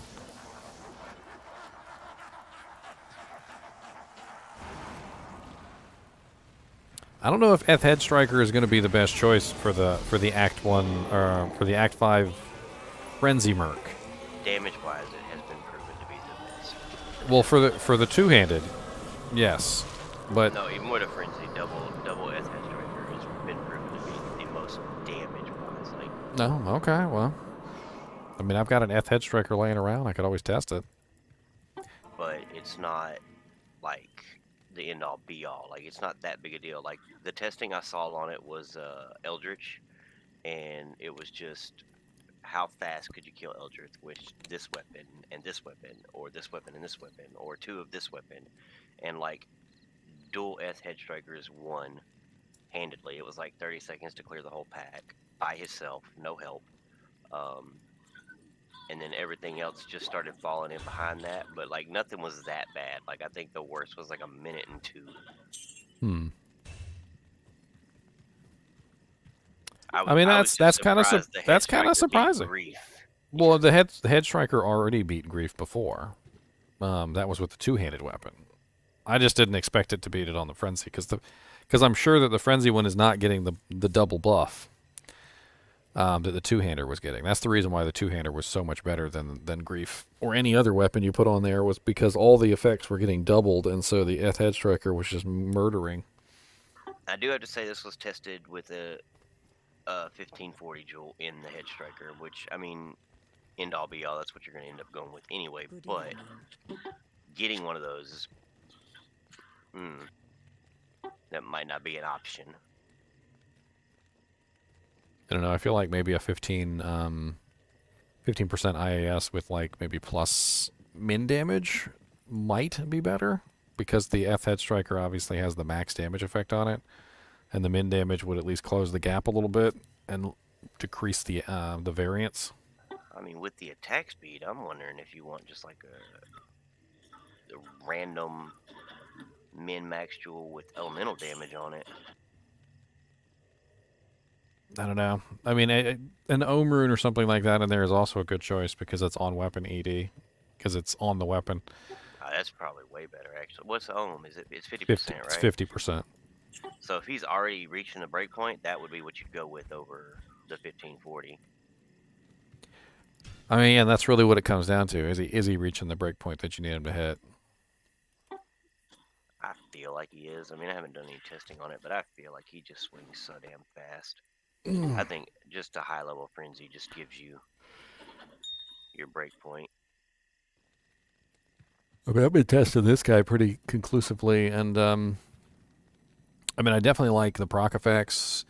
Like, there's a whole lot going on, and like you can get like the crescent moon for the static, which definitely helps for groups. Helps, like just soften up pretty much any group you're in. He's in there constantly static and everything down. Double static. I mean, there's a lot of different ways you can go with him. I feel like you could go Voice of Reason, Crescent Moon. You could have Ice and Static. You could go, double Griefs. You could go double F head strikers. You could go all sorts of interesting things. And there's a lot of different, like, just cool ways that you could build him. I mean, he's a very fast attack speed character, so there's all these different options.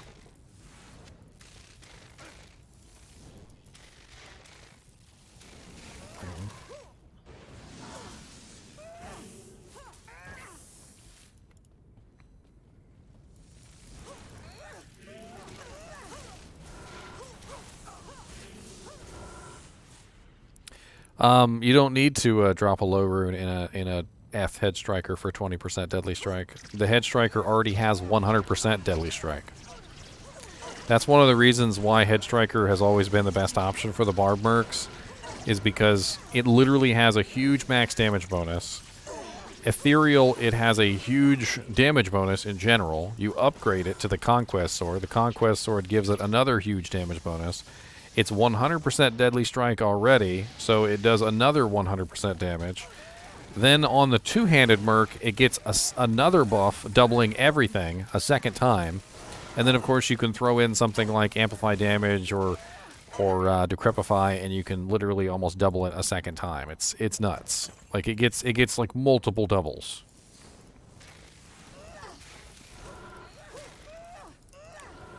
It doubles your double. Doubles your double. That's right.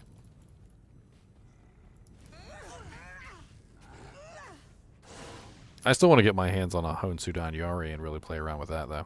I need an ethereal one. Make sure you check the attack speed on that stupid thing first. Oh, it's a ghost spear, if you upgrade it. No, I should have done that with the damn. What was the one I got?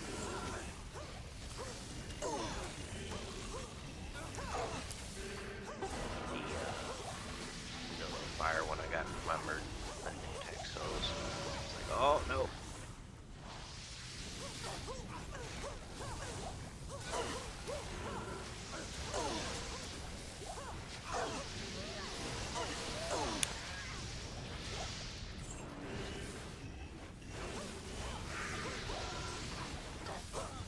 Oh, my merc died.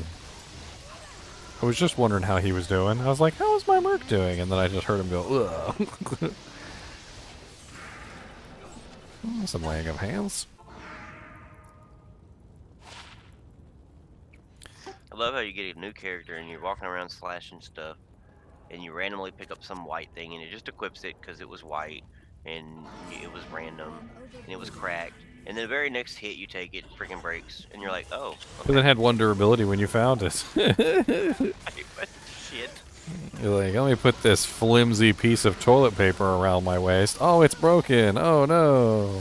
At least I still get four extra belt slots. That jank was a wet piece of toilet paper at that.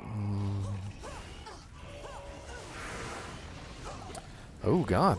That hurts. I was talking about this earlier. Like, I can pretty much stand there in a pack of, like, gloams, and they're shooting lightning at me, and they can't kill me because I just dodge most of the lightning. But, like, every now and then, like, the RNG just kind of, like, coalesces, and, like, 2 or 3 of the lightnings will make it through, and I take a lot of damage real fast. But it's, like, for the most part, I'm just, like, invincible. So what I did with this build is I went strictly physical. Just basically max Impale, max Fend, and that's it. And then I put basically all the rest of the points into the passive and magic tree, you know, beefing up crit strike, Impale, penetrate, and the dodges. So I made sure that all the dodge, avoids, and evades were at least high enough so they were hitting the diminishing returns point, and then threw the rest of the points into the Valkyrie. And she's very tanky. Like, she's very tanky. I feel like I could make her even tankier if I really wanted to. Like, if I wanted to just make, like, the super tank who could just stand there in the middle of, like, Uber Tristram and laugh. Like, I feel like this is the way you would go. You'd probably go max Fend, and then you would just put everything into your passives.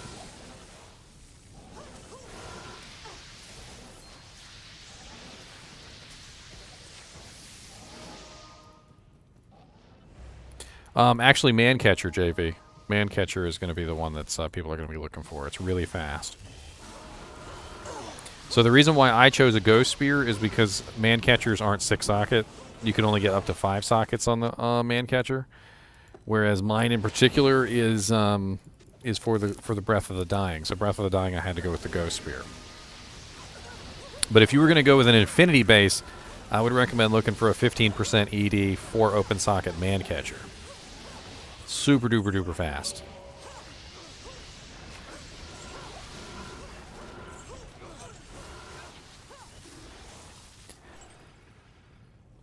For a lightning Spearzon, though, you could also go with the matriarchal spear, which is also very fast. And you would get +3 to all skills with it, which is certainly very nice.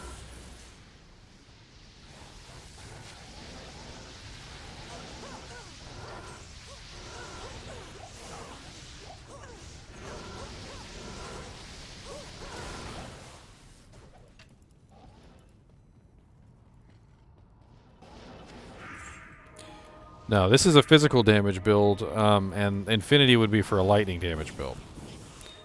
I mean, you could double up the Infinity with a physical damage build, but it wouldn't be your main. The physical damage wouldn't be your main thing.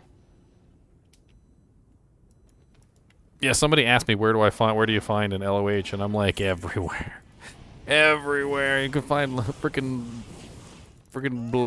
laying of hands everywhere. They're not rare. You'll be fine. You'll get one.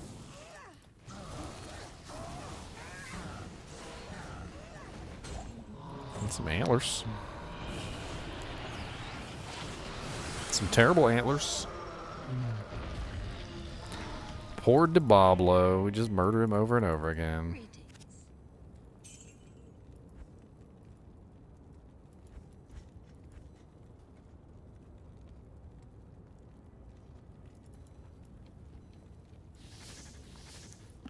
I don't know, but for lighter start, I think it's going to be really flexible. I think that's where the Zeal Paladin Holy Bolter spammer is going to come in really handy. He's just going to be really flexible. And even if I need to, like, I'll have Holy Bolt.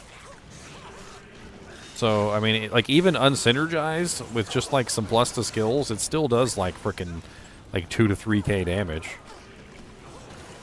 I was actually noticing that the other day. Like when you put 20 points in a Fist of the Heavens. Mine's 5k, and I only have 32, which is just, I don't have any combat skillers. That's just like basic ass gear that gives you plus to skills.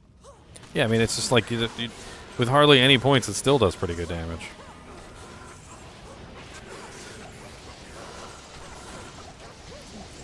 Wire fleece. Is that rare? That's a rare wire fleece. Boo. Boo. Rare wire fleece. Boo. I thought it was Gladiator's Bane for a second there.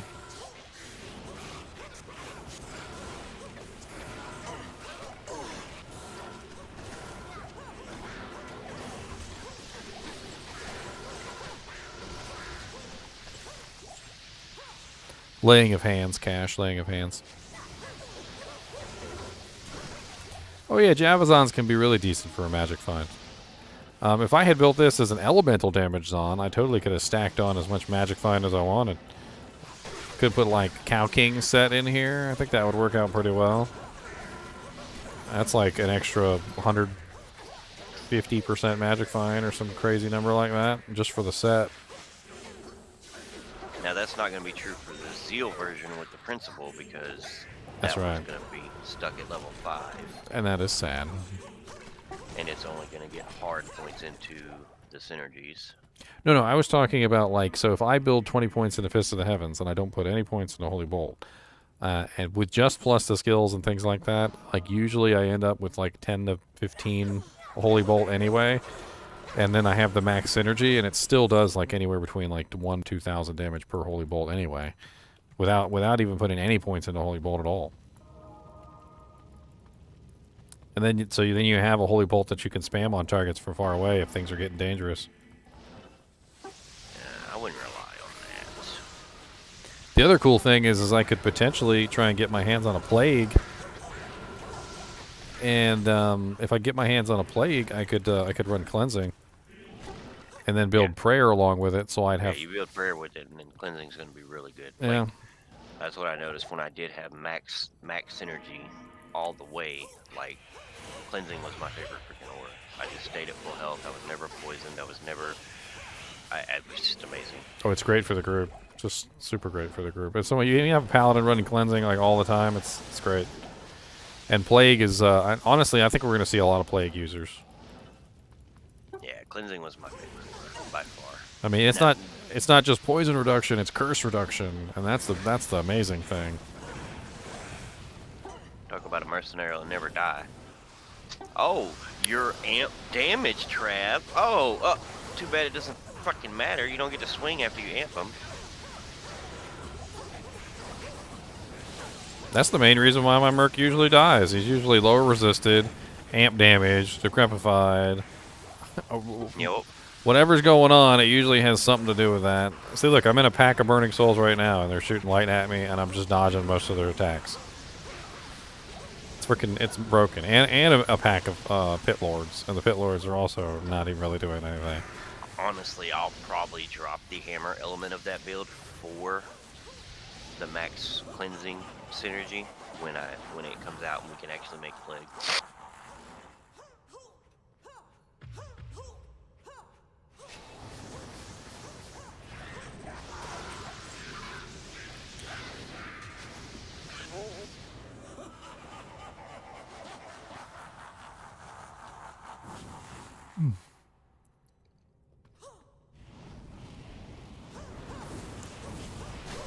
I also had this really strange idea for a bow paladin. So you know how the Mist runeword has 100% pierce on it? So you build the synergy, you use the principal armor, you use the laying of hands, and you just fire off arrows into the crowd. And the more targets that it hits, the more holy bolts come out. And like, I mean, theoretically, if you hit 10 targets, that's 10 holy bolts. And it would add up really fast. And then you could build like fanaticism. You could just like go max attack speed, and you could just like spray arrows like nobody's business and shoot off like a holy bolt for every single arrow that hits every single target and pierces. It'd be hilarious. It'd be a lot of holy bolts too, especially like if you get like a really high number of pierces. The only downside that I've noticed is that the holy bolts come out of the target instead of out of you. So it does unfortunately bring down the amount of damage a little bit. Because that basically means that like the last target, that holy bolt that comes out of the last target is only going to hit one target. Whereas the one that comes out of the first target hits all of them. Alright, how is the math applied on Ethereal and enhanced damage? Ethereal first and then enhanced damage after? So it's base plus 50% plus the ED. So you add the ethereal to the base, and the ethereal becomes the new base, and then the enhanced damage modifies the new base. Which is the reason why. Alright, so yeah, I mean, if you had an F dimensional blade with 15% ED, it would be 41 average damage, whereas the phase blade with the same 15 would only be 38.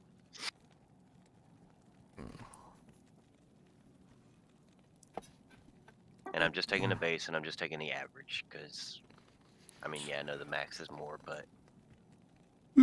It might not be good for Right, grief, because unfortunately grief doesn't have any enhanced damage on it. Which does unfortunately mean that it doesn't get multiplied as well. Death does, though, I do believe. But yeah, death could be a better choice. I think Voice of Reason does as well. I mean, because it doesn't matter. If it's on the merc, it doesn't matter. He found one next to the TP in town, Genta. Well, negative 34% wisdom draw is really good. What's the ED on it? Because like a perfect wisdom draw is actually pretty valuable. Has to be perfect. It goes 70 to 80% ED. So 34% is the cap, and then 80% is the cap on the enhanced. Oh, it's 35 is the cap on the enemy cold resistance. My bad. I thought it was 34. I would say Crescent Moon should go in a Ethereal 15 dimensional blade. Yeah, that one does have enhanced. Yeah. There is some consideration there, though. I mean, I think the dimensional blade is negative 10 slower. Eternity, if that's what you want to do, should also go in that. Which Eternity's not bad. Can't be frozen on your weapon is great for that character, because that character has so few places to get that from. I was also trying to figure out whether a man catcher would be faster than a phase blade, and I couldn't figure it out. So you know how like Fireclaw's druids use like a 6 shield phase blade?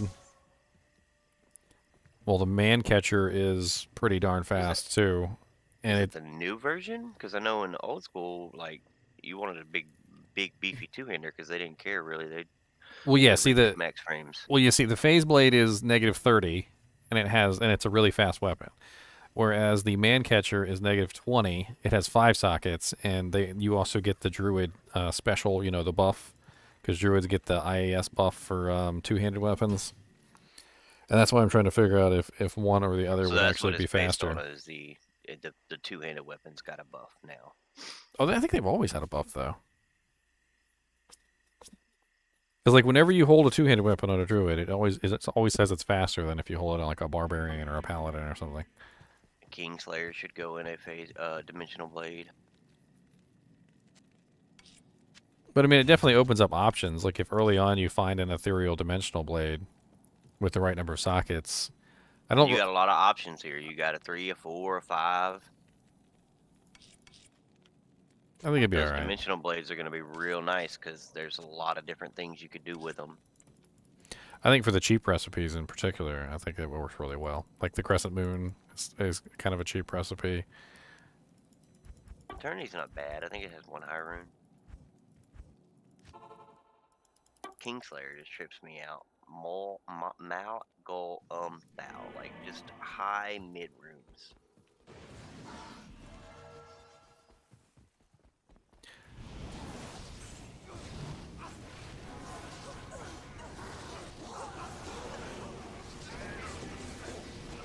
bless it, my freaking abilities are never on my bar when I join a game.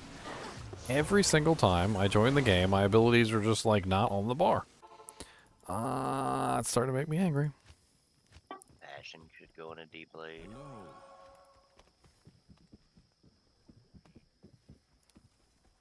Well, I don't know. Passion has a lot of elemental damage.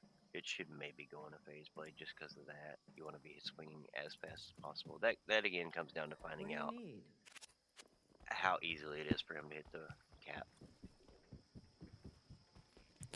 We're just talking about for mercs, Jack. There's another Jack in chat. For mercenaries, for the frenzy merc, it doesn't have to be a phase blade because they can use ethereal items just like all mercenaries can. So up until this point, nobody really cared that dimensional blades could be used instead of phase blades because, well, nobody wants to have a broken ethereal dimensional blade. But for a mercenary specifically, you have to take into account the fact, hey, is it better for me to be making this in a dimensional blade than it is a phase blade?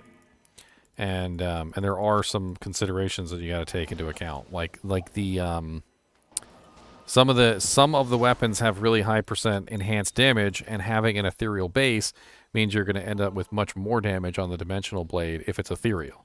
It's got to be ethereal, and since phase blades can't be ethereal, I mean it could very well be the new meta. Unless you need speed. So the phase blades apparently are -10 faster than the dimensional blades. I think the dimensional blades are -20 and the phase blades are -30.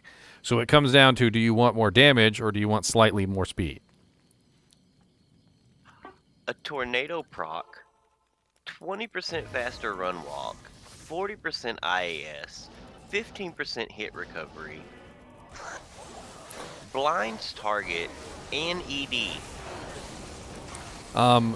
Olo Noodle, the reason why not an Etn axe or a Berserker axe is because the Barbarian Merc can't use those things. So he's swords only.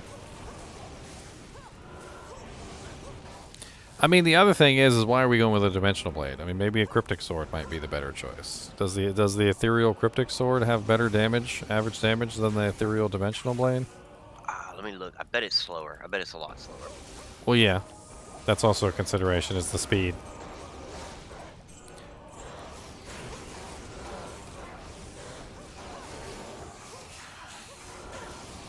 It's a -10.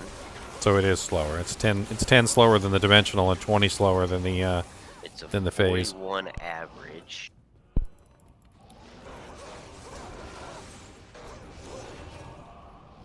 It's probably a lot higher damage than the phase blade, though, isn't it? Yeah, 70.7 average damage. Yeah, it's way higher. So if speed doesn't matter,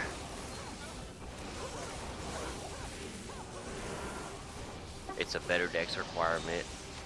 It's a worse strength requirement, but he doesn't care about that. He can easily hit 99. Like, if anything, I've noticed with him, he's always short on his dex. Yeah, mine's actually using Undead Crown right now because Undead Crown has 25 dex on it. Yeah, Cryptic might be the way to go if speed doesn't matter. Or Conquest. Conquest is even more. It's 45 average.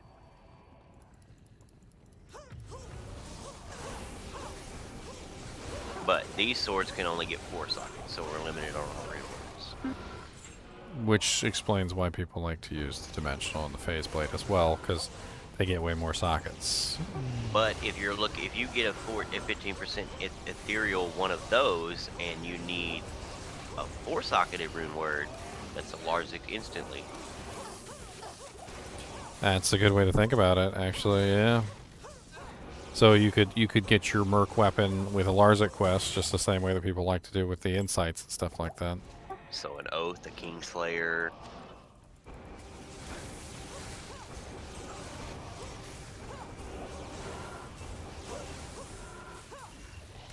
It's all strategies and shop talk, my boy. Yeah, Oath, Kingslayer, Passion. Not that I think Passion would be good for him.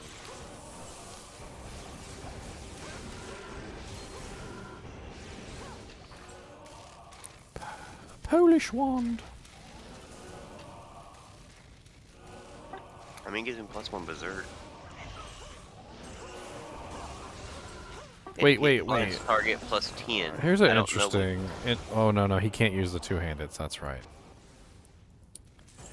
He can't even use the two-handed as one-handed.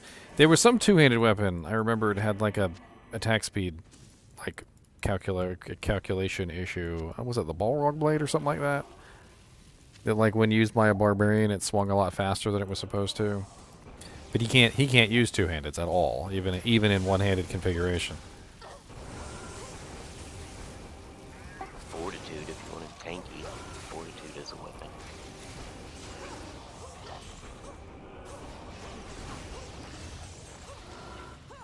I would only do that on a merc that also is a barbarian player, because, like, yeah, 99 life is a lot, but being able to buff that base life from that would be crazy. So Flame Bellow, the sword I was talking about earlier, it has fire absorb 20 to 30%.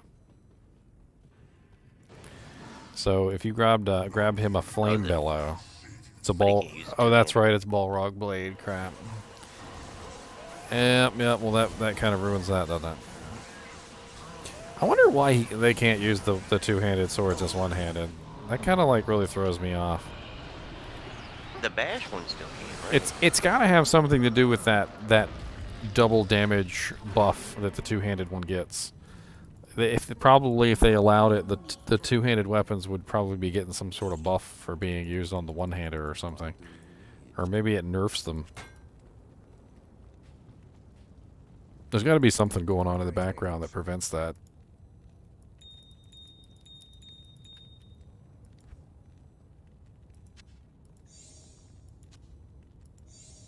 Voice of Reason is another one you can put in a cryptic/conquest. And that one's okay, it doesn't have ED, but it has stupid high amounts of enhanced damage to undead and demons. Why they just didn't give it ED, I don't know. That one's probably better in a phase blade, just simply because it's the main reason of using that is the procs. Right, but if you're hitting his breakpoint, like, Well, you yeah. don't care. If you're already hitting his breakpoint. I guess that's okay, because his frenzy, has that's X, one which of the could- things that we have to take into account too, right? So how high does his frenzy go? Like if you're running like a level 93 character, like what level is his frenzy? Like currently I'm level 87 and his frenzy is level 15. Iago's 92, I could buy one on him, hold on. And then on top of that, you could add him plus the skill equipment, which would bring that up even higher. And you could be hitting the max breakpoint on Frenzy relatively easily.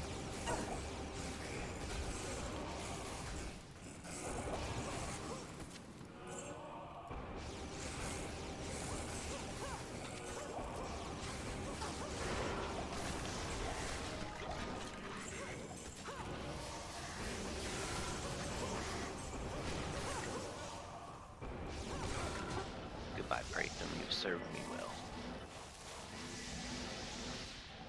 Wait, I can't. Oh, God, I gotta go to the place. Let me go to another.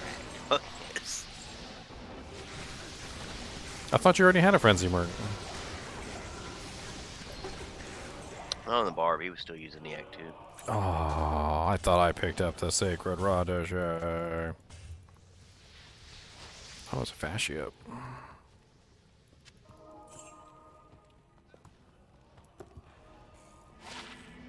Well, yeah, we're talking mainly about like maximum sockets cache. So like, we're not really so much worried about where it's found at, because that we can figure that out later. I mean, as long as you find it in normal cows or higher, it'll usually come with 4 sockets. So I mean, Surely I completed this quest somewhere.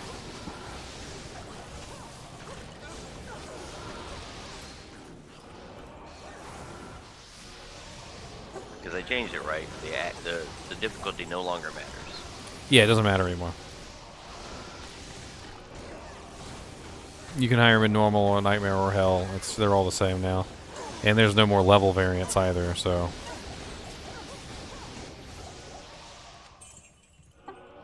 odd. I haven't done this in any.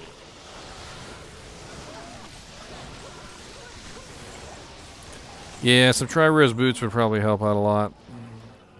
I can see that. Shit. Let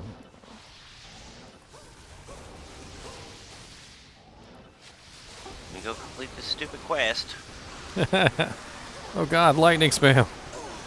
Like, if that's not impressive enough to you guys that I literally just charged into 6 gloams and every single one of the gloams fired lightning at me and I literally survived as if, like, I wasn't even there. Like, they just phased through me and they did no damage. Like, who cares about resistances when you can literally dodge everything? Oh, I need to test this new minimum on leap. Oh, that's fine. That's fine. It's there. I mean, you can still spam it, but it's definitely noticeable that they did something. It's still completely possible to just like prevent monsters from doing anything though. You just Yeah, it's fine. I do like that they added a minimum leap Gold though, fine on there. barb is still a thing. That's fine. Superior winged knife. Stop being rude to my Valkyrie.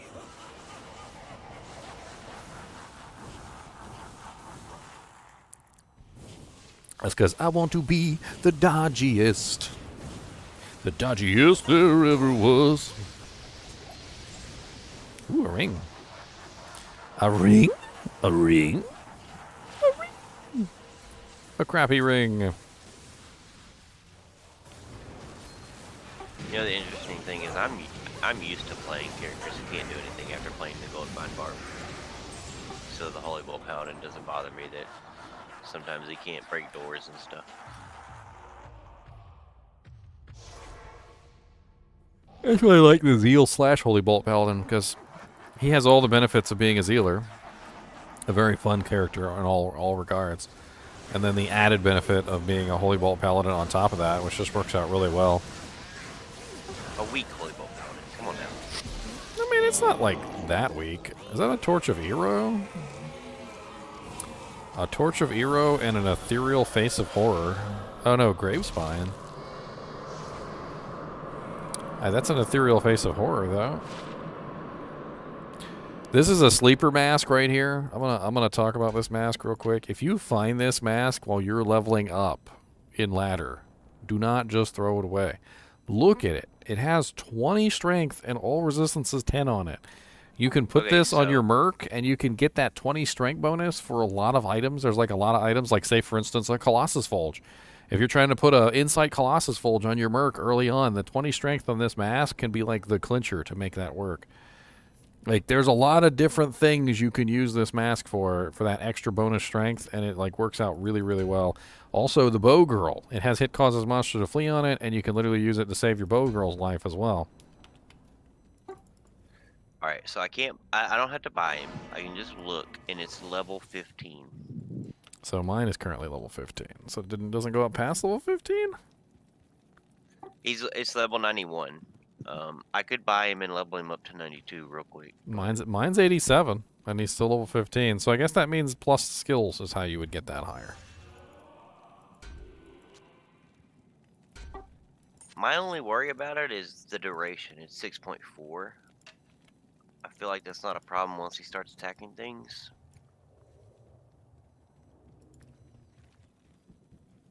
The attack speed is +7 to 39%, I guess, based on the number of stacks you have. I'm on a barb. What am I doing? Let me just look at Frenzy. Getting rid of the Valk won't give me a secondary elemental skill, Kyle. There's hardly any points in him at all. He's got what, 2 base right now, so that means what, 2, 3, 4, 5. That's the most I could recover by getting rid of the Valkyrie is 5 points.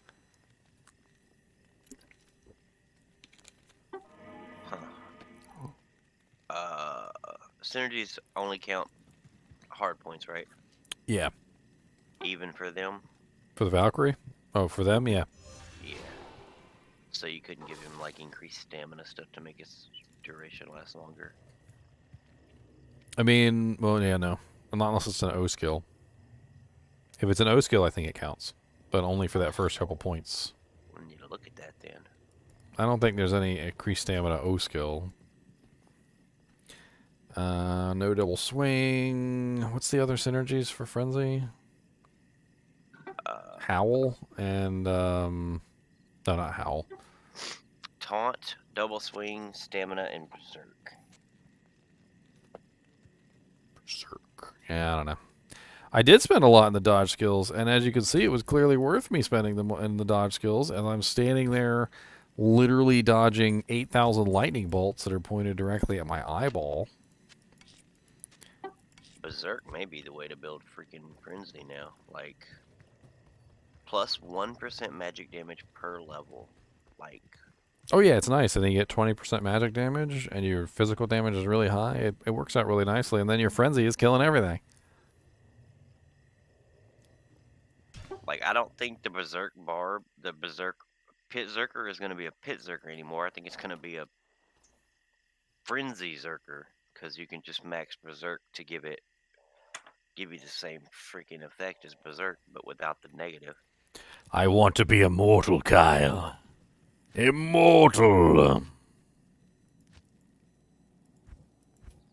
I don't want to be average. I want to live forever like Wolverine. What gets combat synergies from increased speed? That's the one I want. So I'm always moving fast. I don't think increased speed has any synergy. No, it doesn't. Of course it doesn't. Why would it? Like, I mean, that would it's be it's cool. great to build, though. I always like putting at least a couple points into increased speed.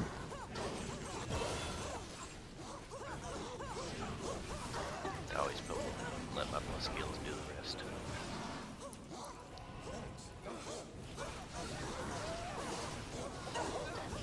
God bless it. Stop hydroing my merc.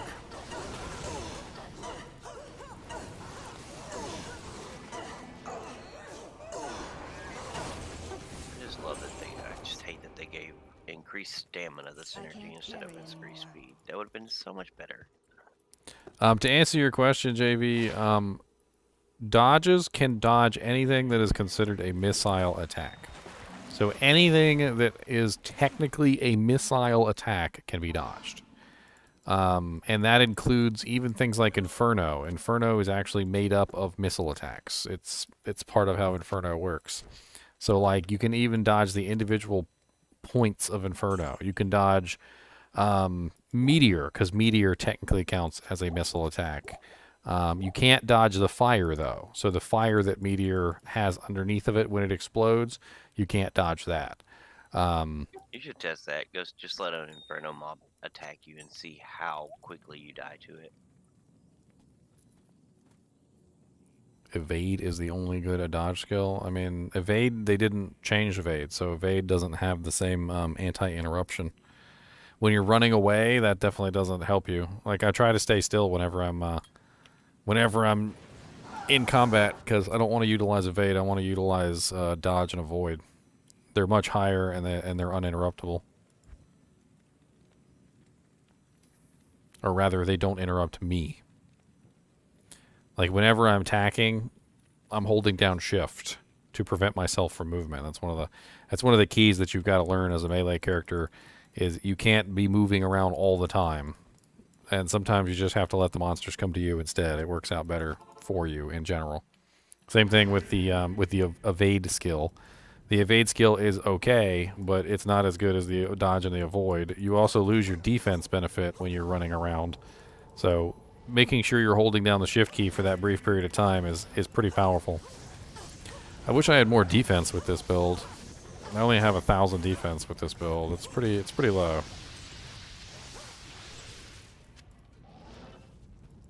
The beautiful thing about evades is they're last on the list, so they have to go through everything first, which is how you build one of the tankiest characters in the game. A diadem, huh? Let's check it out. You can build one of the tankiest characters in the game by just simply, curses. So sad.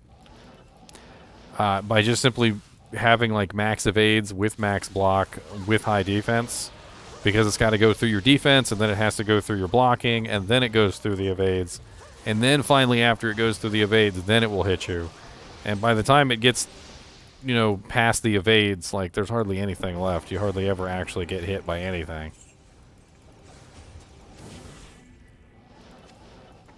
Superior Sacred Rondash. Well, 32 ult res. I mean, it's not amazing, but if somebody wanted to throw a spirit in that, it certainly wouldn't be a terrible spirit. Wouldn't be the greatest, but it wouldn't be terrible. You have 0 defense while running, yes, and you have your block chance is capped at 25%.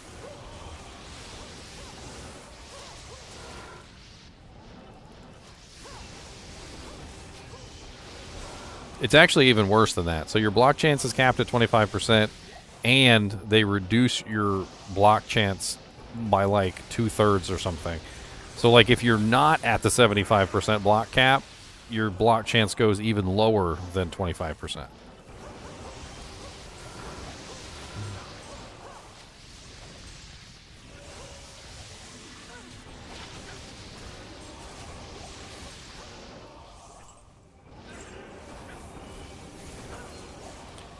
You got to stand still to cast your hammers, which means whenever they're casting their little hammerden things, they've got their defense and they've got their block chance. Another thing is that you don't lose it when you're teleporting. So if you toggle the run walk button so that you're walking and then you teleport around everywhere, you never lose your defense or your block chance. It's one of the reasons why people love teleporting so much, is because you can literally walk and teleport.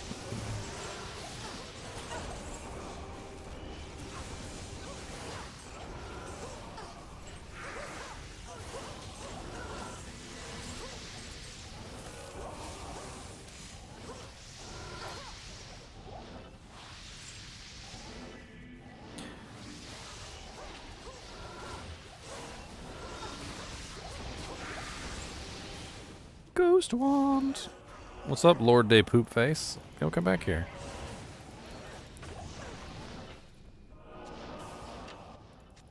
Aw, Fire Golem. Whirlwind also doesn't count as running either. That's one of the reasons why Whirlwind is so good in PvP, because you can chase your opponent and keep your defense and everything at the same time. An Archon Staff with nothing on it. Beautiful.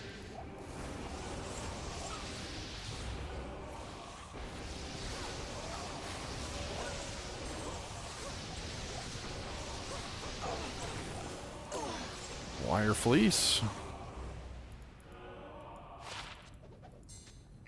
Oh, there's some Bone Weave boots right there I totally missed. Any good? Crappy as always. Poopity doopies. Even weakened, I'm still doing 14k in Impale. Dang, he died fast. What's with all the Wire Fleeces? Got the Doomslinger. It's so nice that they changed it so it shows the piercing effect on there now. It never showed it before. You never knew how much it actually was. Doomslinger is 35%, but we know that now. Never showed it before. If you run prayer, does it heal you more than if you run something that's synergized by prayer? Nah, it's the same amount. You can also get double... So why does prayer cost mana? I don't know. It's the stupidest thing in the world, and you take it away. It's been an idiotic for a long period of time. But one of the things that you can do, which is hilarious, is you grab a prayer Act 2 merc, you throw an insight on him, he gets meditation, and he gets double. So you literally get double regen. You get his regen from the prayer, and then you also get the regen again because it synergizes with itself. And gives you the regen again on the meditation. The stupid thing is, though, is he doesn't get the regeneration, because apparently mercenaries are regen neutral or something. Apparently they can neither have positive nor negative regeneration, and so despite the fact that he's a prayer merc and should be regenerating his own health, he doesn't. Know that. Yeah, apparently, like a lot of people will talk about malice having negative or drains effect, and so I had to do a lot of research into it to try and figure out whether or not it actually drained the merc's HP. And what I found out was it doesn't drain his HP. And then I found out that when you have plus regeneration equipment, it doesn't give him any regen either. And apparently, it's because they're regen neutral. I don't know what that actually means in terms of like in the game mechanics, but apparently they're just incapable of having any type of negative or positive regeneration on them.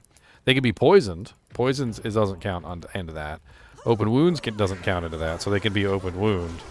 But drain effect and regeneration effects don't work on mercs.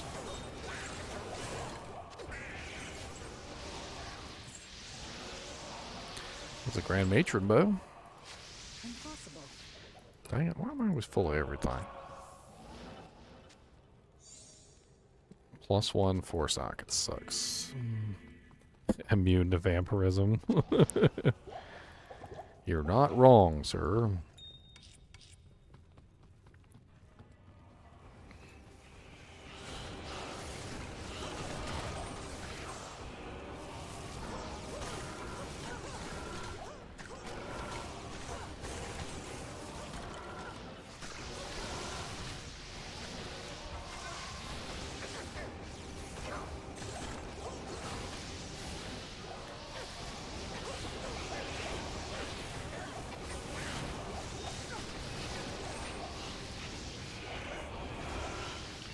Ghosties, I can't do anything. That's okay, I'll run away.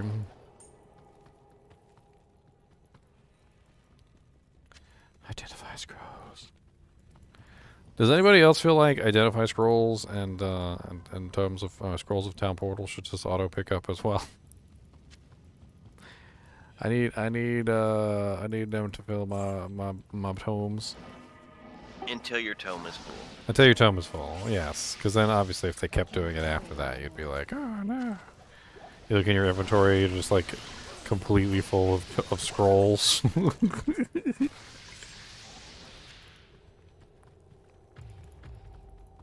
That's probably hard to code.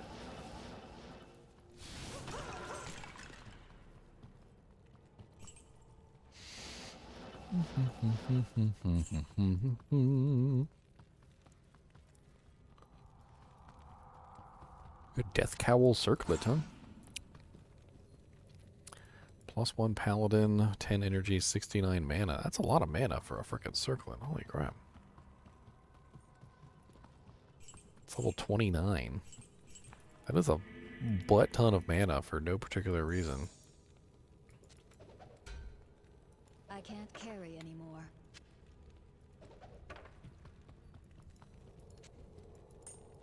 Like, how much mana is that for a level 29 character who probably has like no mana at all anyway? It's 69 mana and then what? 10 energy is what? 1.5 per mana point on paladins?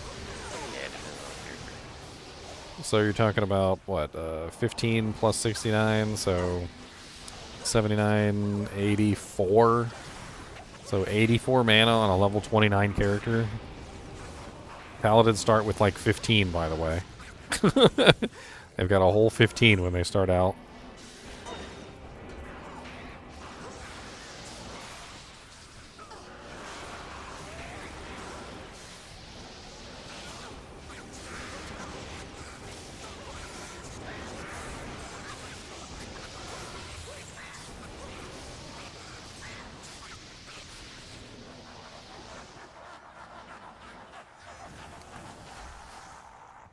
It really depends on what you're doing, JV. That's the problem. So if you need a weapon that attacks quickly, because it has some sort of proc on it, like maybe you're trying to proc Decrepify, for instance, faster is going to be better if you can hit the breakpoints. Same thing for damage. So if it's about damage more so than it is about, you know, speed, then in that case, you know, your higher damage weapon is going to be the more important weapon.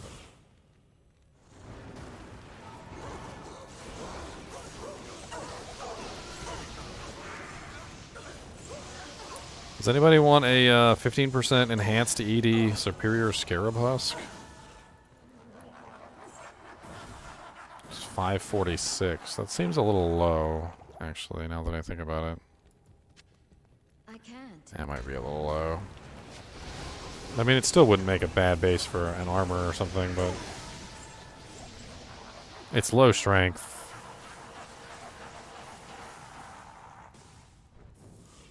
Let's go drop it in town real quick, just in case.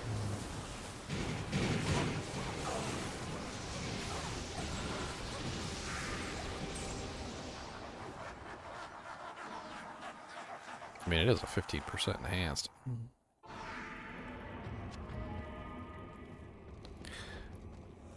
Prepping for ladder, boys. Prepping for ladder.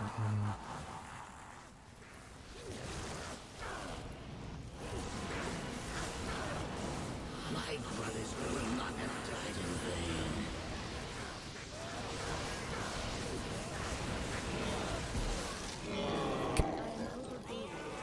vain. Rust handle! Oh, that's not rust handle. Never mind. I thought it was rust handle.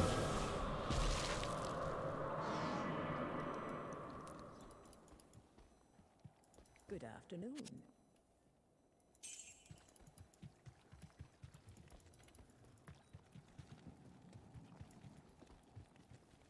I mean, you've got concentration aura, you've got hammers, you've got plus to skill equipment, you've got all sorts of stuff you could do. I don't know if you could get 50k hammers. I've never tried. I never really felt like building hammers. Nor have I. I've built Hammerdens in the past, back when they were not so broken, and I had fun with them, but I don't know.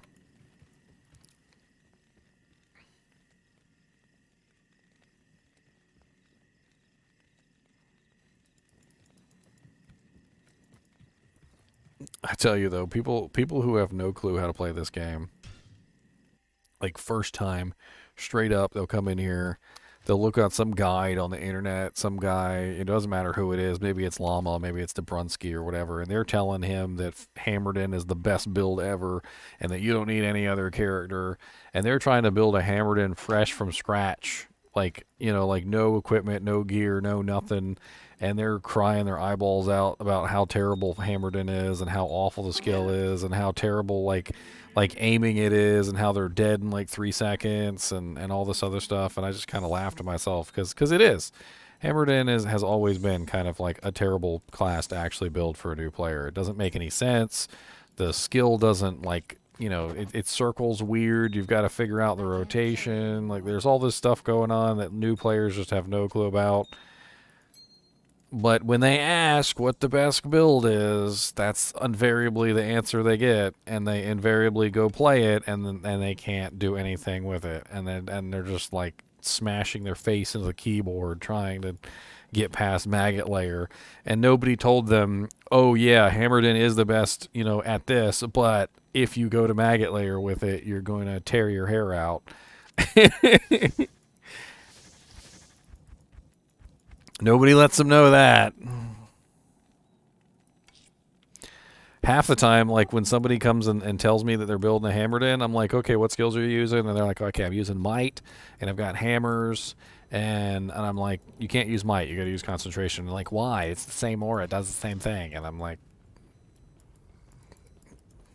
just use concentration, please. I'll fight you.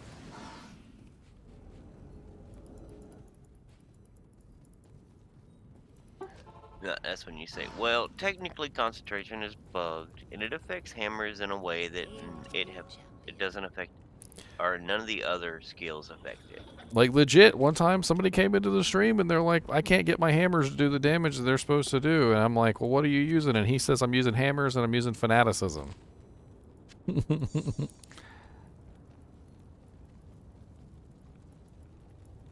to see you. He was running max fanaticism with hammers, and that's the silly stuff that happens when you go online and you look up build guides and somebody's like, Hammerden's the best, and so you start building a Hammerden, you have no clue how to build it. And I mean, I feel like he looked up just the best and didn't like look into the guide itself. because no self-respecting YouTuber worth their salt is going to say, "Oh, well, just build it this way." Like, no, they're going to tell you the actual way to build it. You mean no respecting YouTuber worth his salt isn't gonna like have a build guide up for a Hammerden that includes an Enigma, and a build guide up for a sorceress that includes an Infinity, and this little new guy over here who hasn't even seen a soul rune, let alone a jaw rune or a burr rune, is over here like, I need an Infinity to make my character work.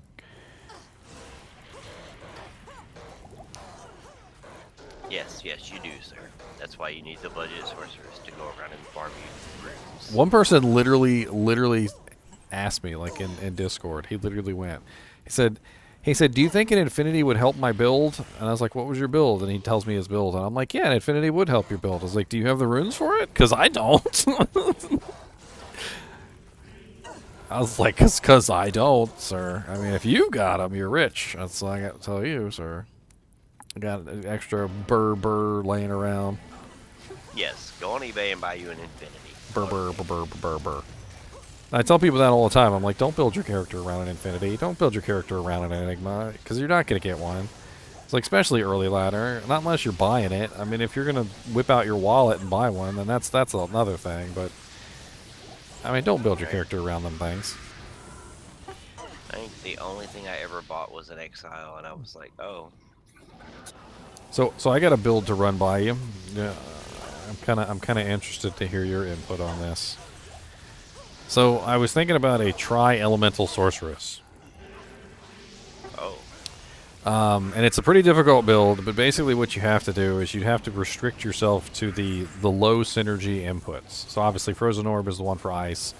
You can basically build Frozen Orb for just 20 points and the points it takes to get to it, right? For the fire tree, the easiest one to build on the fire tree by far is Firewall. So, and not only that, but you also get the very nice, level 20 or whatever of warmth you can manage to get to with points. So you got Frozen Orb, Firewall, and then for the lightning tree, it's kind of difficult. There's not a lot of good choices on the lightning tree.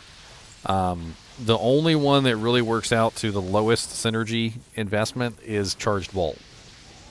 So you could do max Charge Bolt, and then you do level 1 in all the masteries. And you'd have to rely on plus the skills to beef up the masteries. But I was looking at it, and it actually doesn't look bad. Like, the Charge Bolt could potentially do around like 30 to 40,000 K DPS per second, or per rotation or something like that. The Firewall is like 30,000 per second, and then like the Frozen Orb, of course everybody knows how Frozen Orb does. I mean, it's not going to be the most amazing thing in the world, but it'll get the job done. And then, of course, you'd go with lots of plus to skill equipment, as much plus to skill equipment as you could. And then even if you got a Conviction or an Infinity later on, I mean, it would help all 3 elements. So, I mean, that's definitely nice. And I was working out the points, and it just, like, barely squeaks by. Like, 1 point in static field, 1 point in teleport. You'd have to sacrifice a couple of points in warmth, so you'd be at, like, 18 or, like, 17 warmth. But do you have any masteries? You would have 1 point in every mastery. Then you'd have to rely on the plus to skills to beef them up. I mean, I would probably want... probably want to sacrifice warmth for more mastery points, for more hard points in mastery, and other than cold, because cold plus skills is enough. Well, the problem with Nova, and this is why I was thinking not Nova, is because Nova's not really good at single target. So if you come across a monster who is immune to, lightning, or sorry, immune to fire or immune to cold, and you need lightning to kill the target, Nova doesn't always get the job done. It costs way too much mana, and it can potentially be just terrible for killing a single target. It's great for multi-targets, don't get me wrong. Not so great for the single target. Like, I would totally use Nova for farming, like, large zones. But if I came across an immune to fire, immune to cold monster, I might have a little bit of trouble actually killing them with Nova. Whereas Charge Bolt, you stand right in front of the monster, you fire off, like, 1,000 Charge Bolts really quickly, and the monster's dead. You just shotgun his face. And there's no variance on Charge Bolt either, so the damage that it does is the damage it does. Unlike lightning that hits for 1 or hits for freaking 70,000 or whatever the hell it's running. Like it's, you know, What is Blaze's synergy? Because I think I might like Blaze more than Firewall. I mean, it's going to do less damage, but it does have interesting damage. It's got that run walk speed buff on it too. It's a little. I think I might like it because of the run walk speed. It's a little harder to build though, like, or sorry, use. It's a little harder to use. That's what I mean. Right, but when you're talking about a tri-element sorceress, you need to be skillful to play this build. The tri-elemental. Well, it's very gear based too. That's the other thing. So like, it's going to be a lot of plus to skill equipment. It's going to be a lot of and I managed to get 105 breakpoint, by the way. So with all the plus to skill equipment that I could muster, I still managed to grab 105 breakpoint, which was pretty impressive for that. And then on top of, I mean, I'm guessing you made a video, and I should just watch the video For what? for this sorceress here. Oh, I haven't made the tri-elemental sorceress yet. It's still in the planning stages. I want to actually test it out first and see if it's actually viable.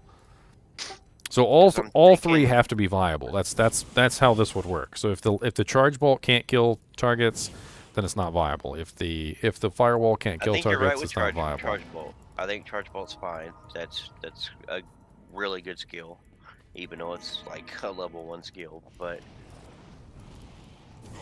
but the shotgunning effect on it is amazing, though. I'm wondering if the glacial spike would be better than the frost orb. Well, see, the thing is, glacial spike just has too many synergies. I know, but we don't need it for synergies. We need it to control mobs. And then we can use whatever they're not immune to on our other 2 trees to kill them. Well, that's the thing. See, if you have 2 elements, there's always going to be some monster that you're going to come across that is going to be immune to both. So, you know, if you're fire and cold, you're eventually going to come across the fire-cold immune. If you're lightning, if you're lightning fire, you know, you're eventually going to come across the lightning fire. But you're never going to come across, outside of Uber Tristram, you're never going to come across a monster that's immune to 3 elements.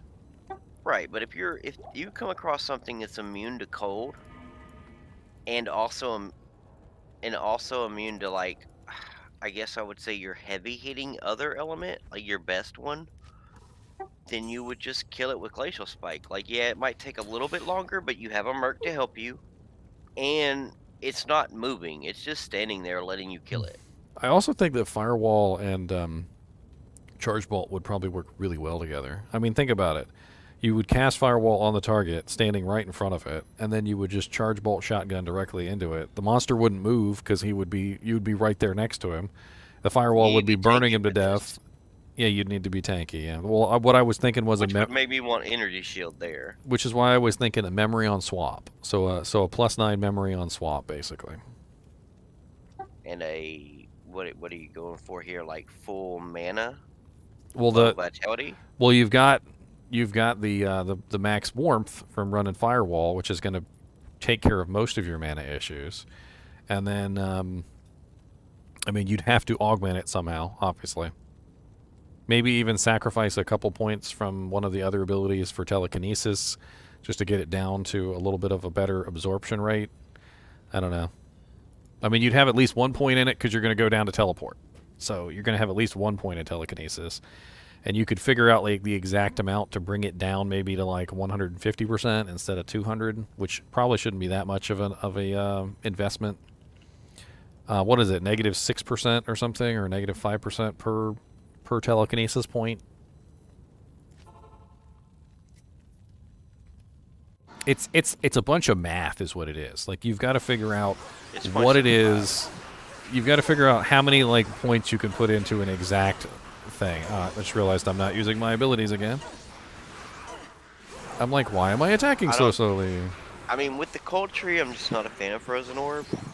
I really am more of a fan of using your cold tree as control. 7% mantled heal. Ooh.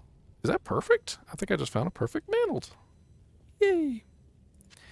I mean, Frozen. The only reason I'm picking Frozen is because it's an easy synergy build. I don't see anything else on the sorceress tree that is as easy to build as Frozen Orb. There's nothing else in there where you could just simply feel put like- in 20 points and then that's it and move on with your day. Are you putting 20 points into Ice Blast and Frozen Orb? Just Frozen Orb. I feel like you can get the same kind of damage output with Glacial Spike and Cold Mastery. You can't see that in a planner because of it's a negative resistance. But that's like way over budget though for points. Like I'm only budgeting like bare minimum. Let me pull up a sorceress real quick so I can look at the tree. Beep, beep, beep, beep, beep, beep. I mean, alternatively there are some other options. Like for instance, you could just forego the tri-element thing and you could just do Charge Bolt, Firewall, which would probably work really freaking well. Charge Bolt, Firewall, Energy Shield. That would probably be like a pretty beast combo.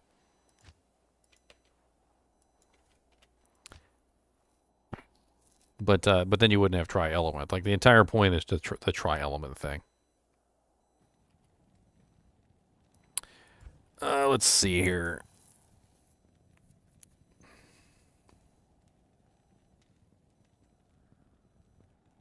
I mean, Glacial Spike only has 3 synergies, but that's still a lot. Firewall and Blaze have no synergies anymore? I mean, if you were going to go with Ice Blast or Glacial Spike or something like that, you should probably go with Ice Blast, because if I remember correctly, Ice Blast is the higher damage one. Yeah.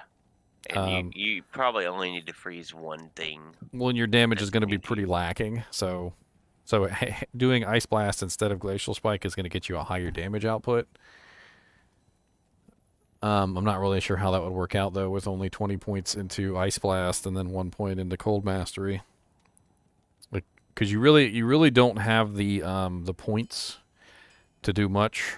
I mean, going down to Frozen Orb is pretty expensive, though. You've got 1, 2, 3, 4, 5 prerequisites to get to Frozen Orb, so you would be saving yourself essentially 3 points.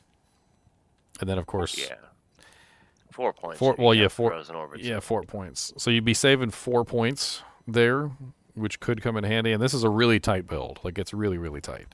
I mean, you're talking about you're going to have to sacrifice points out of warmth just to be able to put points into things like static field and teleport. How much plus skills are we talking about? I mean, we're talking about. I actually built him earlier on max roll just for fun, and it didn't. It actually looked quite nice. Let me see if I can pull him up. Not sure if he got deleted. And Yeah. you're running max lightning, right, for the synergy to charge bolt? Yes, so you have to run max lightning, otherwise the charge bolt's not going to be any good. So see, the thing is we're only putting about 20 points, or like 20, maybe like 22 or 23 points into the cold tree, whereas we're putting like 40 into fire and lightning. So fire and lightning are both getting a 40-point investment, whereas cold is getting the least because we have the option to put the least in. That's one of the reasons why I went with Frozen Orb in the first place, is because you don't necessarily have to build the synergy for Frozen Orb. And then on top of that, Cold Mastery isn't that important. You can rely on plus to skills for Cold Mastery.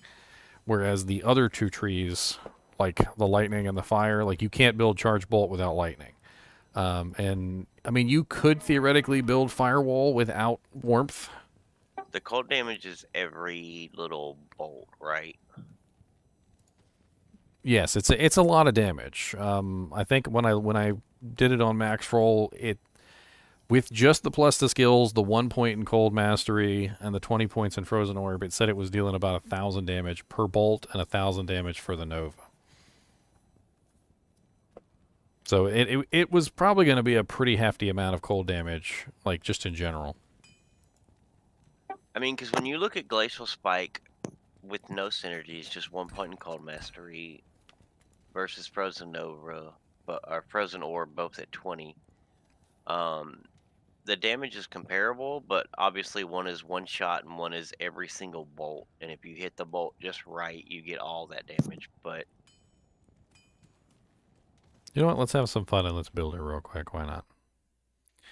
I mean, I can, at the very least, I can build her in Hero Editor, and we can play around with the idea of it. We're going to call her the Tri-Wizard Cup. No. You're a wizard, Harry Potter. So, is my calculator just outdated, or does Blaze and Firewall not have synergy? Ooh, that's loud. Does what? Blaze and Firewall don't have synergies? No, they both synergize with warmth.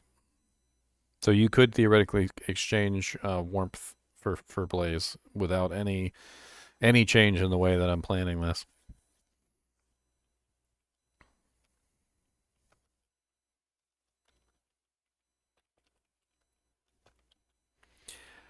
Alright, so Tri-Wizard Cup has been created. Let me edit her and transfer over, and we're gonna play around with this real quick, and we'll see if we can make this Tri-Wizard Sorceress.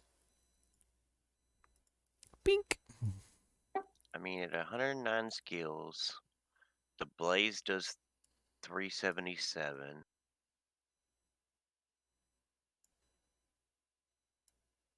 The charge bolt does 51 per bolt with 22 bolts. Well, the thing Again, this is no plus skills. The thing is, Hoglin, is that you can't really focus really heavily into one build. I mean, you could, but then you kind of handicap yourself. Like, the entire goal is to have the ability to do anything, not really to, like, I could build a really hefty charge bolt, and I could get that really high, or I could build a really big firewall, and I could get that really high, or I could build a really good frozen orb, and I get that really high. But by doing that, I'm going to sacrifice damage on the others, which is not really what I'm trying to do.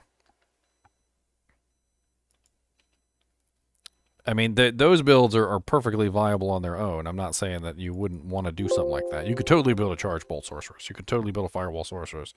You can totally build a Frozen Orb Sorceress. All those are perfectly viable options. But this is just like something different entirely.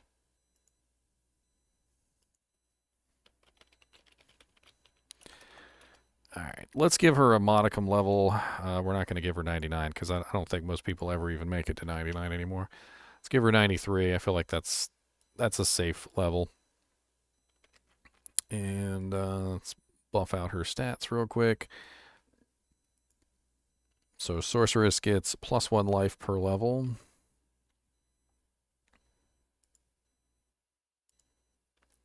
So +1 life per level. She has 40 when she starts, so 40 plus 92 is 132, so she'll be at 132. She gets 2 mana per level, so 92 times 2 plus 35, so she gets 219 mana. And her stamina is +1 per level, so 74 plus 92. I think the thing with Sorceress is you just make a really strong this, and you don't worry about the things you can't kill. I think that's the trick to Sorceress, because you have teleport. And even if you come across like an extra fast, fanaticism, frantic mob, you can still teleport away from it. Whereas you come across something like that with your physical magic barbarian, like, you can't run away from this thing. It's going to chase you until you zone. Oh no, I know exactly what you're talking about, and I agree. It's definitely going to be an interesting thing to try and build a sorceress that's different than than the standard. Then I can't really kill this. I'll just run away from it, kind of a thing. I mean, a lot of cold sorceresses do that. They're like, oh, it's cold immune. All right, well, I'm just gonna just go the other way. I mean, this is going to be like a sorceress that doesn't do that. Like, every time she comes across something she can't kill, she just switches an element. She could even combine multiple elements on targets. I feel like it would work out really well to have, like 2 or 3 different elements at a time on a target. Like, maybe you've got a group of monsters. Some of them are cold immune, and this is what's always pissed me off with Sorceress, because you'll have cold immune monsters mixed in with fire immune monsters mixed in with lightning immune monsters, and you're trying to dish out damage to the entire group, and you can't. You're only dishing out damage to 2/3 of the group, or 1/3 of the group, and like, having multiple attacks could make it so that you could dish out damage to the entire group at one time. Like, imagine if you throw down a couple firewalls and then shoot off frozen orbs over the firewalls, and then as soon as the that one monster who's immune to your other two elements comes up, you just put out a bunch of charge bolts and rip them down. Why is Frost Nova synergized by the other two AoE spells of the Cold Tree? Like, It's a good question. like Blizzard, come on, this is an AoE spell. I need it to be synergized by things that aren't AoE. That way I can have two different spells that do the same, that fare better in different situations. I feel the same way about the armors. I feel like the armors are like the frozen armors are garbage for that reason, because they don't I don't understand why they synergize with each other. It's the stupidest thing in the world. Nobody wants to build multiple armors. Right, that'd be fine if you had infinite points. Like, oh, I'm up against archers. Let me switch armors real quick. But instead, they're just like, I just don't get it. Like, I feel like they know that it's stupid, but they don't want to change it.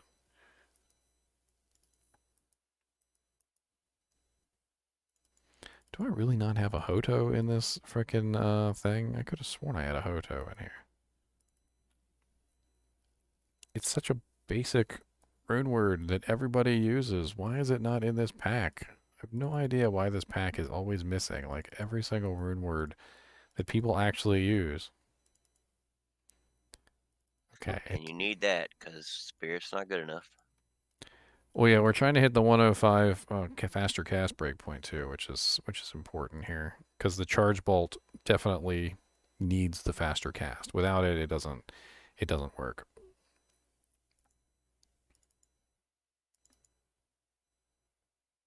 Does Charge Bolt have an X hit delay or no? Charged bolts? No, it doesn't. There's no next hit delay on charge bolt. It rips things to shreds. So something can literally get hit by all 22 of them. Yeah, 24. Like it does a massive amount of damage.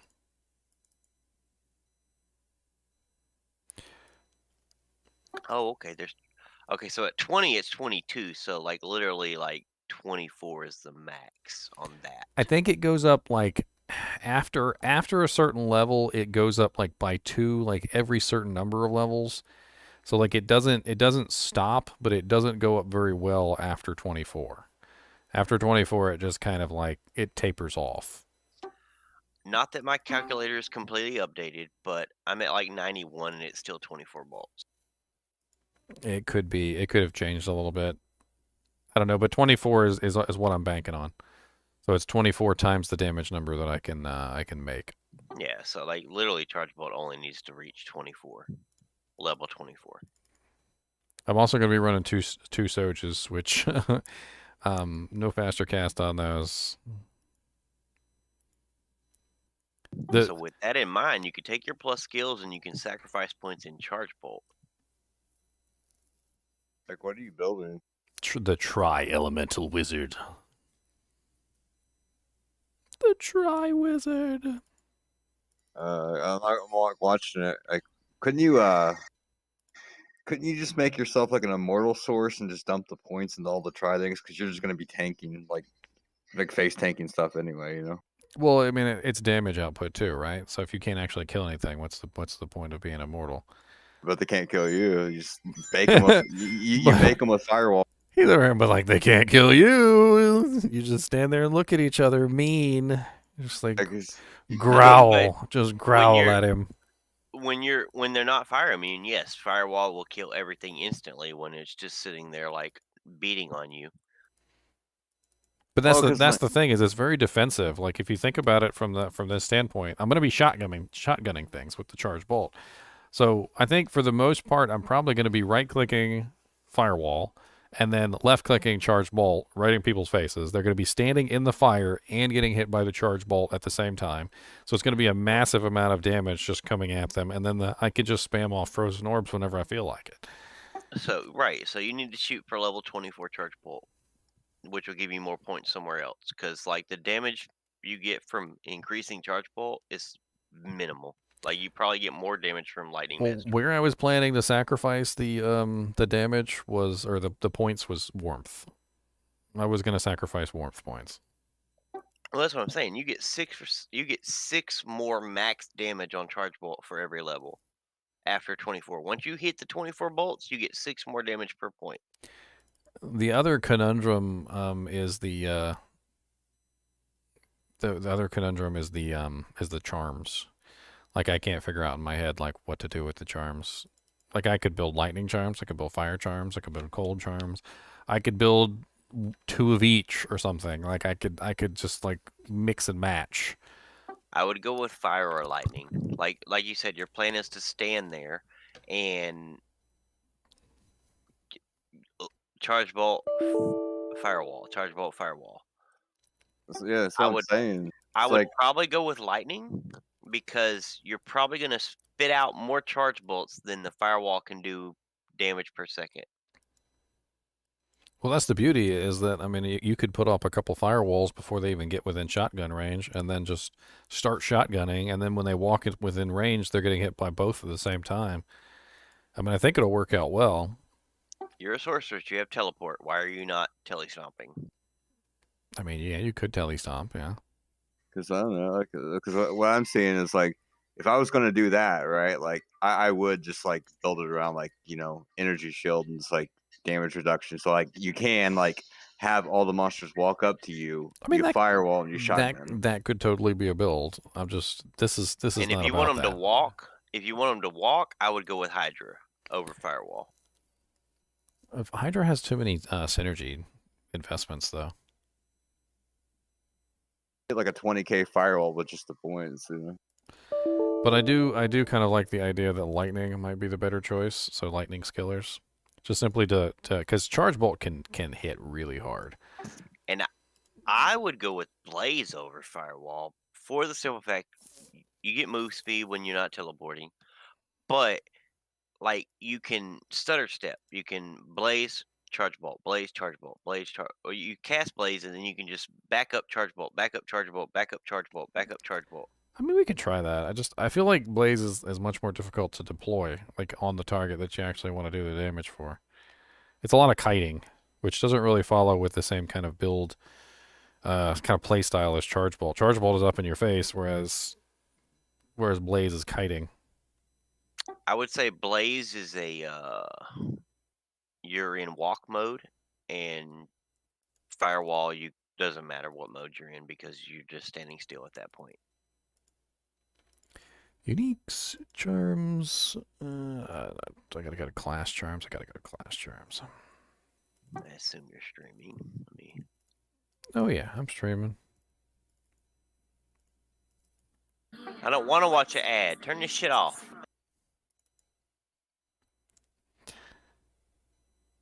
There they are. Alright, Sorcerer's Torch, Lightning Charms. Let's just go with something, I don't know. Small charms, it really doesn't matter all that much. We can go with resistances. We can go with all sorts of things. Is it Silkweave? Yeah, I just put Silkweaves in there. I don't think the boots really even matter that much. I mean, I don't think they do. I think you have plenty of life. Let's just go with Or I think you have plenty of survivability. I think maybe... Or mana. I would think maybe the 30 resist, if furnace rights? I think I went with Shaco, if I remember correctly. Or what was the helmet that I went with? Because I got 40 on Hoto, I've got 35% on Spirit, so that's 40, 50, 60, 75. 10, cap rate? 20 on Mage Fists, which is 80, 95, and then is it 20 on Arachnids? So 115. Yeah. So yeah, that's already the 105 breakpoint, so we're fine on that. I think I did actually go with I think I did actually go with Shaco, just a Harlequin Crest Shaco for the helmet. I mean, I could also go with Griffin's Eye, but I'd have 1 less plus to skill. Again, it seems like no matter which way I twist it, because I've been thinking about this a lot, is like no matter which way you twist it, when you focus on one particular element, you give up on the others. So every time you choose something to focus on one particular side, you start to give up damage on the other two. It's like you have to like not lean into anything. So I can either get the +1 skill that's going to help out the Firewall, the +1 skill that's going to help out the Frozen Orb, and also the could go +1 skill that's going to Griffins. help out the Lightning, or I go with Griffins and I can get more damage out of the Charge Bolt, but I lose damage in the other two. You could go with Griffins, and you can go with an insane Amulet, +3 fire, cast rate, and all that kind of stuff. I mean, I just have Mars on there right now. What if you just go I like mean- a 3-socket helm and put 3 different facets in it and just like spread the base? I mean, I was also thinking of just putting a facet in the Harlequin quest. I mean, I could put something in there to help out one particular element, and I could still get the +1 to skills. I mean, it wouldn't be as good as the Griffin's Eye, obviously, because the Griffin's Eye has, what, 15? I mean, I think Griffins is your choice. I honestly think Griffins is your choice because of the fact that Charge Bolt's doing a lot of your damage. I mean, yeah, you're probably right. I'll grab Griffins and I'll put it in the stash anyway for testing purposes. I'll also grab a facet, a lightning facet for both of these. I would probably go with Ormus Jewels. over Chains here. Yeah, but the Ormus doesn't have plus the skills on it. I know Like, you're I'm losing. You're sacrificing a little bit there, but you can also facet it. I just feel like I'm losing too many plus the skills there. +2 to skills is a lot to sacrifice, especially when you're talking about all these different things that you're counting on those plus the skills for. Because it's not just the Firewall, it's not just the Charge Bolt, it's not just the Frozen Orb, it's also the Frozen Armor, it's the Static Field, it's the Teleport for less mana cost. You know, it's all these different things. The extra warmth for regeneration, and you're sacrificing. To build 3 elements, you're sacrificing so much from all these different places that the plus the skills kind of becomes the most important thing, because you're trying to make sure that you have all that to help you out. I don't know, man. I feel like plus per skill damage is better. I've never than considered plus actually skills. putting an Enigma on anything, but I actually considered putting Enigma on here too, because I could, because it's so tight. The plus to skills is literally so tight that if I put Enigma on, I won't have to put 2 points down to get to teleport. And those 2 points. But you need telekinesis for energy shield. Then I can save 1 point. Like, that's how tight it is. 1 point is like huge.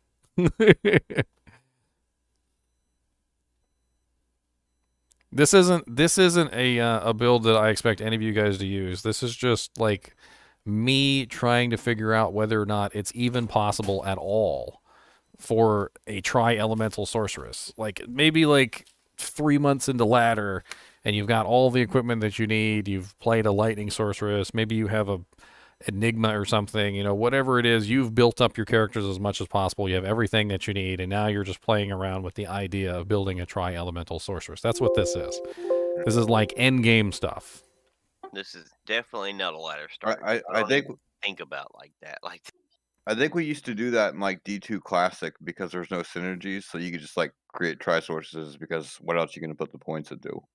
Yeah, in the old Diablo before, it was actually totally was a thing. You could build tri-sorceresses.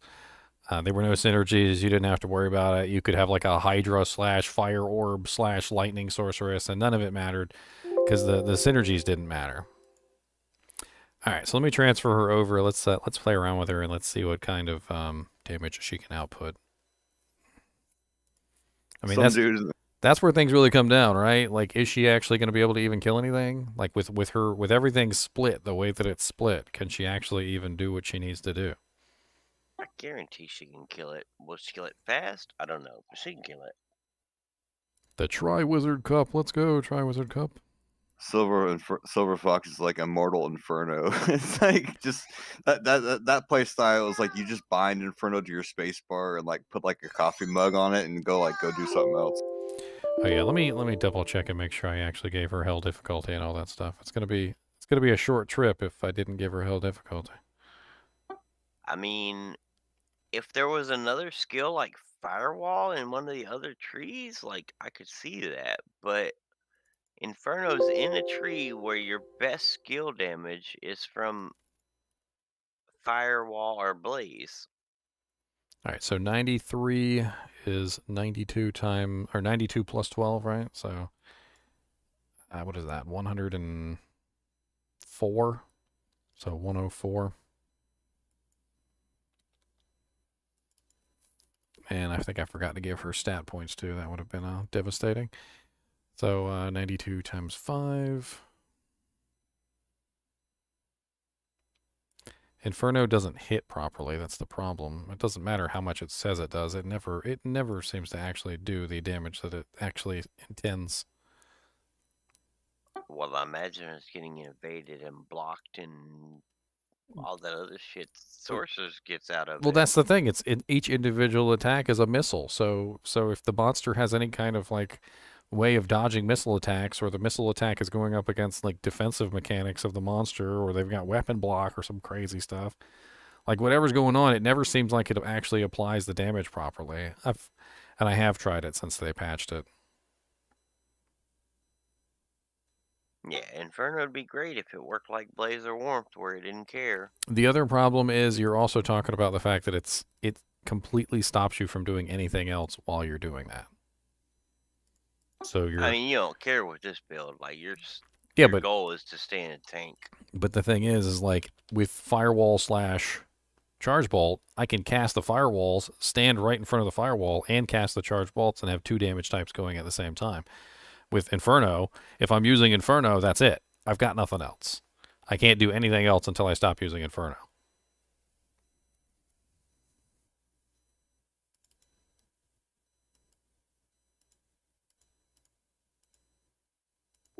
Is there any way to change the hotkeys on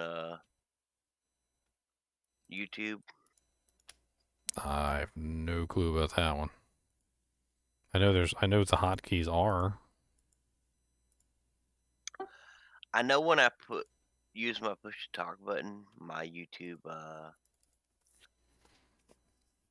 backspaces and goes to a previous thing. All right, good night, Johnny. All right, we're testing them out now. I got the Tri-Wizard Cup in here. I see it, dude. I can't keep my eyes open, so I gotta shut it down. I mean, it happens, man. I know. Good night, guys. Later. What is wrong with her Hoto? Look at her Hoto. Why is her boob always sticking through her shield?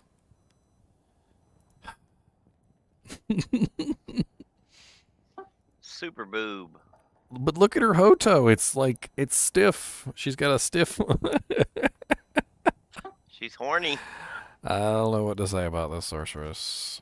The Tri-Wizard Cup is already a failure. We're already in failure mode.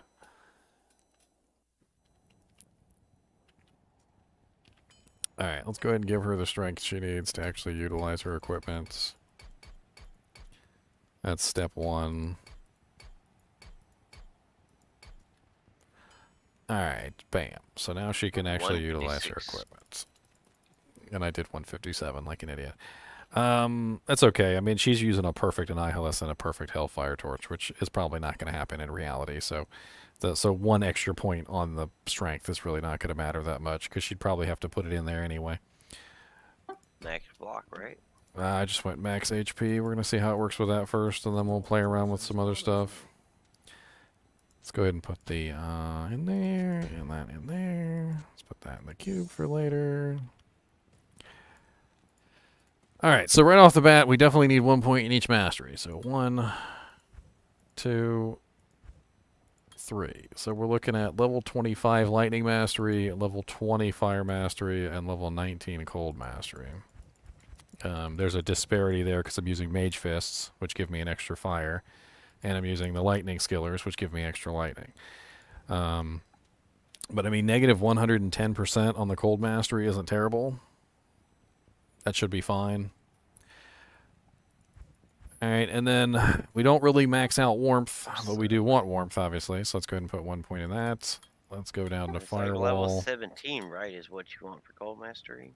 So Firewall with no synergy basically is still doing 8,000 to 8,700, or 8,700 per second. We're also going to grab charge bolts. So cap. And then we're going to cap out frozen orb. So this is one of the heaviest investments right here, is just building down to frozen orb. Then we want 1 point in frozen armor, 1 point in telekinesis, 1 point in teleport. And then everything else goes into... did we get static field? We did not get static field. Everything else goes into warmth to beef up the synergy for Firewall. Let me see if I think I have a memory sitting on somebody. Or do I not have a memory sitting on anybody? I don't think I do have a memory sitting on anybody. I do have an obsession, though, which, well, no, I don't really know if that would function as a memory. Do I have one with energy shield on it?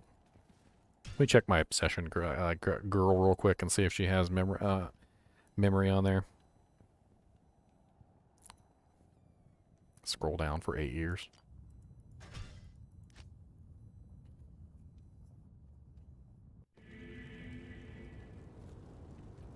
I don't know, I just feel like Hydra has too many synergies.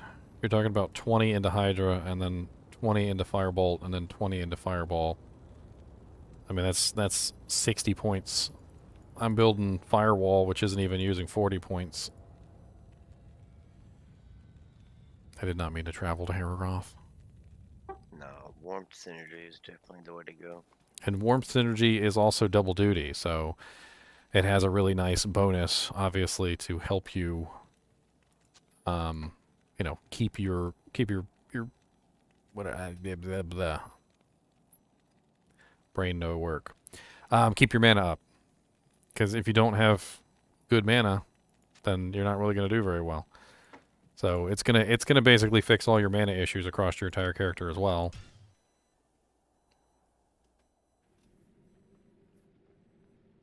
I'm actually leaning less heavily into Firewall.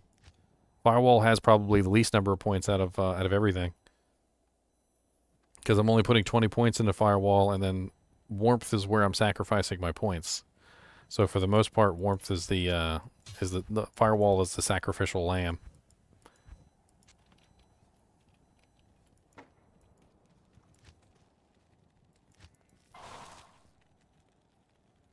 God bless it. So on swap, Energy Shield has level 24 with only a +1 in it from Bloodbite, which means that if I was to have a proper memory with +9, I would be looking at what was that, 4, 5? So I'm getting 5 from Bloodbite, or the Obsession runeword, whereas I would be getting 9 from the memory runeword, which the memory runeword is obviously much cheaper. And so that would be, what is that? 5, 6, 7, 8, 9. So 24, 25, 26, 27, 28. So I'd be looking at level 28 Energy Shield with horrible conversion. I don't know if that would actually be worth it. That could just eat up all my mana for no reason. I mean, I'm still rocking 900 mana, though, with 1,500 life. I could balance that out differently. Alright, but let's go ahead and put these skills on here. So, Frozen Arm on the main click. Firewall on the right click.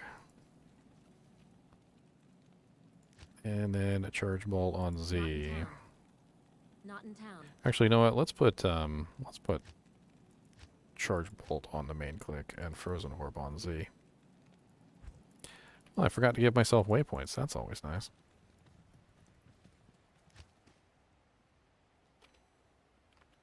Not here. What's up, Shinue?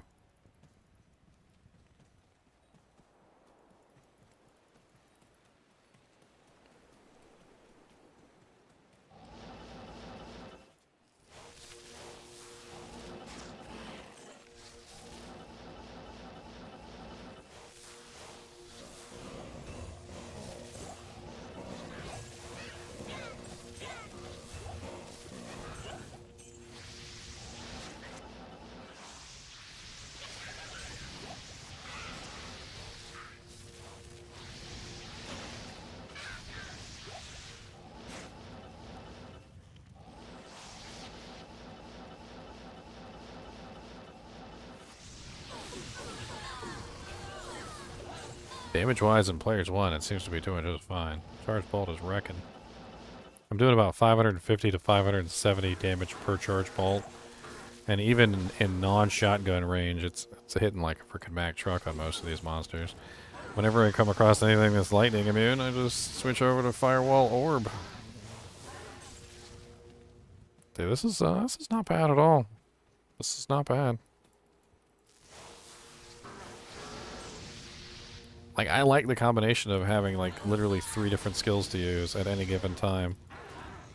Like, whenever I come across the cold immune, it's Firewall and Charge Bolt. Whenever I come across the lightning immunes, it's, you know, it's Frozen Orb and Firewall, and so forth and so on. I mean, it works out really nicely. The Firewall works very defensively, too. I mean, you just kind of cast it in front of yourself, and you let it do its job. Any of the monsters that get past your Frozen Orb or your Charge Bolts are running into the Firewall, and they're immediately dying to the Firewall before they even touch you. Because the Firewall's doing 11,000 damage per second. So the monster literally just stands in the Firewall and dies.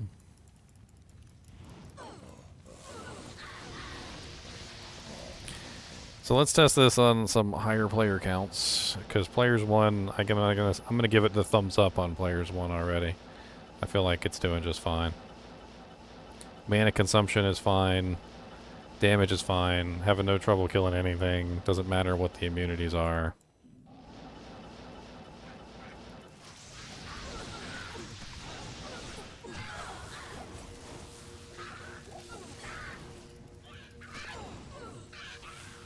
You can honestly use the Firewall as a defensive mechanic. Like, any monster that gets past your Charged Bolts or your Frozen Orbs, you can literally just make sure you've got Firewalls up around you, and they get hit by the Firewalls when they come within range to try and kill you. And it's like, it's almost like a secondary defense. These guys are immune to poison. I can kill them with any of the elements.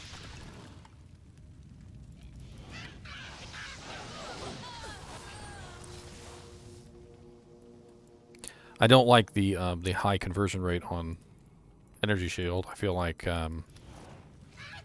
if you could beef up telekinesis a little bit.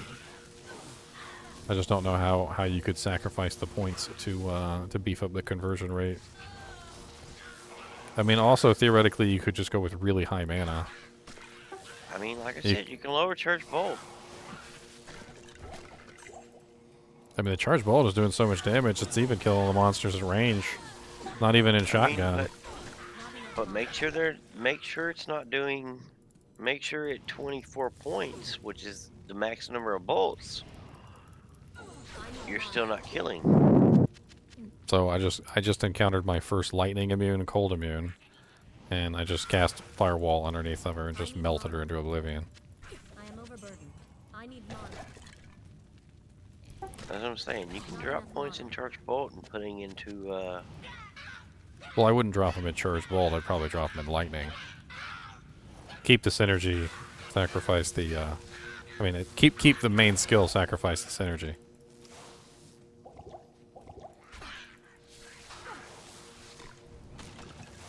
All right.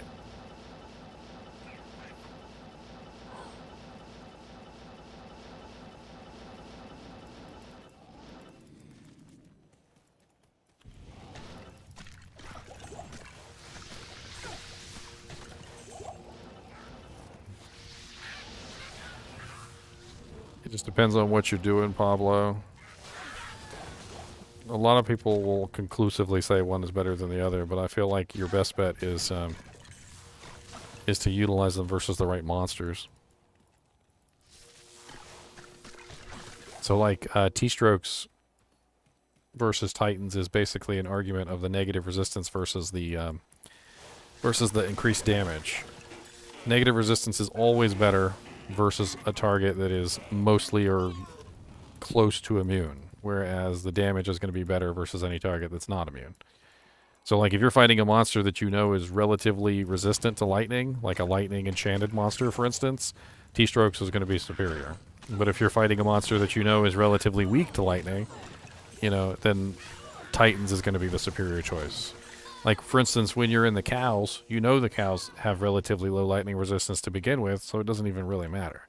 It's basically a choice of, you know, more or less damage. And I'm pretty sure that T-strokes becomes the less damage one because there's always a point at which the negative resistance kind of peters out and doesn't really give you that much extra damage. I feel like you need to go to an act boss and test it out there. Or they're gonna have the hit points and the resistance to deal with you. Yeah, I need to actually give her some waypoints, which means I need to go back into Hero Editor, unfortunately. She has no waypoints at all. I forgot to give her waypoints. You have 105 with teleport. Just do it, man. Working on it.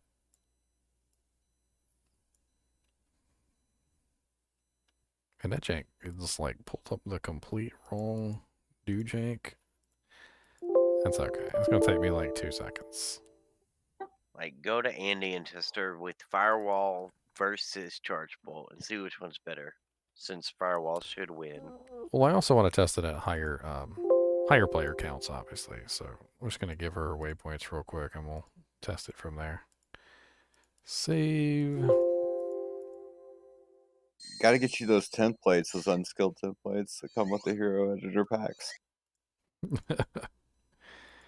Man, like I got like I found one that has like all the rune words that were like missing from like the Kingpins. You know, like you want to get like a Bramble, right? But Bramble doesn't exist in Kingpins. Oh, yeah. You found one that has all the missing ones? Yeah. They're not like perfect or anything. It's just whoever gleaned them. So it's like a 38% Bramble, but you just, you know, general edited it out and put it to 50. No, that makes sense. I've actually had to do that. I had to do all sorts of stupid things with Hero Editor to try and fix stuff. Although I've kind of become a master with Hero Editor now because I can pretty much do anything I want in there.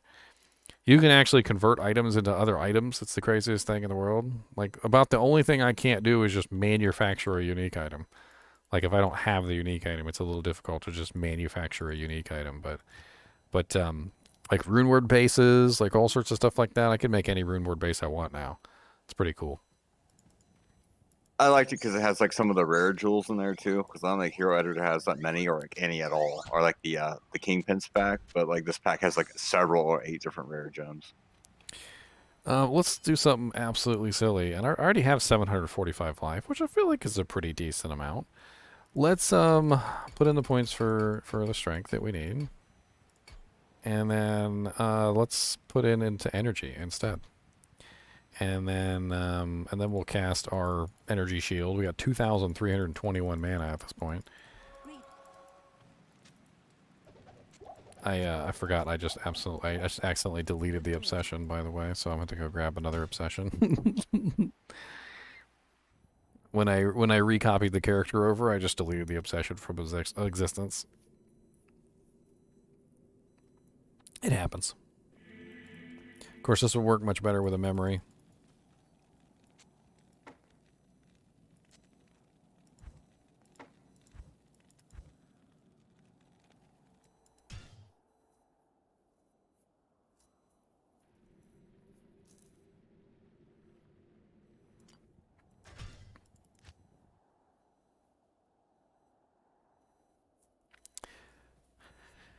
I don't really know how many points I could sacrifice into telekinesis, though, to make their energy shield worth it. I mean, it could be an interesting attempt.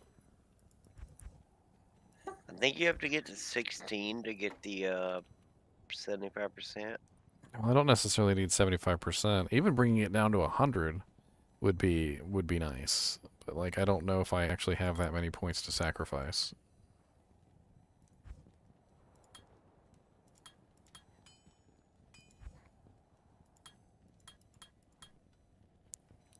Alright, 20 points into Firewall, 20 points into Charge Bolt, 20 points into Frozen Orb.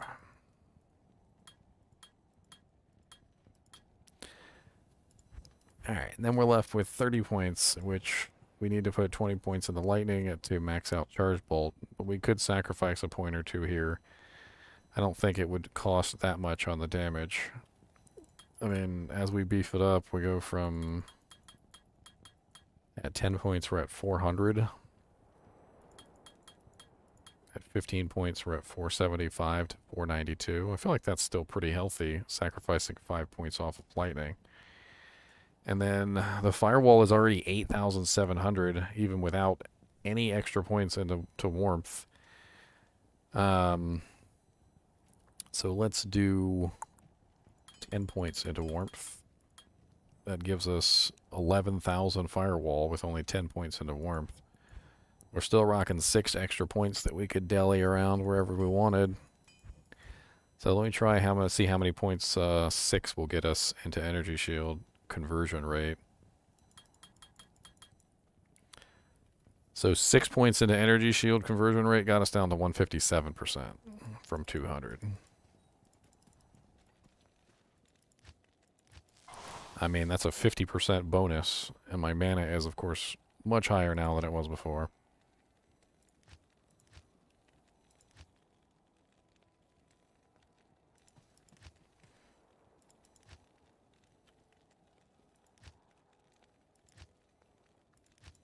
Not here.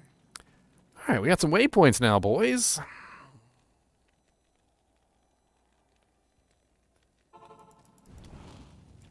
Oh, yeah, let me grab some potions. My mana's off the chain, though. 1,982 mana is a lot of mana. And, actually, 2,321, my bad. 2,321 mana is a lot of mana. As far as regeneration goes, I should be regenerating super duper fast. I don't even have a merc, by the way. This is all without a merc. I mean, if I had like a plague merc with low resist or an infinity merc or something like that, I feel like that's going to work better.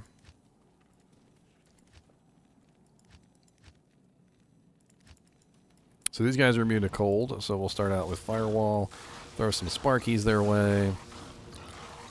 Got that defensive Firewall. So lightning is 6 damage, 6.9 damage per level, up to the cap, obviously. Whereas chargeable is 6 per level. Ooh, the amount of damage that Sparkies does is just nuts. I literally just used it on Shank and like, because every single individual bolt is a different hit, and you literally just saw Shank's HP just go like this. Like multiple times, it was like all the way down to nothing, like within like a second. All right, so let's up this. Let's up this. Players 1, yes, I think Players 1 is fine. I don't think we're gonna have any issues with Players 1. Let's get this to Players 3. I think Players 3 is one of the most commonly played difficulties, and then we'll up this again. Go to 8. Like, there's no reason to not go to 8. 8 is difficult. But yeah, sure, why not? Let's go to 8. We'll play around with it. I feel like one of the hardest zones that we're gonna encounter, definitely by far, is Chaos. Chaos is gonna be the most difficult place. Yeah, you gotta know what element you're using when. Because you're gonna have to fire your Frozen Orb at the time when you need Frozen Orb. You're gonna have to use your Firewalls when you need Firewalls. You're gonna have to put your Charge Bolts out when you need Charge Bolts. It's not gonna be a matter of just this or that. I mean, that Maw-Fiend had some pretty healthy HP, and I just ripped him to shreds.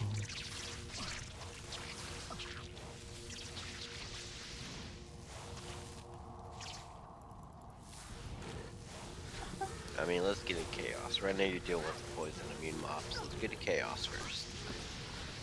I know, but these guys have lots of HP, the Maw-Fiends. That's why I was trying to play with them. I feel like the Maw-Fiends are usually good choices for... So these guys are fire immunes, so no Firewall here. Players 8 is always going to be rough. I mean, I can tell that.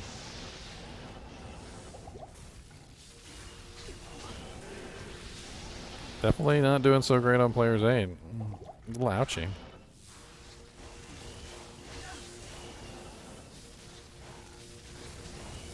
The static, the Charge Bolt isn't really doing enough in Players 8.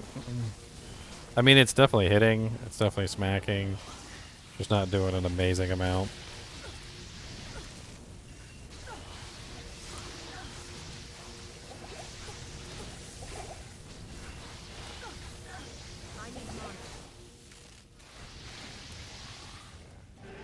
I mean, the ES is working. I'm definitely staying alive, and my mana regenerates so ridiculously fast. Like I was literally empty just a second ago, and literally within about like 2 seconds I was already almost at full. Can I kill things? I can definitely kill things. I mean, that's not an issue. The larger groups are definitely trouble. I mean, a mercenary would definitely help here. I would definitely say a mercenary would help. Infinity would obviously help. I mean, if you were running an Infinity, you could very easily break a lot of these resistances, and it would definitely beef up a lot of the damage versus the monsters that aren't immune. Like the Charge Bolt that I'm doing right now would probably be outright killing these guys on P8, where it's not quite enough right now.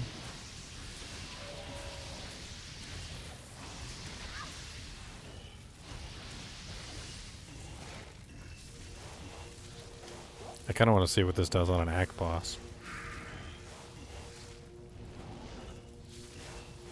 Stop running away from me, sir. I'm trying to get close and charge bolt you. Stop running away. Well, that's annoying. So the Oblivion Knights have a AI where they just run away from you whenever you get close to him. So I'm literally teleporting to him to use charge bolt, and he immediately runs away.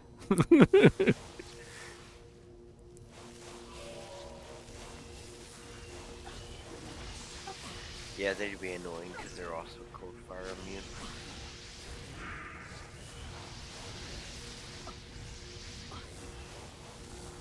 Yeah, the Oblivion Knights running away is a pain in the butt.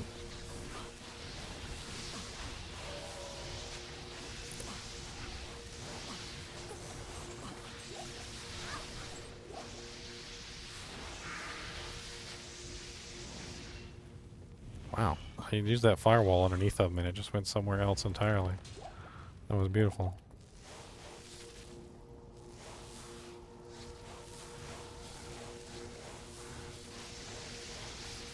I mean, one of the cool things is that you can very easily cast frozen orbs in between your charge bolts. You basically just keep clicking both buttons at the same time, and whenever frozen orb comes up, it immediately procs, and whenever charge bolt is up, it's just spamming. And since frozen orb has the delay, you can pretty much just spam them independently of each other and do pretty nice combo attacks between the two. Like the Venom Lords are immune to fire, so I'm not using Firewall. It's not really even that big of a deal. I don't know why they're not attacking me right now, though. It's rather odd. I guess because Infector of Souls is down there. Yeah, they have bleach. They do hit pretty hard, though. Did they change Energy Shield not to go down when you lose all your mana? I don't know. Because I remember Energy Shield would completely turn off whenever you lost all your mana, and I literally just lost all my mana, and it didn't turn off. Like, let me see if I can do this again without killing myself. Say, completely lost all my mana, and Energy Shield is still up. If they did change that, that's a pretty big buff. Yeah.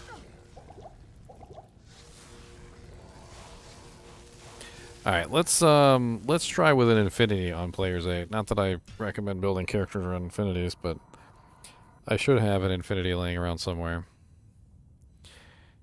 It's gonna be a cakewalk with Infinity. I mean, it seemed like she was close. Like, she was close, but not quite there, like where she needed to be. Hell, she might want to use a crescent moon in her freaking main hand. Oh, I know who has an Infinity. The test Amazon. I think hers got broken though. Yeah, I'm pretty sure hers was broken. Because I made it in an ethereal base, and I wasn't thinking.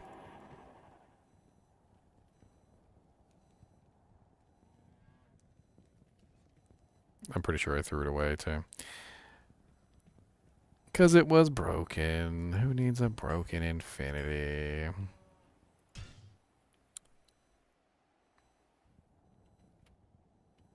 There, I'll just edit her in Infinity real quick. I mean, if it works with Infinity, I mean, it really is like an end game, as we're talking about. It's like super end game, but... I mean, it's already in game. I mean, that's what I'm saying. It already was endgame to begin with, so. Ragnar Mess, Hoto, 2 Sona Jordans. Mm-hmm. Super endgame.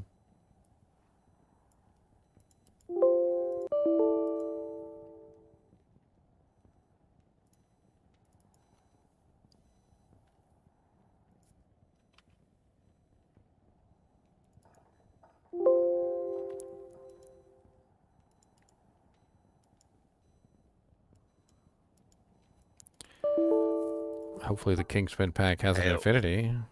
Even Enigma. I mean, Enigma would only buy me 1 extra point, which I don't really know if that's even worth it. I mean, when we're talking about in-game, it doesn't buy you any. Oh, well, you're using memory to get your. Okay. Oh yeah, I'm using memory to get energy shield. Yeah. Also, I wouldn't even want to do that anyway, because if you look, you can't get energy shield just by going down the line. You've got to build chain lightning as well, and I don't want to do that either. So it's like a whole bunch of just cascading extra skill point usage, which I'd rather not have to do.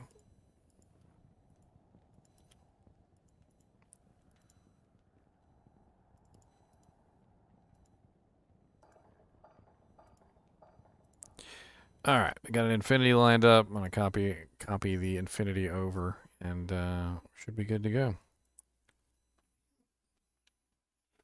Honestly, I think with the infinity, it's gonna be kind of stupid broken, because I can already tell that in Players 1 it was doing just fine. In Players 3, I'm pretty sure it would have done just fine. And in Players 8, it's only struggling because the damage output isn't quite there. But with the infinity, it's going to increase the damage output basically by all the abilities. Because you got to think, it's not like when you're trying to break an immunity, infinity doesn't really do as well. Like it only reduces by like 17%. But when you're trying to break or reduce the resistance of a monster that is not immune to that element, so like when I'm shooting lightning at the pit lords, which are immune to fire, it's going to be a huge damage bonus versus the pit lords.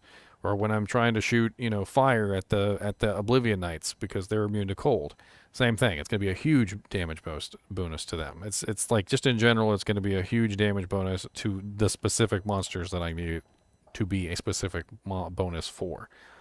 It won't even be anywhere near as bad as like trying to break a lightning immune and then having to have like negative 100% enemy lightning resistance on top of all that, because it's just going to work out better. Let me get the merc some equipment too. Pretty sure I've got something laying around he can use. Just so he doesn't die. He just needs to not die. That's it. Just don't die. Look, there's a Fortitude. You can have the Fortitude, sir. And there's an Andariel's Visage. There you go. Fortitude, Andariel's Visage. Done.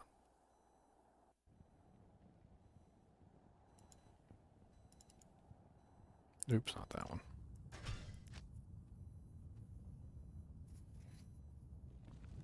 Who got deleted? What's been deleted? What are we talking about? Highest single player character would be deleted when the game updated the other day. I don't think your character should be deleted. I'd put a ticket in if that happened.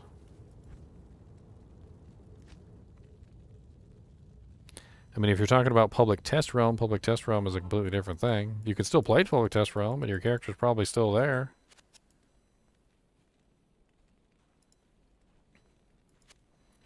Let's just go with Defiance Emilio. So he stays alive. Live, Emilio! Live! That's all we needed to do is live. I'll put that to good use. He's over here like, I ain't promising nothing. I'll put that to good use. You be sending me up against demons and Diablo himself. You think I can survive? Holy freeze. Holy freeze. I mean, Holy Freeze would be nice, but I just want him to live, that's all. Holy Freeze doesn't so much keep him alive as it keeps the monsters kind of vaguely away from him. I mean, it prevents them from attacking him, too. And now I can break the lightning immunes. Now it doesn't even matter what element I'm using, I'm just spamming now all you're the a lightning elements. source. I'm all elements now. Let's go. No, no. Let's get into the chaos where things are rough. Oh god, right into the middle of a pack of monsters. Emilio, save me. Save me, Emilio. Oh, I mean, let me save you, Emilio. Oh god, Emilio's dead. What did we do? We created a monster. Maybe. What about a plague? Can you give me a plague rune word? Can that go in scepters or spears? Go in swords.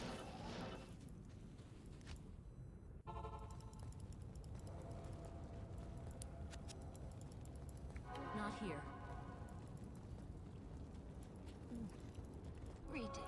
See how easy it is for your merc to die with Fortitude and Infinity and Well, I'm on players Darios? 8.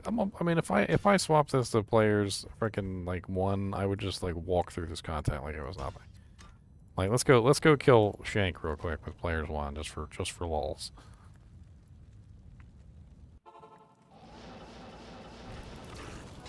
That's just ridiculous how quickly they die. I mean, like players 1, this build has absolutely no issues whatsoever. I mean, I could just walk in, shoot off some abilities, everything's dead, a couple firewalls here and there. I mean, it's pretty much just like laughing at it. I mean, players 3, let's check out players 3. Let's scale up until we start to see where the difficulty starts. Did I do players 2 or players 3? Okay, players 3, sir. Infinity gives Poison Nova? Where's all these Poison Novas coming from? And Dariel's Visage, probably. Oh, okay. So Defiance ain't doing shit for him because he's getting hit a lot. I mean, he doesn't even have Defiance activated yet. Remember, he's got to activate his aura. Oh, okay. That's dumb. So players 3, yeah, if he doesn't hit anything, his aura doesn't activate, and you just end up with nothing. Yeah, then that's dumb. Like the Paladin walks out of town and his aura's up. Like,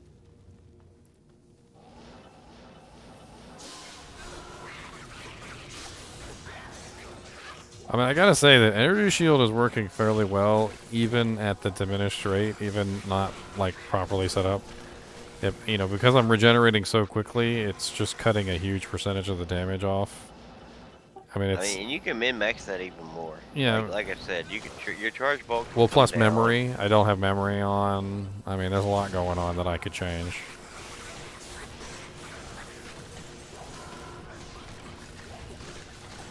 I'm just talking about for ladder. Like, if you can get your telekinesis to 16 hard points, even if you got 1 point in, Impossible. like you really just need 1 point in energy shield. You need your telekinesis to be 16. God bless it. I can't put on Griffin's Eye because Harlequin Crest gives 2 to all stats, so I don't have enough to wear the spirits. Stupid 2 to all stats on Harlequin Crest.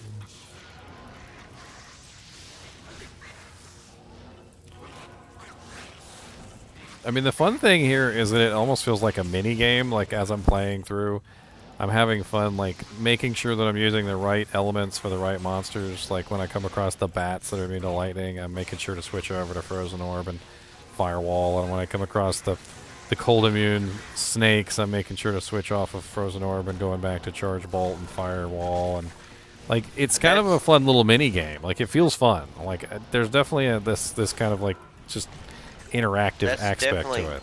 Yeah, that's definitely an aspect of the Paladin I built, where you have hammers for things you can't hit. The 1/3 of the game you can't hit, but you have to know what those monsters are.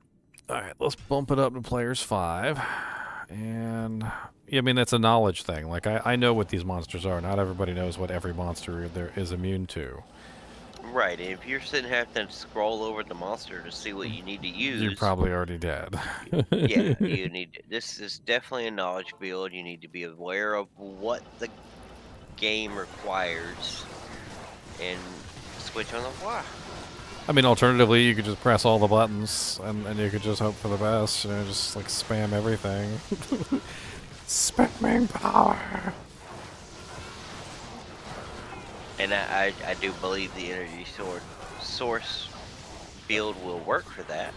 Emilio dying is a pain in the butt though. Like he's not quite as tanky as he needs to be. Like I feel like him I staying think you alive need is. frenzy barb. Like I think we need to figure out a way to make the frenzy barb work and give up the conviction. I don't know how we do that, but Well, I mean, even in Players 5, she does fine.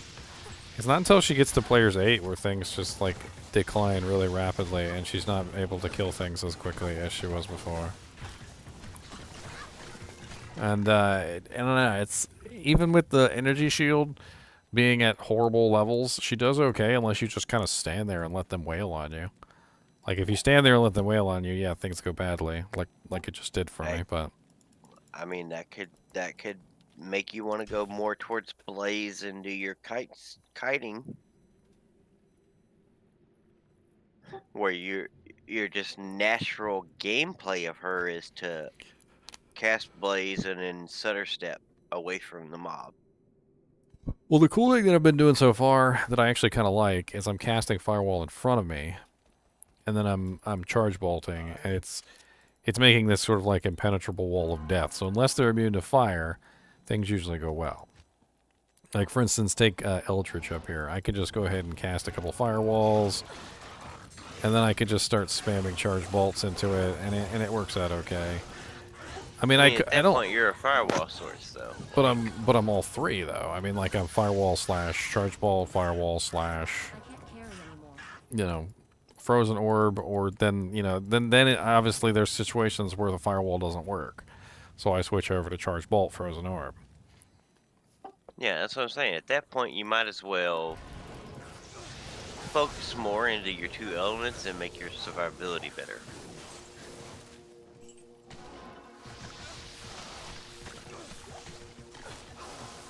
All right, so let's do some exploration here and let's see how much damage we can get. Actually, I don't even know. I forgot to get frozen armor this time. Look at me being a big silly head. I don't even think I cast frozen armor last time. Not that it makes a huge difference, but it certainly helps with the survivability.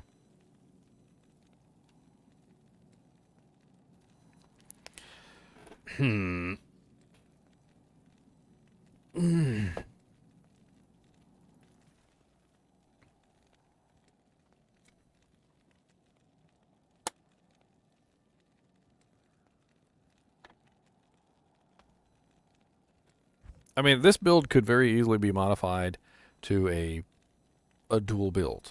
Like, I feel like without too much trouble, you could very easily turn this into a charge bolt firewall, or a charge bolt frozen orb, or a frozen orb firewall. It doesn't really matter. They're all relatively easy to build.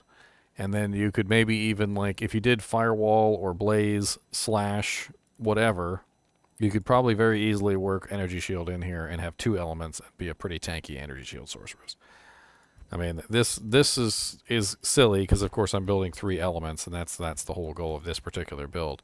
But at any point, if you wanted to just say like, oh, I really like charge bolt and I really like firewall, and I think you could make a really tanky firewall charge bolt sorceress that, you know, that has like massive energy shield. You could do that. You could easily do that.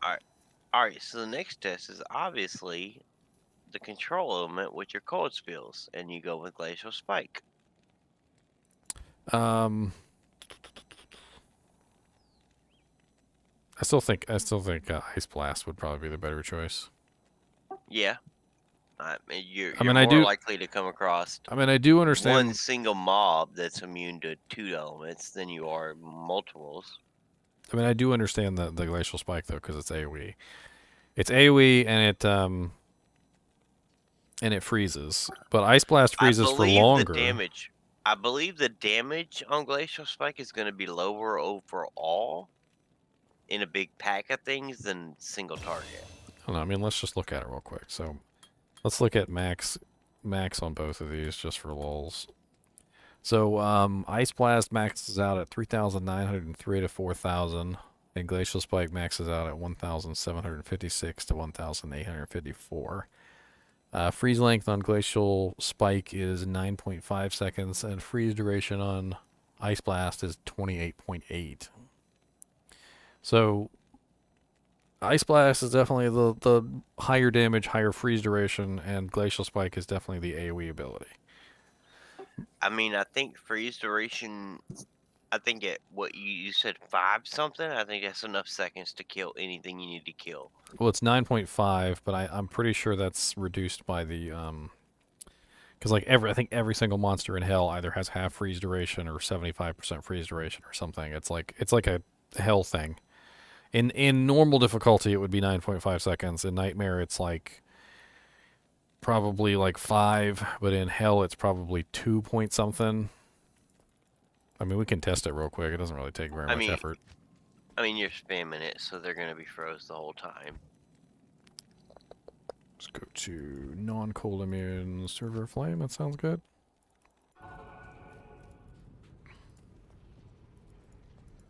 Unless we come across the evil little cold immune monsters. 1 1000, 2 1000, 3 1000, 4 1000, 5 1000. So about 5 seconds in Hell. Let's check Ice Blast. 1 1000, 2 1000, 3 1000, 4 1000, 5 1000, 6 1000, 7 1000, 8 1000, 9 1000, 10 1000, 11 1000, 12 1000, 13 1000, 14 1000, 15. Oh, 15 seconds in Hell. So about triple the freeze duration for Ice Blast. I think 5 seconds is long enough with your other elements. Yeah, it's like every monster in the game has either half freeze duration or more in Hell difficulty, but they will be affected by it. I think also cold, because that only works with melee and ranged attacks. Never mind. Any cold damage you have with melee and ranged attacks will enhance the freeze length. It works with freezes like freezing arrow, but we can't do that with Ice Blast and Glacial Spike. All right, so next step is minimal points, right? So let's see what kind of damage you'd even have with it with minimal points. So let's just go ahead and assume we've got, 20 Firewall, 20 Warmth, 20 Charge Ball, 20 Lightning. Just for mock reasons, just so that we can make sure we've got the points we need.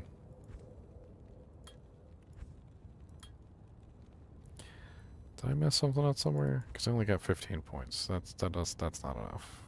Must have messed something up somewhere. 1, 2, 3, 20, 20, and then what we did, was it 15, I think we did in Lightning? I think 1 point, if you're depending on your merc at any point, I think 1 point in chance worth. Okay, so we've got, if I put 10 points in Warmth, only 15 points in Lightning, with, I just wrote 1 point static field. So I've got 31 points left. So I could build 20 points into Ice Blast, and then I'd have 10 points for Synergy. Or sorry, 9 points, I forgot Frozen Armor. So the highest Synergy... You haven't used static field yet. Well, I mean, it's... Not having 1 point in static field is silly. Everybody usually has at least 1 point in static field. I mean, unless I had it on something else. You need to go to Ag Boss and see if you even need static field. Yeah, but look, it's 20. I got with 1 point in it, I got level 21 with 16.6 yards. That's nuts. I could work it in. Well, you need to start fucking working it in. Yes, I do. All right, so they pretty much all do the same synergy, right? But Glacial Spike increases the freeze length, which we don't necessarily need if we're building Ice Blast, so we need damage. Yeah, you need damage because you're pretty much spamming this on minimal fire immune targets. Well, minimal points is Ice Bolt, because if we go deeper down the tree, we definitely don't want to go deeper down the tree, so let's just stack Ice Bolt. Yep. So 1,211 to 1,248 per Ice Bolt. Let's see, or Ice Blast. Let's see if we can actually kill anything with that. Should be some fire immune monsters over here. Oh yeah, all the Venom Lords are fire immune. Like Chaos is the best testing ground. I mean, as far as freezing, I can certainly freeze very easily. That's not an issue. I mean, no monster is going to actually be able to hit me while I'm spamming this on them. Not if they're not a unique. Yeah, and then you just drop a firewall on top of them while they're frozen, and you just kill them. I need mana.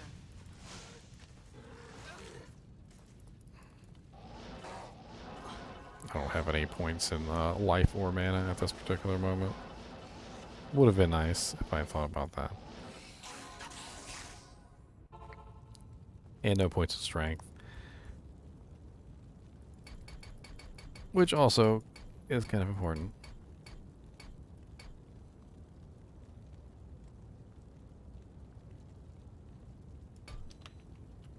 Alright. Need 156. I actually got more so I could throw Griffin's Eye this time. Yeah, 158.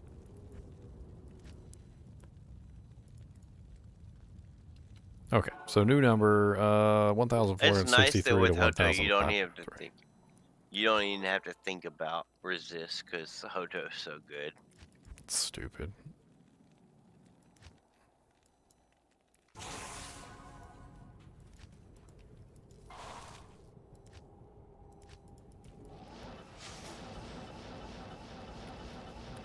Alright.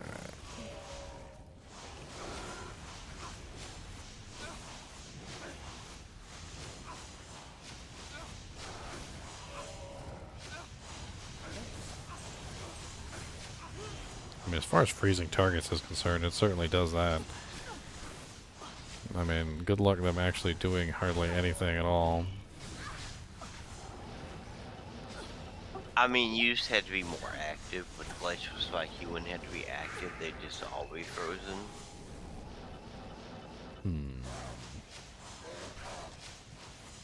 I mean, it's definitely better with a faster cast. I didn't have my faster cast before. Yeah, that's what I'd definitely say, like, that's great. Like, you just have to be active. Make sure you're hitting every target and make sure they're not doing anything.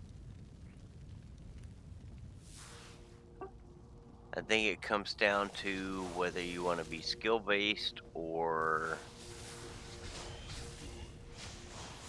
I'm watching a YouTube video and I'm just playing the game while I do that.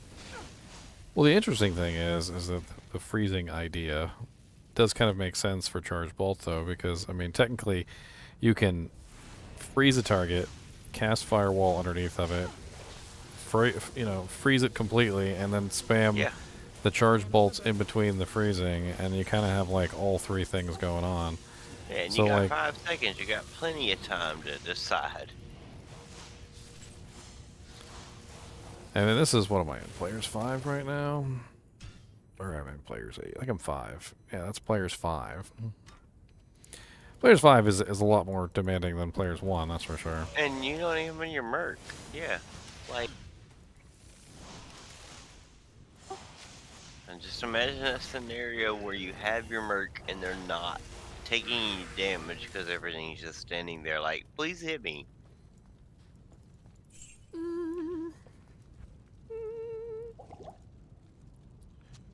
Let's try the Griffin's Eye now with the charge bolt. I really wanted to try that out. See if I can find a monster that's not immune to lightning. I mean, even if it is, like... I don't know, I think that seems like the best, because, like, you have control over the situation. Yeah, the Griffin's Eye enhances the damage of the charge bolt immensely. Yeah, and that's why every extra point you can spare into Lightning Mastery, I think is the way to go. Well, I think even, like, extra points into the light charge bolt synergy as well. Like, instead of skimping on charge bolt synergy, I think skimping on the Firewall synergy is the best bet, but then you skimp on your mana regeneration too, so... I mean, Turbo only gets synergy from lightning, and it's 8%. Good evening. Whereas... all that kiting could be using Blaze! Yeah, Blaze, again. I mean, you were just kiting lures, right? Well, the damage difference between Blaze and Firewall is like massive though. Yeah, I mean they're immune. It doesn't matter. If you're not breaking their immunity, they're immune to Firewall. I mean, if you take a look at the damage difference between the two, I mean, even fully built. Let's build both of them real quick just for laughs. So you're looking at where's my that is not correct. Oh, mastery, that's right. So you're looking at 21,000 capped out on Firewall and 10,000 capped out on Blaze. It's like double the damage. And of course, we're not building Firewall to max, so we don't have max Fire Mastery. We don't have all those beautiful things. You know, we're running 1 point in Fire Mastery. We're running like 10 points in Warmth, which means we're looking at a difference between 8,600 and 4,300. It's a pretty big difference in damage. Right, but if you're calling the mobs like you want to be, Blaze will be more effective. Not here. I mean, the one upside No, of the Firewall one will be upside of more Blaze is that if you had it maxed out, it's going to last for a while, right? So while you're doing other things, you know, while you're running around, while you're casting your charge bolts, while you're casting your frozen orbs or whatever you've got going on, you know, you're spamming your Blaze, which I guess theoretically, you know, it's just going to be extra damage there. It doesn't really matter. It's not like you have to recast it all the time. If you're doing like, let's think about this like a bot would think about it. Like, if you're playing the game perfectly, Firewall's gonna be better. Dead. I didn't have any points in anything else. I don't know. I think we've tested it out enough. I mean, it definitely seems viable in players 1 to 3. Like, easily viable in players 1 to 3.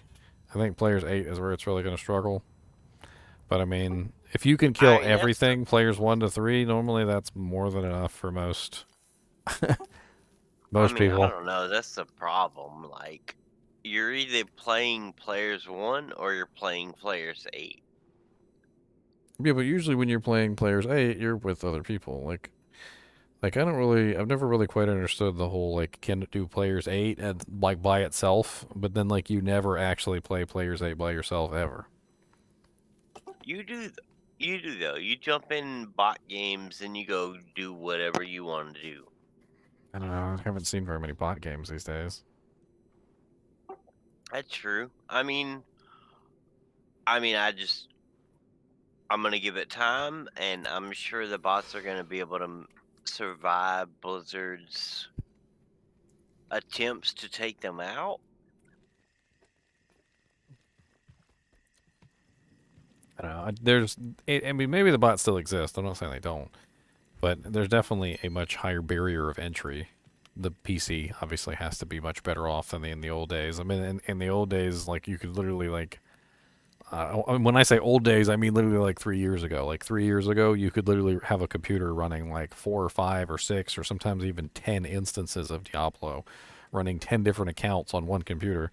Good luck trying to run 10 instances of Diablo on one computer these days.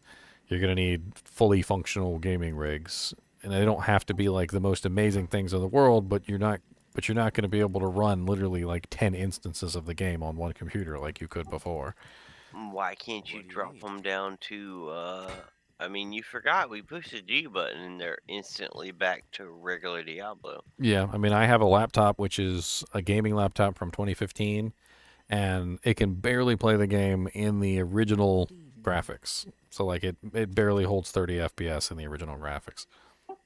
You're right. I don't have those options, but what I'm saying is like, compared to previously, the bot problem was so bad because you could literally just take one computer, section it out, have literally like 10 or 12 bots, you know, running on the same computer, on the same internet connection, you know, and then no accounts either. That was the other thing about the old game. Like, you didn't have to buy the game. You could just make multiple accounts, have one game running like the same freaking copy of the game that you've downloaded, and then try and get some keys. Like, but now you have to actually pay for the game, and you have to set up an account for that thing. And like, each one of the accounts is linked to the key, and then when the key gets banned, like, it's different. It's just different entirely. because the game actually costs you but they're money. willing to pay that. If they're making enough money to cover that cost, they're willing to buy an Oh yeah, NP. I'm not saying that it's not. I'm just saying that the barrier for entry is higher. You can still enter, you can still get in, you can still run bots, I think, but you're definitely going to have a harder time at it now than you were before.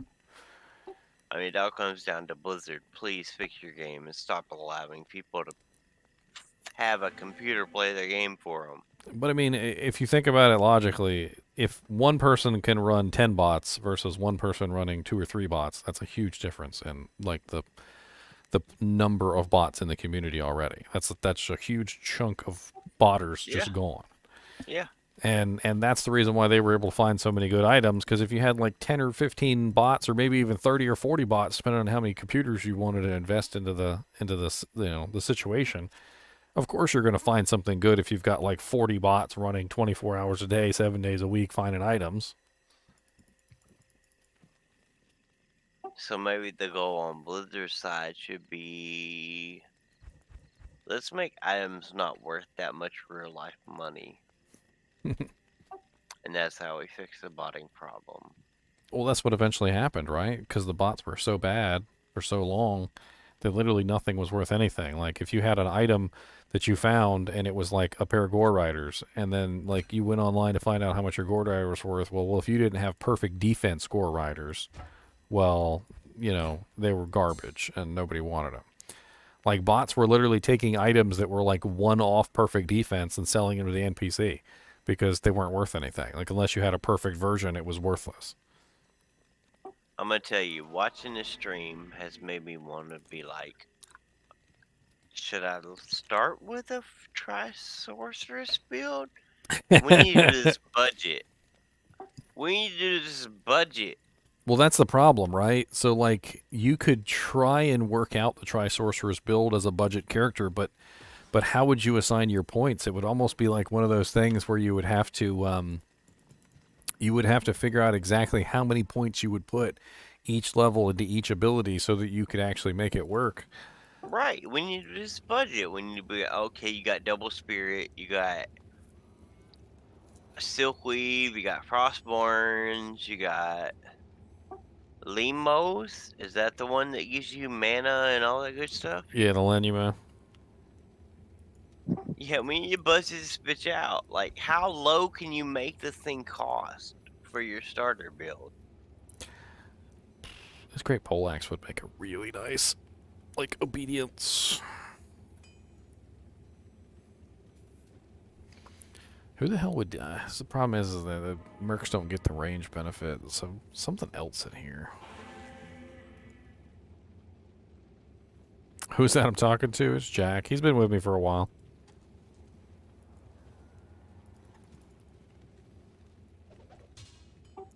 Since it started D2R.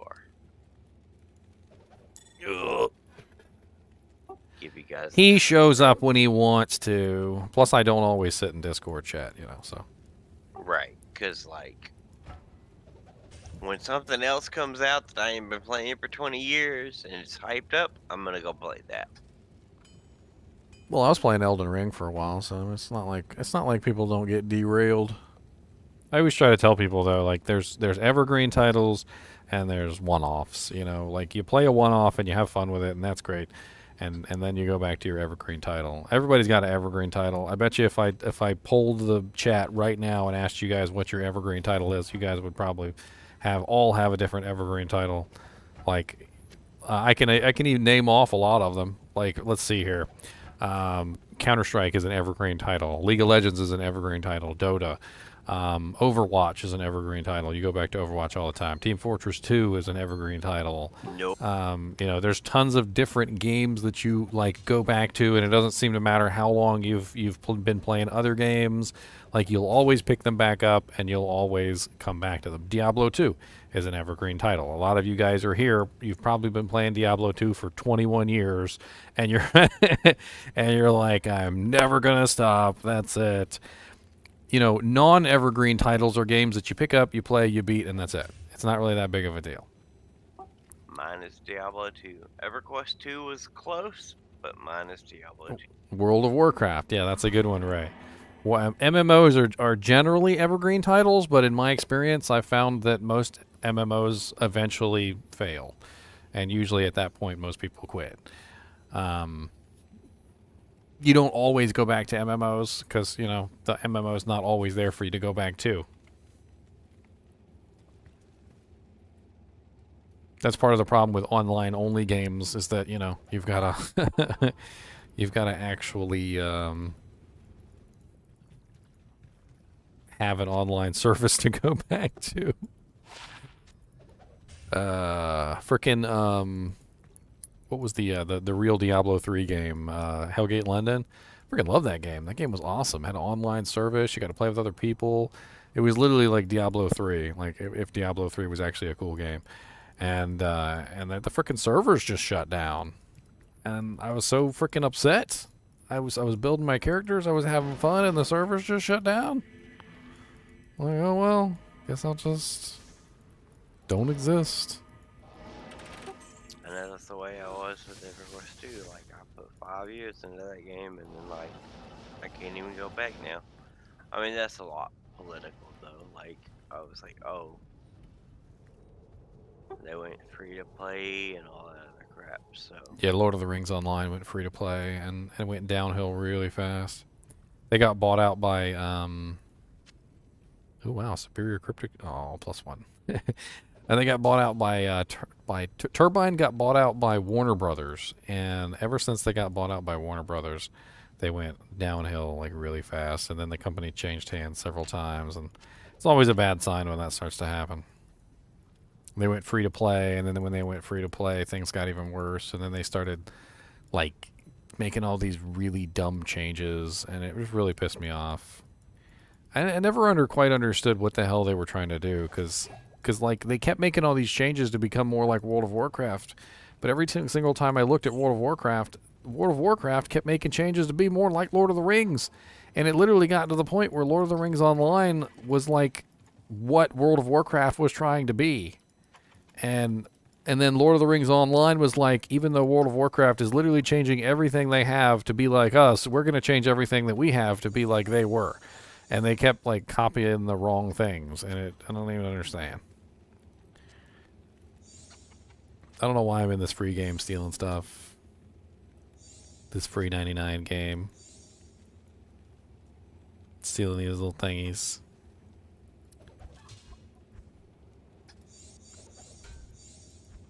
I'll give them to somebody. Somebody wants them.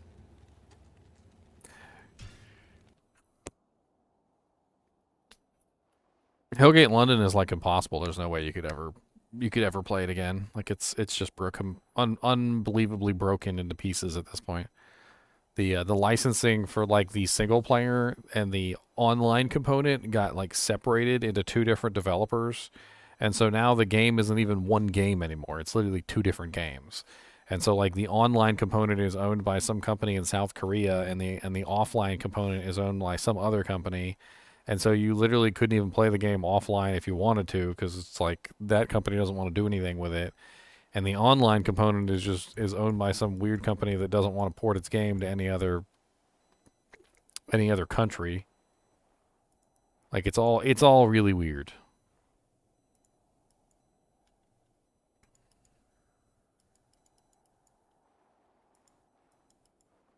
Great game though. And if it had maintained its developer support and actually continued, it might actually be one of the best games that we've ever played. But unfortunately, it didn't maintain its developer support. The game didn't actually, catch on quickly enough because it failed like literally out of the gate. Like before it even had a chance to succeed, it was already failing.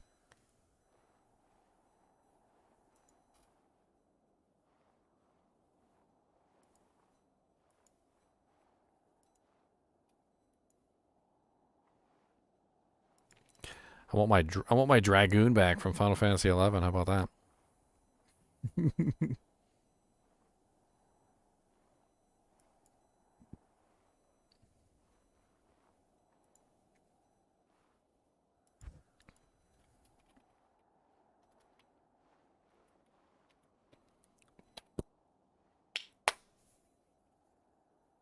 Today's rap music.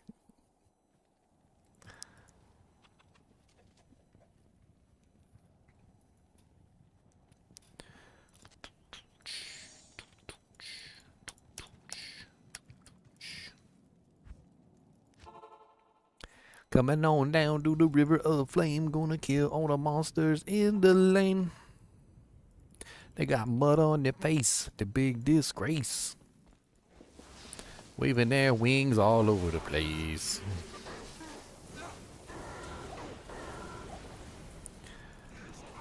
God, players 1 is so easy. Double key drop, sweet.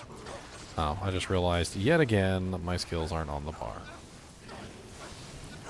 Who needs skills on the bar? Skills on the bar for weaklings. Weaklings.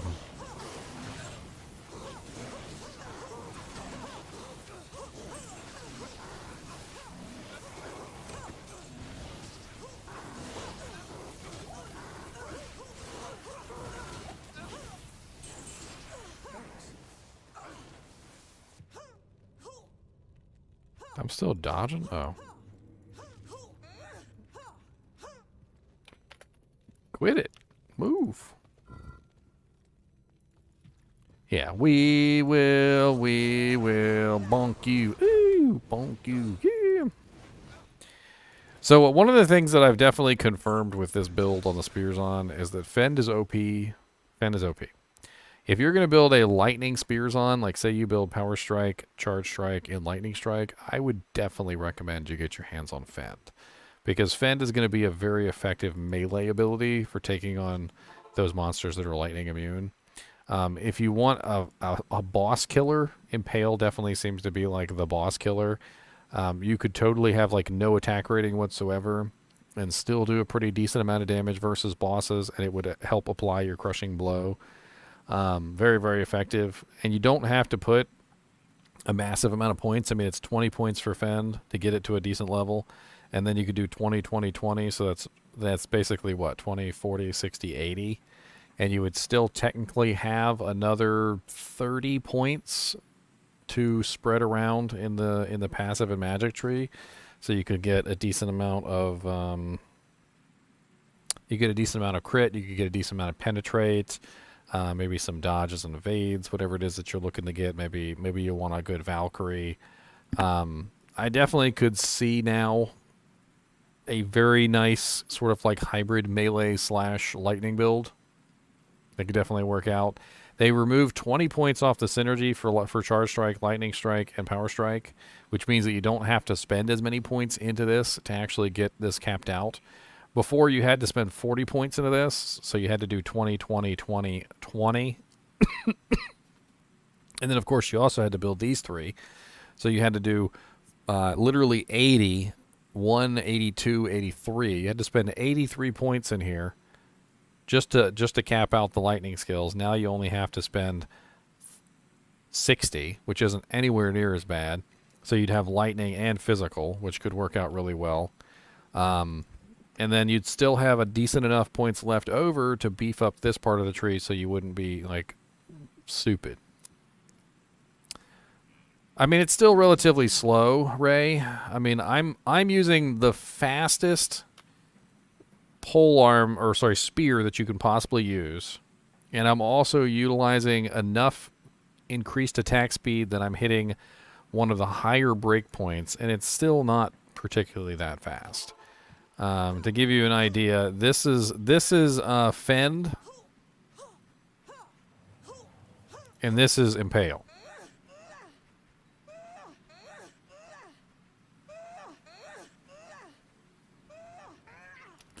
And realistically, when you're actually attacking monsters, like, the difference is pretty drastic. As you can see, Fend is just absolutely demolishing everything. And then if I find another monster and impale them to death, I mean, it's a lot of damage, but it's slow. It doesn't really quite hit as quickly as the others. I mean, it can pretty much one-shot a lot of targets, though, which is certainly very nice. Hello there. What's up, Morbius? Just woke up and see you still streaming. Taking a nap. No, it wasn't a nap. Morbius, you're not supposed to let anybody know that you sleep, okay? You're supposed to be a vampire. Okay, vampires don't sleep. Alright, you gotta play the role, okay?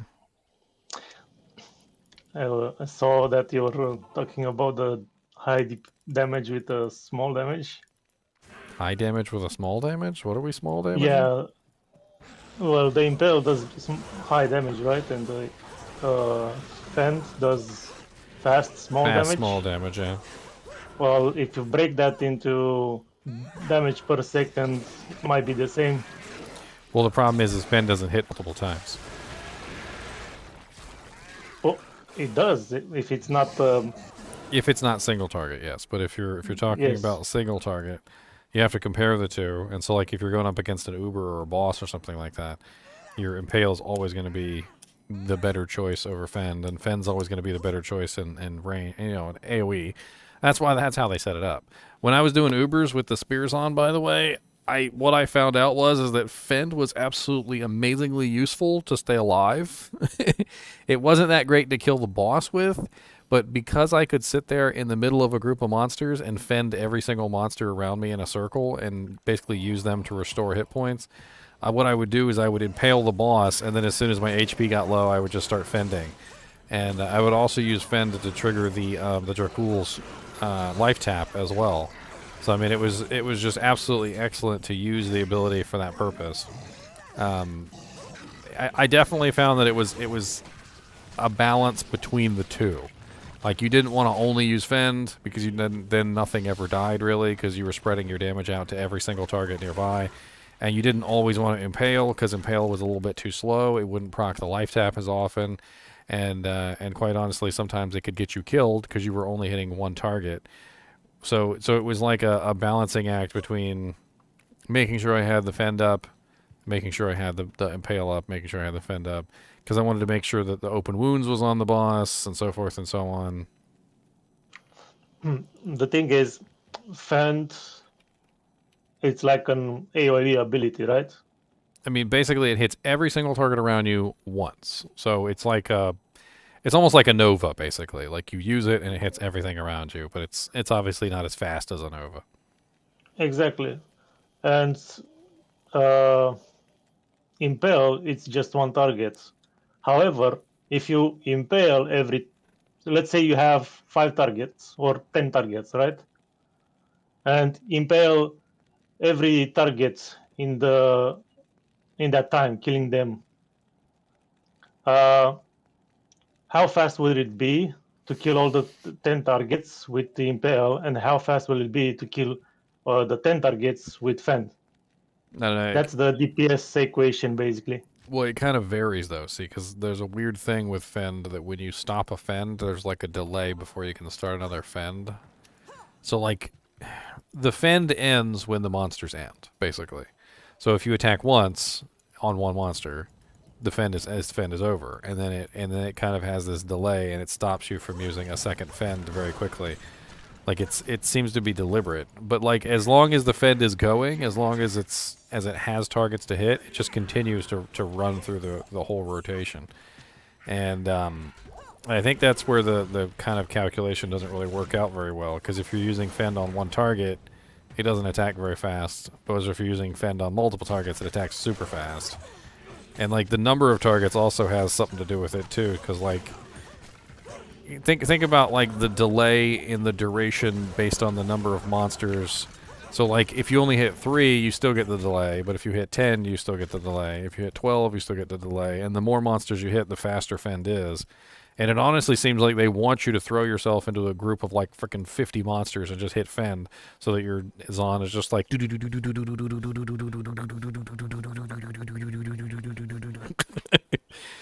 it just seems like the more monsters that are in there, the better Fend works, because you want to throw yourself just in the center of like the entire mass.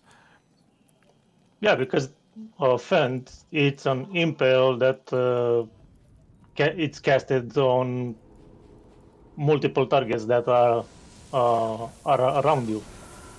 But I do notice that when Fend ends, there's just kind of like this awkward, like, okay, well, I guess I'm not going to do anything at that particular moment.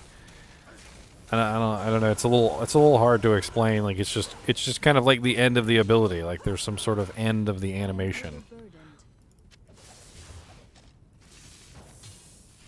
It's pretty cool though. Like, when you watch her attacking, it's beautiful watching her just like stab everything nearby like one time.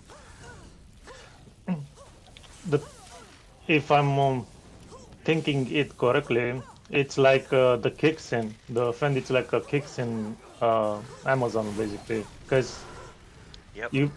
you might not have damage, but you can still proc everything because it attacks fast. A proc build might work very well with Fend, actually. Now that you mention it, could be an interesting idea.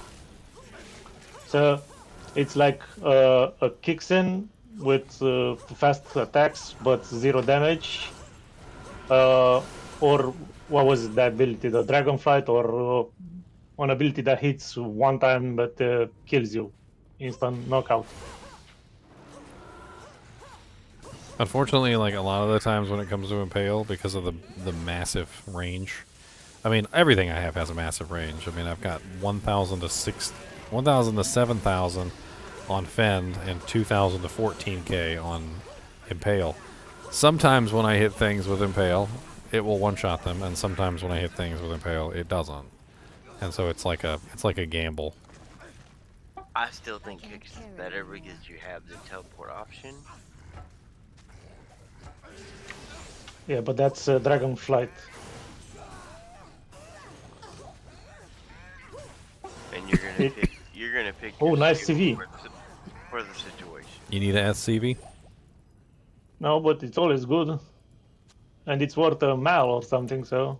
Mal? Yeah. I think the next video should be the budget Ubers. Budget Ubers. How about a great poleaxe, Morbius? You want a great poleaxe? Ethereal? Ethereal 5 socket. It's 5 socket. Sad. I have so many obedience, I don't need any more obedience. He doesn't want to be obedient. Morbius said he's not allowed to be obedient ever again. I'm just saying it could draw some people in. Smite versus Fend, or no, Impale versus Kick. I mean, Smite goes super duper fast. It's kind of hard to compare it against Impale. But I mean, it does do a lot of damage. It really does. I mean, I have killed the Ubers with it too. I mean, with Smite, you can still get fanaticism, which is what the Smiter relies on. You know, it's another interesting thing that's changed since the last time I did the Ubers with a Spearzon too, is if you did have an Infinity, the conviction on the Infinity would cancel out part of Mephisto's conviction and would mean you need less resistances. I thought it was the highest one took effect. So it's the difference of. So from what I understand, how it works is it's basically the difference of the two. So like if you have level 13 and he has level 20, then it's the difference of that, and you'll still be affected by his conviction, but his conviction will be at a lesser rate. So the difference of that is what, 7? So he'll have level 7 conviction on you instead of level 20, which is a pretty big difference. When I have level 25 though, see, I'm getting his completely canceled out, and then I'm also getting 5 levels of my conviction on him, which is good. You can kind of look at it like if you take 2 paladins out and you like play around with the levels, you can in PvP you can actually look at the resistances going up and down between the 2 paladins. So maybe Smite Paladin with your own conviction, with your merc having beast. Can you put beast in a sword? No. Sadness. Maybe you have beast. It's axe, scepter, and hammers. Well, whatever you put it in, I would definitely put it in something that actually has some durability, because putting it into Berserker's Axe is not viable. It's like 25 durability and it breaks in like 2 seconds. If you're smiting, if you're like max breakpoint smiting, it's gone in like 2 seconds. Bye. There's got to be a better choice, I'm sure. Something with higher durability on it. Caduceus. A faith merc, or not a faith, an Act 1 merc with beast. Not beast, but the bow that gives fanaticism. Yeah, faith bomb. Caduceus has 70 in durability.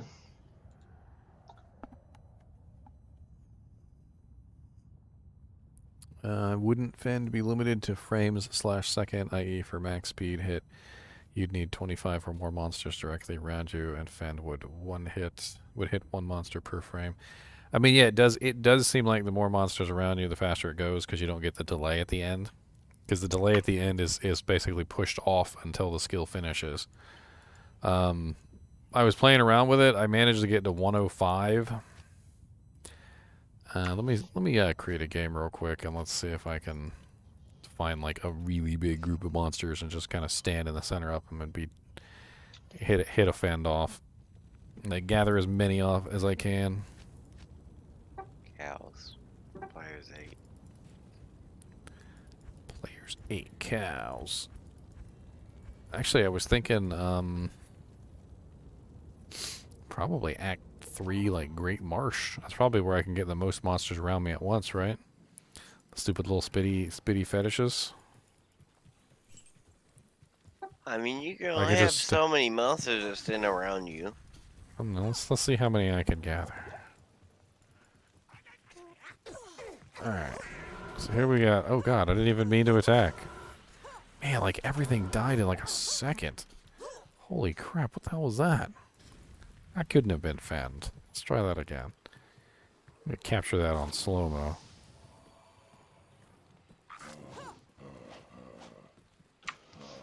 Maybe it's the Poison Nova.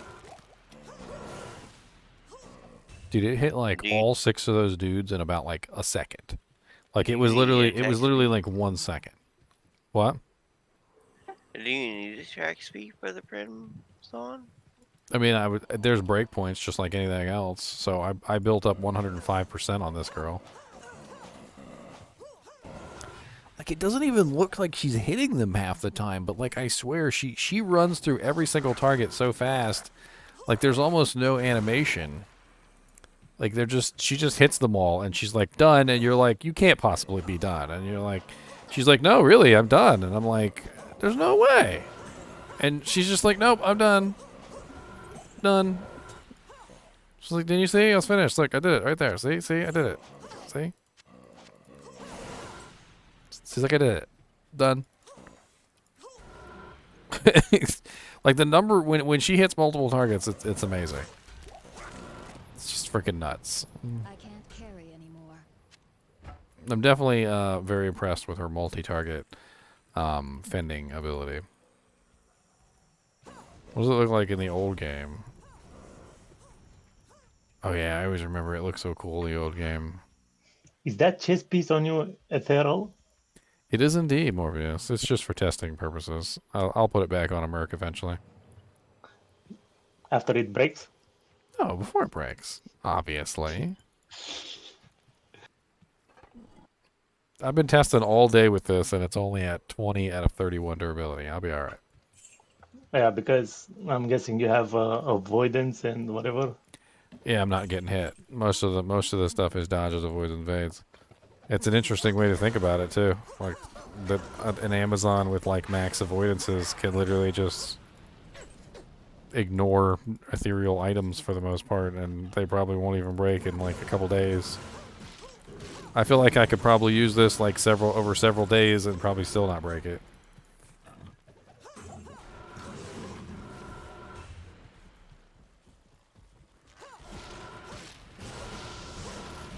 Just the armor. Like, you're gonna break your weapon quick. Well, the weapons, well, yeah, because the weapons are indestructible, though. That's the thing. That's the whole point of doing the Zotted jank as well, because spears have such low durability, like all of them. Like I don't know what it is with spears, but like the war pike has like 20 durability or like 22 durability or some stupid number, and it breaks like all the dang time. Like if you make an infinity for your Zon, and the infinity is going to be great, Don't get me wrong, it's going to be an amazing infinity and you're going to have tons of fun with it, but it's also going to be broken every 5 minutes and you're going to be running back to town. Now, all the infinity lovers will not make an infinity on a superior base.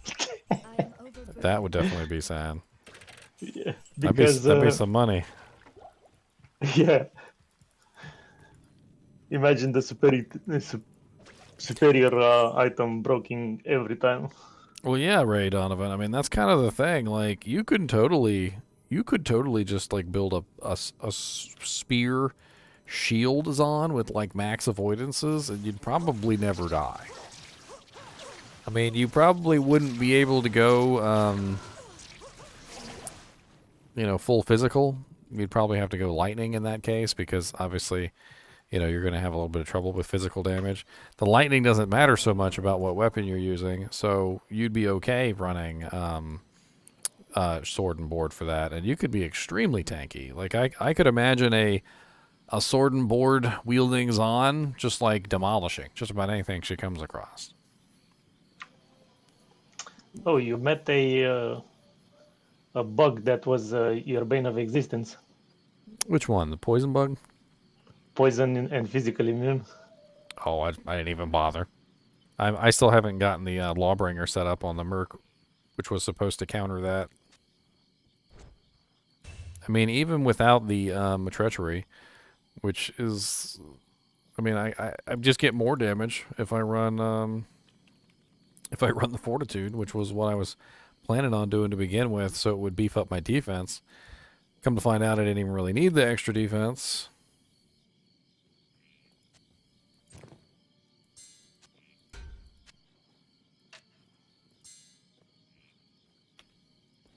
Oh, what's up, Phaser? You need to unify your usernames, Phaser. Unify the names. You know what you can use on this build? What? A 4-socket chest with fast hit recovery, 4 sockets. The blue one, fast hit recovery with 4 sockets, and then you add enhanced damage IAS jewels. I mean, yeah, that could be interesting. I was also thinking, I don't know. You'll get 60 IAS with 100 and something damage. I mean, I haven't had any trouble with her all night. I've been playing her. I came across a couple physical immunes. Didn't really have much trouble with them. My Merc handled them pretty easily. I mean, putting like Azure Wrath or any kind of like elemental damage item on your Merc usually ends up doing pretty good. He was actually kind of wrecking with Azure Wrath. I might actually put that back on him, but I'd like to eventually maybe get him a Lawbringer. I mean, there's a lot of options for the Barb Merc. You can do Voice of Reason for the Frozen Orb spam. You can do the Azure Wrath for the magic, the cold damage, and the Sanctuary Aura, and then he can literally kill the physical immune undeads. The Sanctuary Aura literally gives him like a negative physical resistance versus all undead monsters. So the undead monsters, even if they're physical immune, he breaks right through it and he just smashes them. I mean, there's all sorts of interesting things you can do with this guy.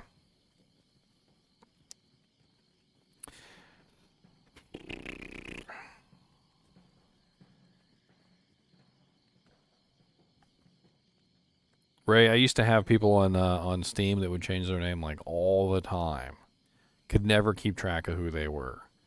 I'd go to my friends list and I'd be like, who the hell are these jokers? And I'd like message them and I would be like, who are you? And they'd be like, oh, it's me, blah, blah, blah. And I'm like, yeah, I don't recognize that name. And they're like, oh, well, I also go by blah, blah, blah. And I'm like, yeah, I don't recognize that name either. And they're like, oh, well, I also go by this name and this name. And they would like paste me a freaking list of names they go by. And I'd be like, oh, yeah, I know you by this name. And they're like, oh, yeah, I changed that like 6 times, like 4 months ago. Like, I haven't used that name in forever. And I'm like, it kind of helps to have a name to pick. Like, if you're changing your name every 5 minutes, how am I supposed to remember who the hell you are? I'm Batman. I mean, if that's the name you want to choose, I will remember you by Batman. But, don't change your name to Joker 2 days later, and then Robin 2 days after that, and then and then Catwoman 3 days after that, and then back to Batman Jr. We are Venom. then Venom. That's right. And then I'm like, which one are you again? I don't know. I'm not 100% sure. If you could help me out with this, would be nice. I'm trying to remember why Great Poleaxe made a good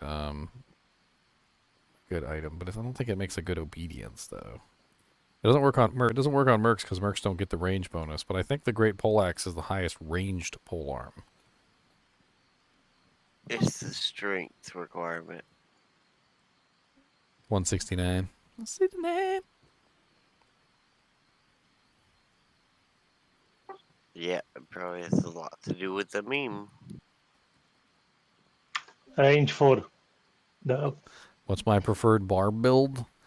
I'm gonna be honest with you. I think I prefer Frenzy over just about everything else. It's more fun to run around and be Sanic to Hooch Hag. Sanic to Hooch Hag. Do, do, do, do, do, do, do.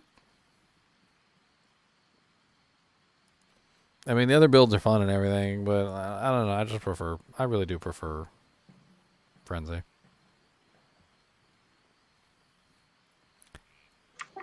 Find out. So, Best early game ladder build there is. so Great Poleaxe and Giant Treasure are the longest in range and the fastest in speed. Which one? Which one was the fastest? Giant Treasure and Great Poleaxe. Oh yeah, Great Poleaxe is like super far range. I think it's like the max range item. 5. Yeah, but see, mercenaries don't get max range. They don't get range at all on their polearms. That's why people use threshers all the time. Because threshers are fast, but they have really crappy range, but the range doesn't matter. But on a player, it does. But this is ethereal, which means that you can't use the obedience unless you just want to throw away at obedience.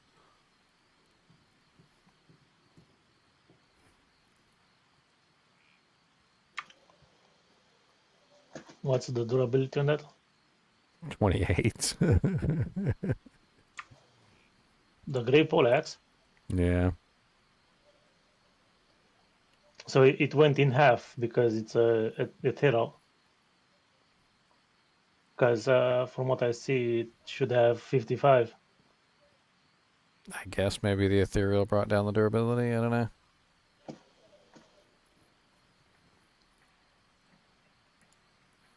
Declone tracker. Aww. 1 out of 6, 1 out of 6, 1 out of 6, 1 out of 6, 1 out of 6. People selling sojas. Want to trade Stone Ring of Jordan. 3 different graphics available. Looking for burr runes. Dang. Sojas are worth burr runes? No. 3. They're selling 3 soldiers for Borun. Right? Maybe that's what he's doing. Maybe he has 3 of them and he's trying to sell them for burrs. Why do you want 3 though? You only need 2. I mean, I guess if you're doing them for selling for declone and stuff like that, I guess that makes sense. Wonder how much the my Ribcracker's going for him. Ethereal Ribcracker. Yeah, I found one while you were sleeping. Oh, nice. Well, what's the AD in it? Really, really good. Let me look it up for you. It's right here. Let me hear. It's sitting in here. There it is, right there. Cause it's put it in. I got room. I'm in the way. There you go. It's 296% ED. It's 4% off perfect. Oh, that's worth zodding it. One moment. One moment, please.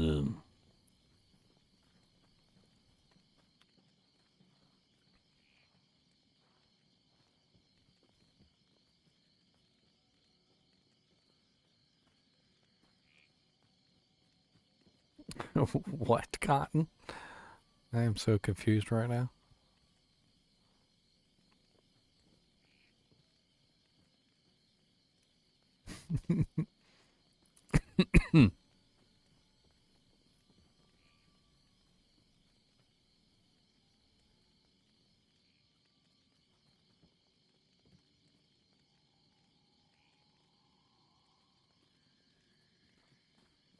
Always gotta hustle.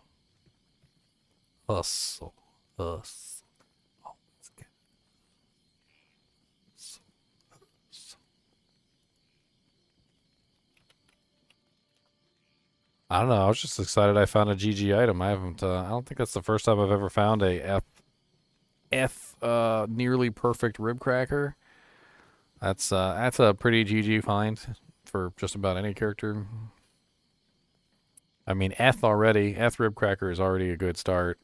It has a pretty wide variance on the enhanced damage, but this one is close to 300%.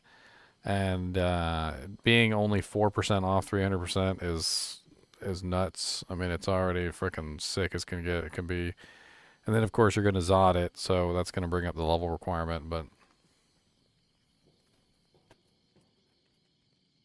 GG finds, my boys. I found that in Tristram, by the way, from a random monster. It wasn't even Griswold. It was just like a random monster.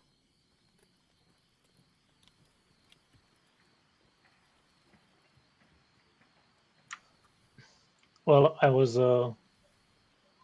talking last night about that. Luck on me also.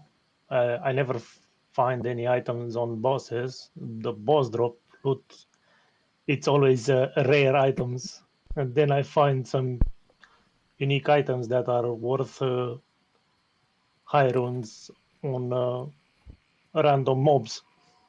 It's too bad I found it, like several days before ladder. I mean, Agreed. I guess if I hold on to it for a little while, it might be worth more later after ladder when people start to play, but...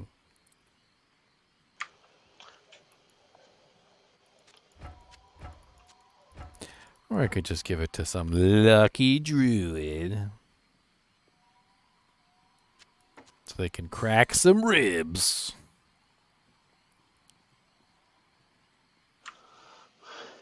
I've heard of Whirlwind druids using Ribcrackers before. I heard that was kind of funny.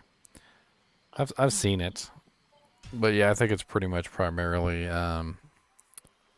druids.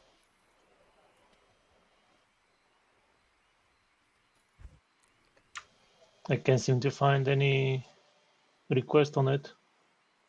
I mean, it might not be. Oh! I found one guy, but he didn't set any prices what he wanted like 4 days ago. Want to buy Ethereal Ribcracker? Yeah, well, tell him I have one.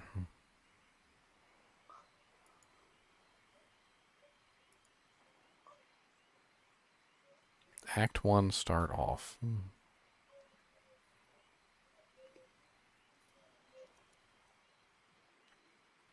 I'll trade it to him for 1.5 of an L rune. The rarest of runes. Every time I need an L rune, I can never find a dang L rune. I'm over here like, I need an L rune for this recipe. Anybody got one, guys? And they're like, no, we don't got one. It's like, we throw those away. I mean, who picks up L runes? Walk around for 4 hours killing monsters trying to find L runes. There's a guy that sells a Ribcracker, but he's not Ethereal. I mean, non-Eth Ribcracker is a thing too, but I'm pretty sure the Eth one is better. Especially now that you can get off-weapon IAS. I think before, when you couldn't get off-weapon IAS, there was some arguments around the non-Eth version shaled, upped and shaled, as opposed to the Eth version zotted, because obviously the non-Eth version upped and shaled is faster than the other one. Yeah, but the non-Eth shaled was used on the bear, and the Ethereal Zoded one, it was used on the wolf. Yeah, because the wolf had the extra attack speed.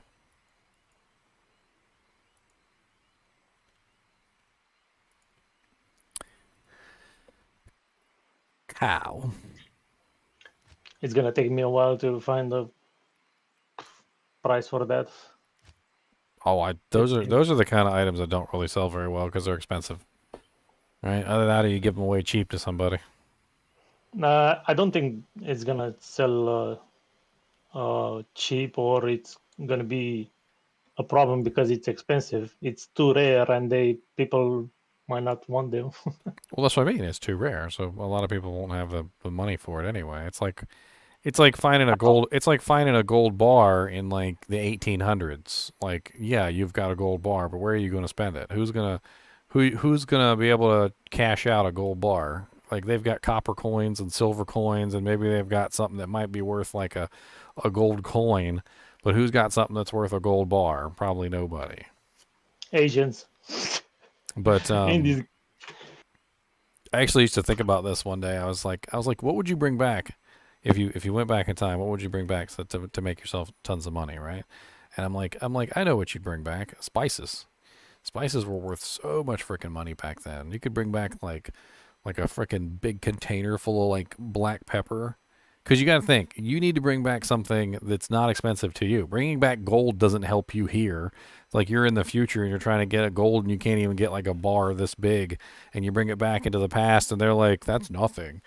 But if you brought back like a Tupperware container full of like black pepper corns and some like garlic cloves and like all the other like rare spices like saffron and stuff, you'd only spend like a couple $100 buying the spices, and then you bring them back and you'd be like the richest person in the world. You'd be like, he has a bucket full of peppercorns.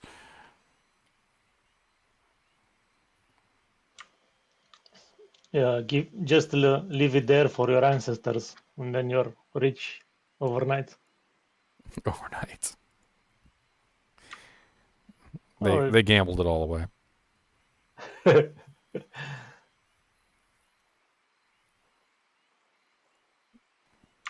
Then you go back in time and then you give a beating to your ancestor.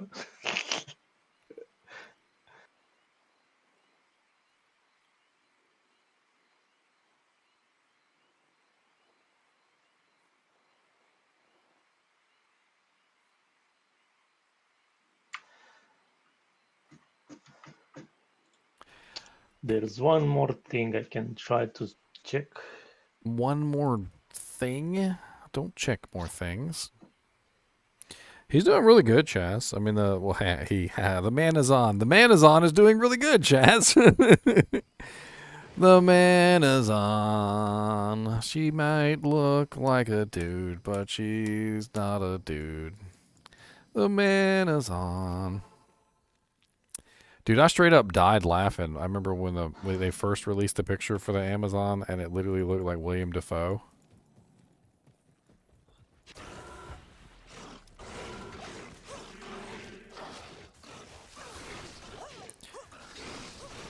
Literally looked like William Dafoe. I'm not even joking. Like, straight up just looked like William Dafoe. Like, if William Dafoe was a girl. Or a woe man.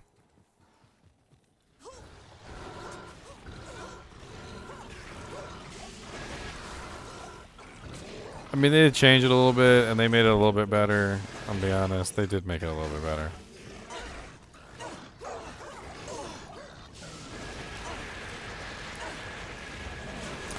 Does anybody want an FCV for a, oh wow, 2 pairs of gloves? Freaking. Anybody want an FCV? I'm dropping on the ground if anybody wants it. I'm in game GGM 12, password 16. I really don't want to hold on to it.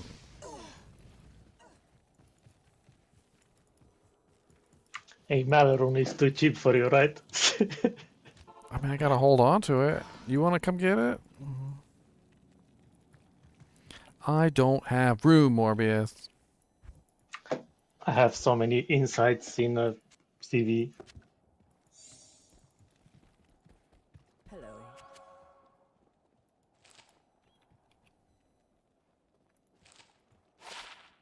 25% MF gloves with literally nothing else on them. They're like, here, we're gonna give you the worst drops ever. Nobody knows The price of a Ethereal Ribcracker. Well, not only is it ethereal and it's a Ribcracker, but it's also nearly perfect. Which I'm sure also adds to the price. It does. That's for sure. It seems that they either removed or they did not bother to add the Ethereal Ribcracker to price checks lists. Pink. I found a perfect mantled as well. 7% mana steal, 20 life, 8 replenish, 20% regen. Perfect mantled.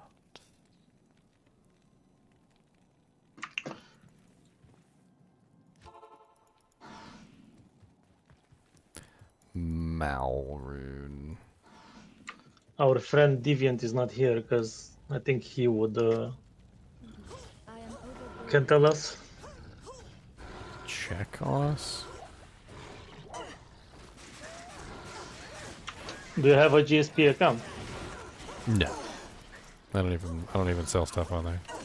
But it's not about selling. It's about finding out a price check. No, I haven't. I don't mess with it. I was thinking about doing Treachery though. Ask chat. Maybe they know the price. Maybe there's someone that uses GSP and can tell. I found a rare amulet from a catapult. Catapults like to drop me rare amulets. I don't really know why. Come here, catapult, and drop me another one. I'll take it, yes. Malem from Countess, nice.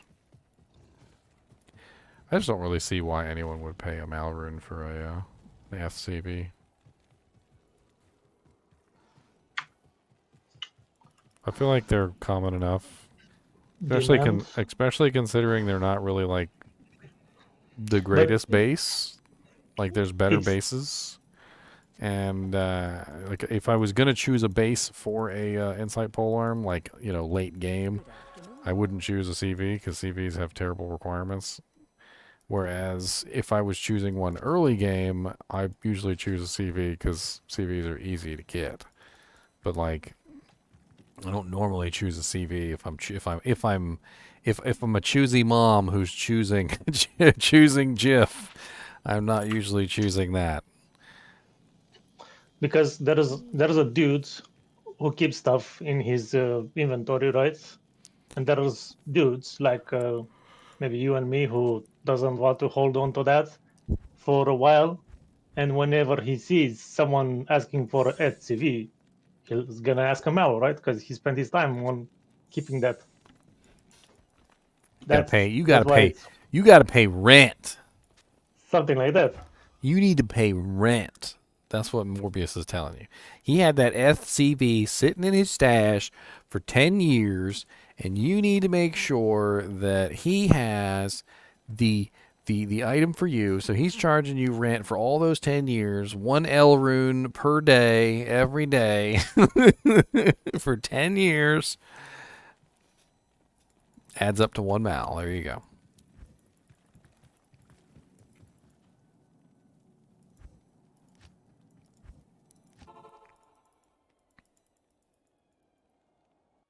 Plus interest. That's right, Olo Noodle. Plus interest. How dare I forget about the interest?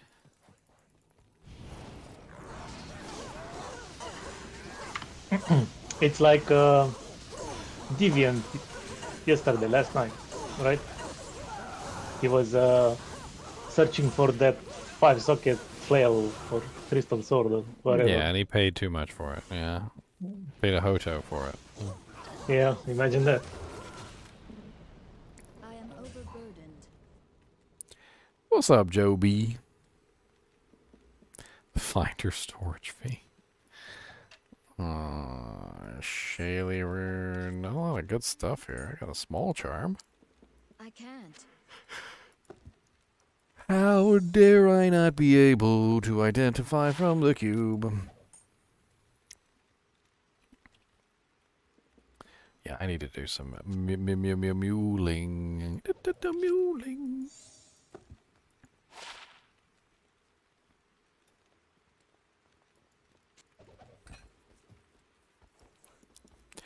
Alright guys, I've been streaming for 7 hours. I'm starving, and it's like 2 o'clock, so I think I'm going to call it a night. It's been a lot of fun, though. I've had a lot of fun. Very, very, very much lots of fun. I'm going to be doing a ladder group. I'm not going to be doing an 8-man ladder group. I'm going to be doing kind of like an open-ended ladder group. So if you would like to join the ladder group, basically what we're going to be doing is I'm going to have a spreadsheet kind of set up where I'm going to have all your information put in. So like, we'll put in your username, your character's name, the level of your character, the class you intend to play, the build that you're going to go with, so that we can kind of like figure out what gear we have for you. So like when I'm playing the game and we find like a random really good like bone necromancer amulet, and we've got no bone necromancers in the group, we can reference the spreadsheet and we can go, okay, well, Ray Donovan's a bone necromancer, let's hold on to it for him. And we'll tag you in basically in the kinship chat, and we'll try and get the items to you guys, and everybody can look at the spreadsheet. That's how I kind of want to have it set up, and only people obviously within the group will have links to the spreadsheet, and we'll try and keep it updated. I want to have it so that everyone has access to the spreadsheet, but of course it might not work out very well because people might go in there and just screw things up. So I'll probably have some backups of the spreadsheet, so we can restore it if somebody goes in there and like types in the word penis or something. And hopefully if we can keep the spreadsheet up to date, we can, kind of like maintain like a kind of like a system between all the kinship members. And even if we're not playing together, even if we're not leveling up together, we should still be able to help each other out. And I think that's what's important, because if we can help each other out, we can grow faster than anyone who's playing by themselves. Anybody who's going to be like a single player person is going to go a hell of a lot slower than a group which is coordinating together and sharing equipment. We're going to be able to go way faster than anybody else. And we don't all have the same time zones. We don't all live in the same place. Morbius lives over in Transylvania or some craziness, and as you can tell by his accent. So, he's going to be on at different times than I'm going to be on, and the guy in California is going to be on at different times too, but that doesn't really mean that we can't really kind of work together. So if you want to join the kinship group, if you want to join the kinship ladder, you're going to have to join the Discord. That's where everything is coordinated. I'm going to put that link in chat for you guys. Over the next couple of days, I'm definitely going to try and figure out more like toward how this is going to work out, because obviously it's got to be done before ladder starts. We're not obviously all going to be able to play together, because if there's like 16 people in the ladder group and you can only have 8 people in a group at any given time, we're not all going to be able to play together, but we should still be able to share items. The stream is obviously going to act as a focal point. Everybody can chat in the stream and talk to each other. You can see items that I find, and you can be like, ooh, I really need that, and I'll hang on to it for you. We can use the Discord to coordinate as well, which, it's definitely going to be a thing. I don't want anybody to feel like they're getting left behind, but it's ladder. People are going to get left behind in ladder. And we can get you caught up, but you've got to realize that people are going to get left behind, and that's kind of what ladder is. Ladder's a race, so sometimes people do get left behind. But just because you're left behind doesn't mean we're not going to have a bunch of extra items we can give you. Like if I'm leveling a Zeal Paladin and I get to level 50, all the gear that I was using prior to 50 probably I can hand me down to other people, and we can start putting together sets. Like that's another thing that I think will be really cool, is if we can get some kind of coordination in, we can actually put together some low-level sets, which can be extremely powerful early on in the ladder. Like if we can put together an Aratha set, like a Saigon set, those are 2 really powerful sets that can literally propel you into hell difficulty. Vidala's set is absolutely amazing for low-level bosons and can literally carry a boson all the way into Nightmare. Raven Claws, like if we can get our hands on Raven Claws, those can be really powerful as well. I mean, there's tons of different ways that you can make a ladder group work, and you know, we're basically going to be scraping together gear. Nobody's going to have anything. So, you know, like even that like one rare item that you find with 25% magic find and garbage other stats could be very useful to the magic finder, so that we can get somebody running, you know, like Shank and Eldritch and stuff like that for gear. Because it's one of the big issues with ladder, of course, is that, you know, you got nothing. You're a little newbie who's got no gold. You've got no items. The best item you've got is probably like a freaking 3-socketed weapon with some chipped gems in it, and you're just bonking stuff on the head and hoping for the best. And that's kind of the goal. Is you know, once everyone gets established, once everyone has at least one player that they can magic find with, and they don't necessarily need to rely on the group, you know, you guys can sort of, you know, go off on your own. But obviously there's going to be this whole period of time for a lot of us where we're struggling. We're going to be struggling up to a certain point. We're going to be magic finding. We're going to be looking for that specific piece of equipment. We're going to be trying to gear up our mercs. We're going to be trying to gear up our characters. We're going to be trying to help out our little brother who wants to play ladder with us, and he's got a level 5 paladin, and he's screaming at things at the top of his lungs, and he's using a bow. You know, whatever it may be, you know, we're all going to be struggling with something, but hopefully we can help each other out. That's all I'm thinking. All right, so guys and gals, I'll see you tomorrow. I'm probably going to be on tomorrow. I know there's a birthday party that I got to go to, my daughter's birthday party, and I kind of messed up the time last time, but that will obviously interfere with things, so I won't be on for that. But You have a daughter? Not my daughter, my girlfriend's daughter. Oh, okay. Anyway, I'll see you guys another time. Thanks for watching, and keep watching. Good luck.